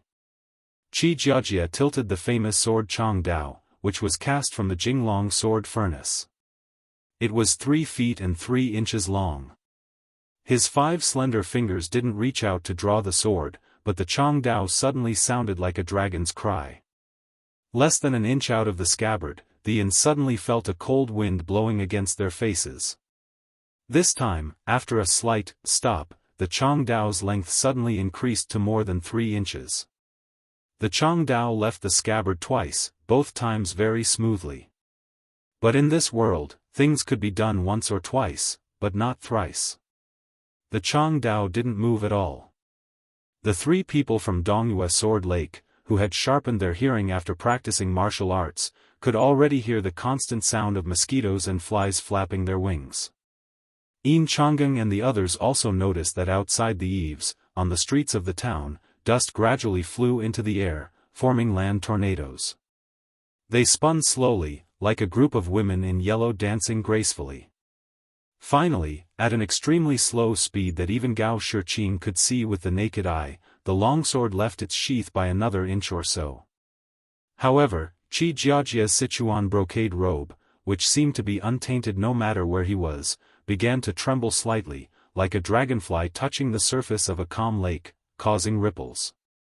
Under the scorching sun in Escape Summer Town, the place where Qi Jiajie stood under the eaves of the inn happened to be alternating between light and dark. Originally, it was difficult for ordinary people to perceive the light, but now it was not only clearly visible, but also distorted in an instant. Song Tinglu and Shani blinked at the same time, thinking that their eyes were playing tricks on them. However, after blinking, those strange lights were indeed like snakes. At the same time, the small tornadoes on the street shattered and dissipated.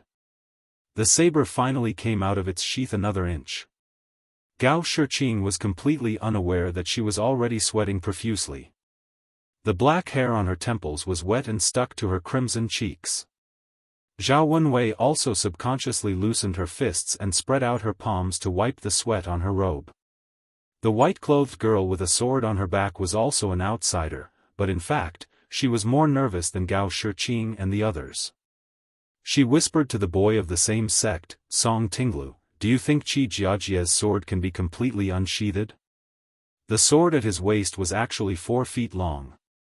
Song Tinglu thought for a moment and solemnly said, "Call me senior brother, and I'll tell you the answer." The young girl wore a sword-shaped red sandalwood hairpin, and her willowy eyebrows were as thin as swords. Therefore, when she frowned, she appeared particularly heroic. However, the young girl quickly smiled brightly and sweetly called out, "Senior brother." The boy shivered as if he had seen a ghost during the day. He then pretended to be stupid and laughed. "The answer is, I don't know." Given the girl's temper, if it was in the past, she would have already drawn her sword and slashed the future sect master of Sword Lake until he ran all over the mountain. However, today, she took a deep breath for the first time and let Song Tinglu go. The latter soon understood the reason behind it and rolled his eyes. Compared to Zhao Wenwei's irritation when she glared at her junior sister in the past, the boy, who was quite energetic, had suddenly turned into a frosted eggplant, and he looked listless. There was no helping it. Her junior sister had to carefully maintain her ladylike image in front of her, as well as a certain person that almost all the other senior sisters and junior sisters of Sword Lake admired. Her junior sister was a person who would have probably never come into contact with yellow rouge in her entire life. However, after arriving in Yuzhou, every time she saw a cosmetic shop on the street, she couldn't move her feet away. At that time, even if she had to make a scene, she should have told her master not to agree to come to Bailiang with her junior sister. After the dust that had created the small tornado dissipated, it was blown up by the wind. Su Fengnian waved his hand and gently scattered it. Qi Jiajia bent the fingers of his sword-wielding hand and turned it into an illusory grip on the saber. The saber spun rapidly, as if thunder was rolling in his palm. Seizing the opportunity, the saber was forcibly pulled out of its sheath by 3 inches. However, a spider web appeared on the bluestone floor under the northern sword hero's feet, and the cracks continued to expand and extend outwards. Gao Shilian was so frightened that he hurriedly pulled Zhao Wenwei back in a hurry. The young couple, Yin Changgang and Zhao Chunyuan, both saw Sir Qi's white robe begin to flutter. Then, the movement became louder and louder, flapping in the wind like a war banner on the battlefield. Zhao Wenwei, who previously had the leisure to secretly size up the white-clothed girl, felt uneasy. She wanted nothing more than to cheer for the immortal Sir Qi. She desperately hoped that Sir Qi would pull out the entire saber in one spurt of energy and extinguish the arrogance of the young king of Bailiang. However, to be honest, after seeing this notorious northwest vassal king with her own eyes, putting aside his provocative words, he was no different from those outstanding scholars Zhao Wenwei had seen when she was studying in the diligent department of the Imperial Palace and Zhaojiang Imperial College. He had a good background, a good appearance, and a good temper. He was the kind of person who could be hated even if she didn't like him. When Qi Jiajia finally raised his right hand, he put 2 fingers together and hovered in the air an inch above the saber. Qi Jiajia's momentum suddenly changed. If before he was like the 5 great mountains towering over the central plains, now he was like the Guangling River surging eastward into the sea. Chapter 1539. Chai Qingshan said softly to the 2 children, "Look carefully at how others comprehend the sword while watching the tide." When Qi Jiajia was 18, 27, and 36 years old, he had watched the Guangling tide 3 times. Finally, he comprehended the method of operating the qi activity of the sudden inspiration. Looking at the experts of the Jianghu today, Qi Jiajia is far inferior to the 14 Wu judges in terms of qi circulation. He's also not in the front of the 10 people on the Great Snow Plateau. However, in terms of qi circulation, not to mention master, even Xianyuan Qingfeng might not be able to compare.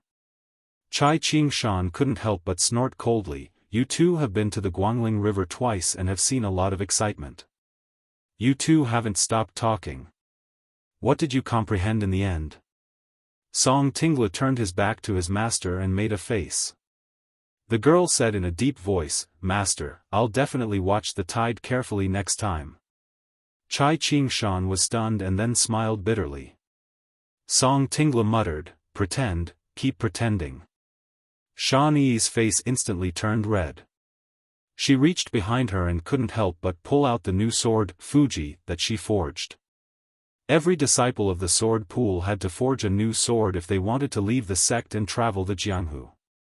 Therefore, other than the countless genius swordsmen in the Dongyue sword pool, there were also countless talented swordsmithing masters who left their names in history. As for Shan Yi, this disciple that Chai Qingshan had taken a liking to, whether it was learning swordsmanship or forging swords, she had an amazing talent. If a martial artist wanted to have a strong physique, they had to pay attention to step by step. Shan Yi was only a 4th-grade expert, but her unique understanding of swordsmanship was already at the 2nd-grade master realm in Chai Qingshan's opinion. Song Tinglu hurriedly begged for mercy, "Junior sister, can you not fight here? There are so many outsiders here. How can I gain an undefeated record in the Jianghu in the future?" Shan Yi was too lazy to pay attention to this guy who kept saying that he wanted to gain an undefeated record in the Jianghu. He could learn from anyone, but he just had to learn from that short-lived Wen Busheng in the capital. He said that he didn't want to win against many masters in his life, but he wanted to be undefeated. This was the new sword that he had to bring with him when he left the sect. Otherwise, Song Tinglu would be carrying a wooden sword in the sword pool, acting so sloppy. Qi Jiajia's long saber was almost completely unsheathed, leaving only the tip of the sword unsheathed. Zhao Wenwei said softly, "Okay." Then, he realized that Shan Yi was glaring at him, and the confused youth's momentum quickly fell to the bottom. At this critical moment, Su Fengnian actually walked to the street and looked up at Wudong Mountain. On the mountain, in front of the thatched cottage near the elephant cleansing pond, stood a young Daoist dressed in an ordinary Daoist robe from Mount Longhu. Beside him was a man who was squatting on the ground and reading an ancient book with narrowed eyes. The latter said softly, "Focus, this isn't the action of a gentleman." The young Daoist said calmly, "Mister, although it goes against my conscience, my surname is Zhao after all. I'm a Daoist from the Celestial Master Residence. Uncle has been preaching in Great Peace City for many years, and now he's still in a precarious situation in the capital." In his letter, Uncle mocked himself that he couldn't even be Prime Minister Qingci. Moreover, Mr. also knows that if Wu Lingsu is allowed to gain power, not only will it be a misfortune for Buddhism, but the orthodox Taoism will also be shaken. The scholarly man who seemed to have bad eyesight was almost glued to the page of the book. He sighed and said, "Choosing the lesser of two evils?" He wanted to say something but stopped. He shook his head and smiled helplessly. "I, by you, won't nag about those great principles. Everyone says one is one. We scholars know a lot and like to say 1, 2, 3, 4. If you don't stop us, the 5, 6, 7, 8, 9 will also come. Sometimes, if I ask myself, it's really annoying. Alright, do your work. Don't worry about me. This book is not bad. I've searched for many years but couldn't find it. I'll take this chance to read it first." Zhao Ningxin hesitated. Although this time, at most, will make him lose the destiny that was about to form in the western regions. "But mister, you still shouldn't have come to Wudong Mountain. Once he's angry, it's fine if I die, but mister, you shouldn't have died in this Bailiang. Mister should have gone further than Sun Ping in the past." Bai Yu dabbed in his saliva and gently turned a page.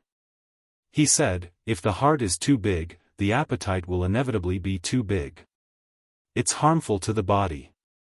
Zhao Ningxin sighed. He walked forward a few steps, closed his eyes, and formed a seal with his fingers. In the Celestial Master Residence of Longhu Mountain, the highest bud of the purple gold lotus in the lotus pond suddenly bloomed and then withered. On the large ship on the first floor of the Qingzhou Navy, there was a scholar sitting cross-legged. There was a bowl of water in front of him. He pinched a clean white stone between his fingers and said with a smile, "Since the matter has come to this, and the situation has changed, don't blame me, Xie Guinying, for adding insult to injury." The stone smashed into the water in the bowl. At the same time, a streak of white light flashed from the southeast to the northwest. After looking at the north, Su Fengnian retracted his gaze and began to turn sideways to look at the east.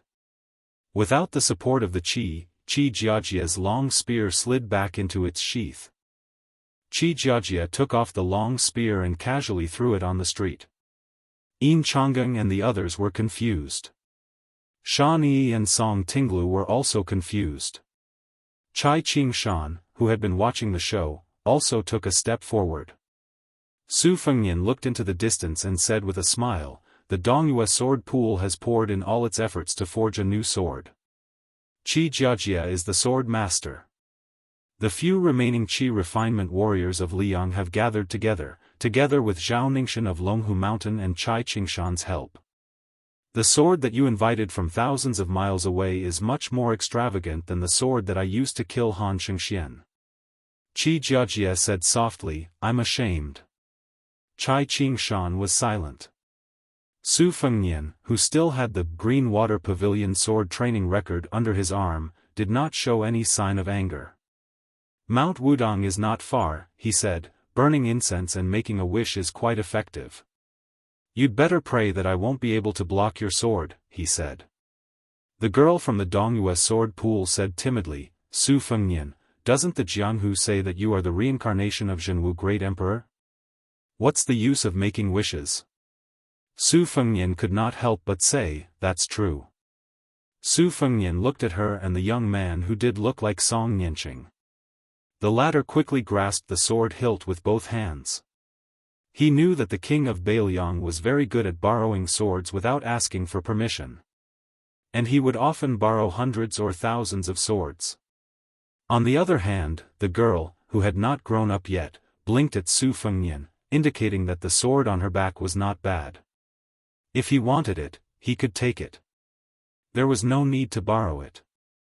Su Fengnian exhaled softly. He looked to the east and said to himself, there's no need to borrow it. I have my own swords now. Su Fengnian rose from the ground and stepped into the air. In the sky, the man was surrounded by swords like locusts. I have a sword. 2,400 swords.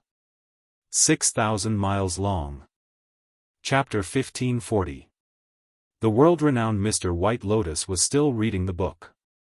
If there were other people around, they would think that this scholar had buried his head in the book. It was a funny scene. Back then, during the battle at the Spring God Lake, Zhao Ningxian invited the ancestors of Mount Longhu, but his golden body was still broken.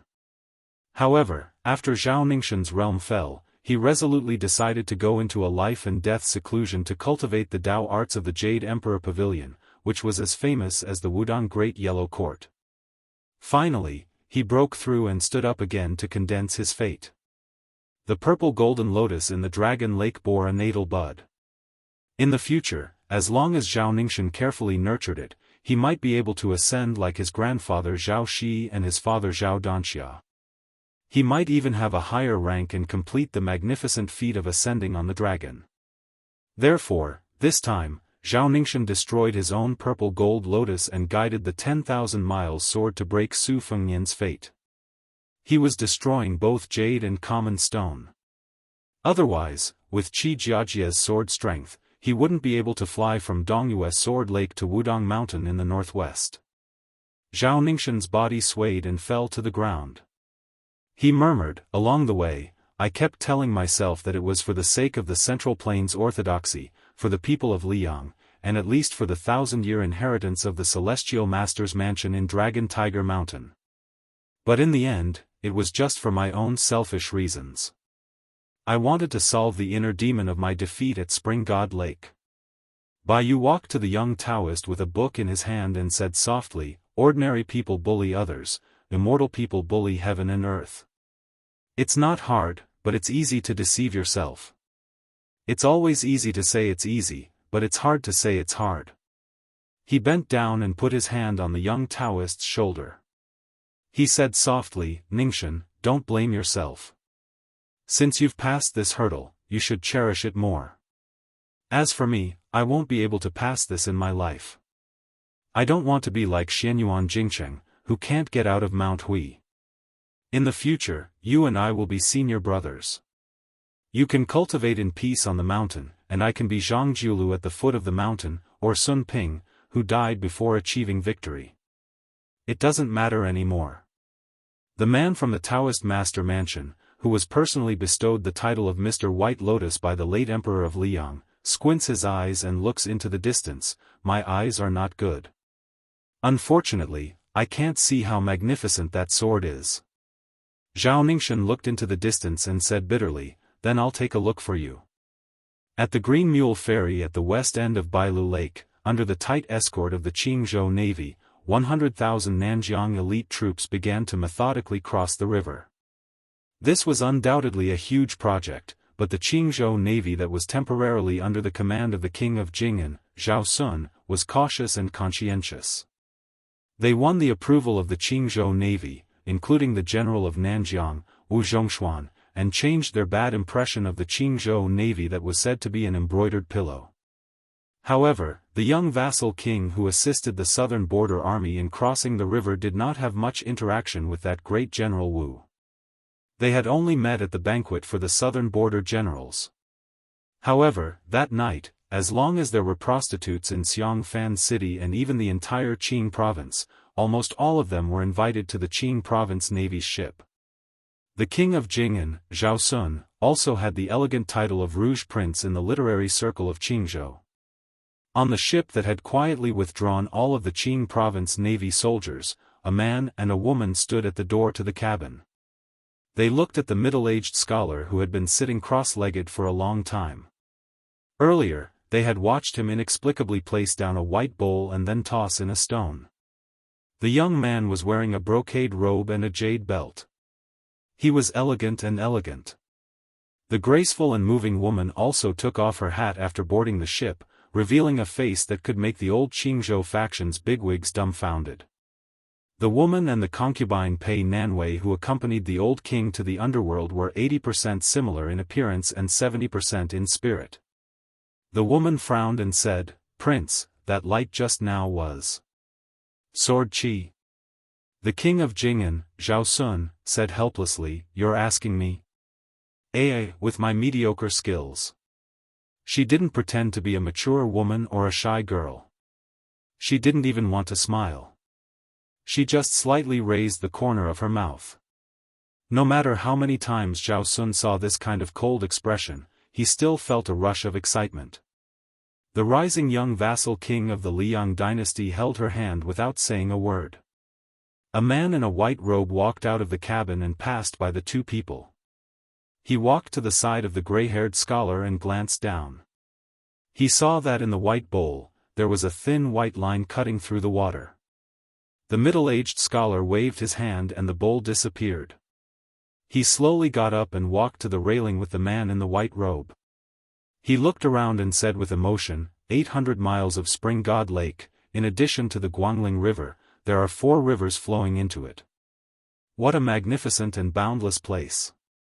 Even the villagers who have lived by the lake all their lives wouldn't think that the Spring God Lake is actually withering day by day like an old man past his prime. But the white reed lake under our feet is like the scene of the young man gradually turning into the prime of his life. It will become more and more vast and eventually become the biggest lake in the world. Huang Longsher once said that the fate of the world is predetermined, but it doesn't stop moving. The land is the master and the water is the guest. If you don't keep it, you can't get it. The handsome man in the simple white robe didn't comment. The Confucian scholar smiled and said, "For the sake of the fate of Liang and northern Liang, Qi Jiajie had no choice but to give up his lifelong ambition. He abandoned Changwu and went to the sword pool of Dongyue to seek a sword. After Qi Lianhua created havoc in the imperial astronomer of Great Peace City, Liang had no choice but to gather all the remaining Qi cultivators of the northern supporting dragon sect at the sword pool. They used their lives as the price to inject their essence, blood and spirit into the sword furnace. Such a big movement was just an extravagant hope to shatter that person's newly obtained fate. Thinking about it, the Zhao family of Liang was indeed aggrieved. Thousands of scholars died and the Jianghu people flooded in. Then there was the Lotus Peak debate. Even the 2 famous Daoists of Huainan and Jiangnan flocked there. This was the attitude of the whole world. Seeing that Bailiang didn't follow the rules, the person sitting on the dragon throne in Great Peace City couldn't come up with a good solution. To be honest, if I didn't add fuel to the fire, Qi Jiajie and the others wouldn't have succeeded.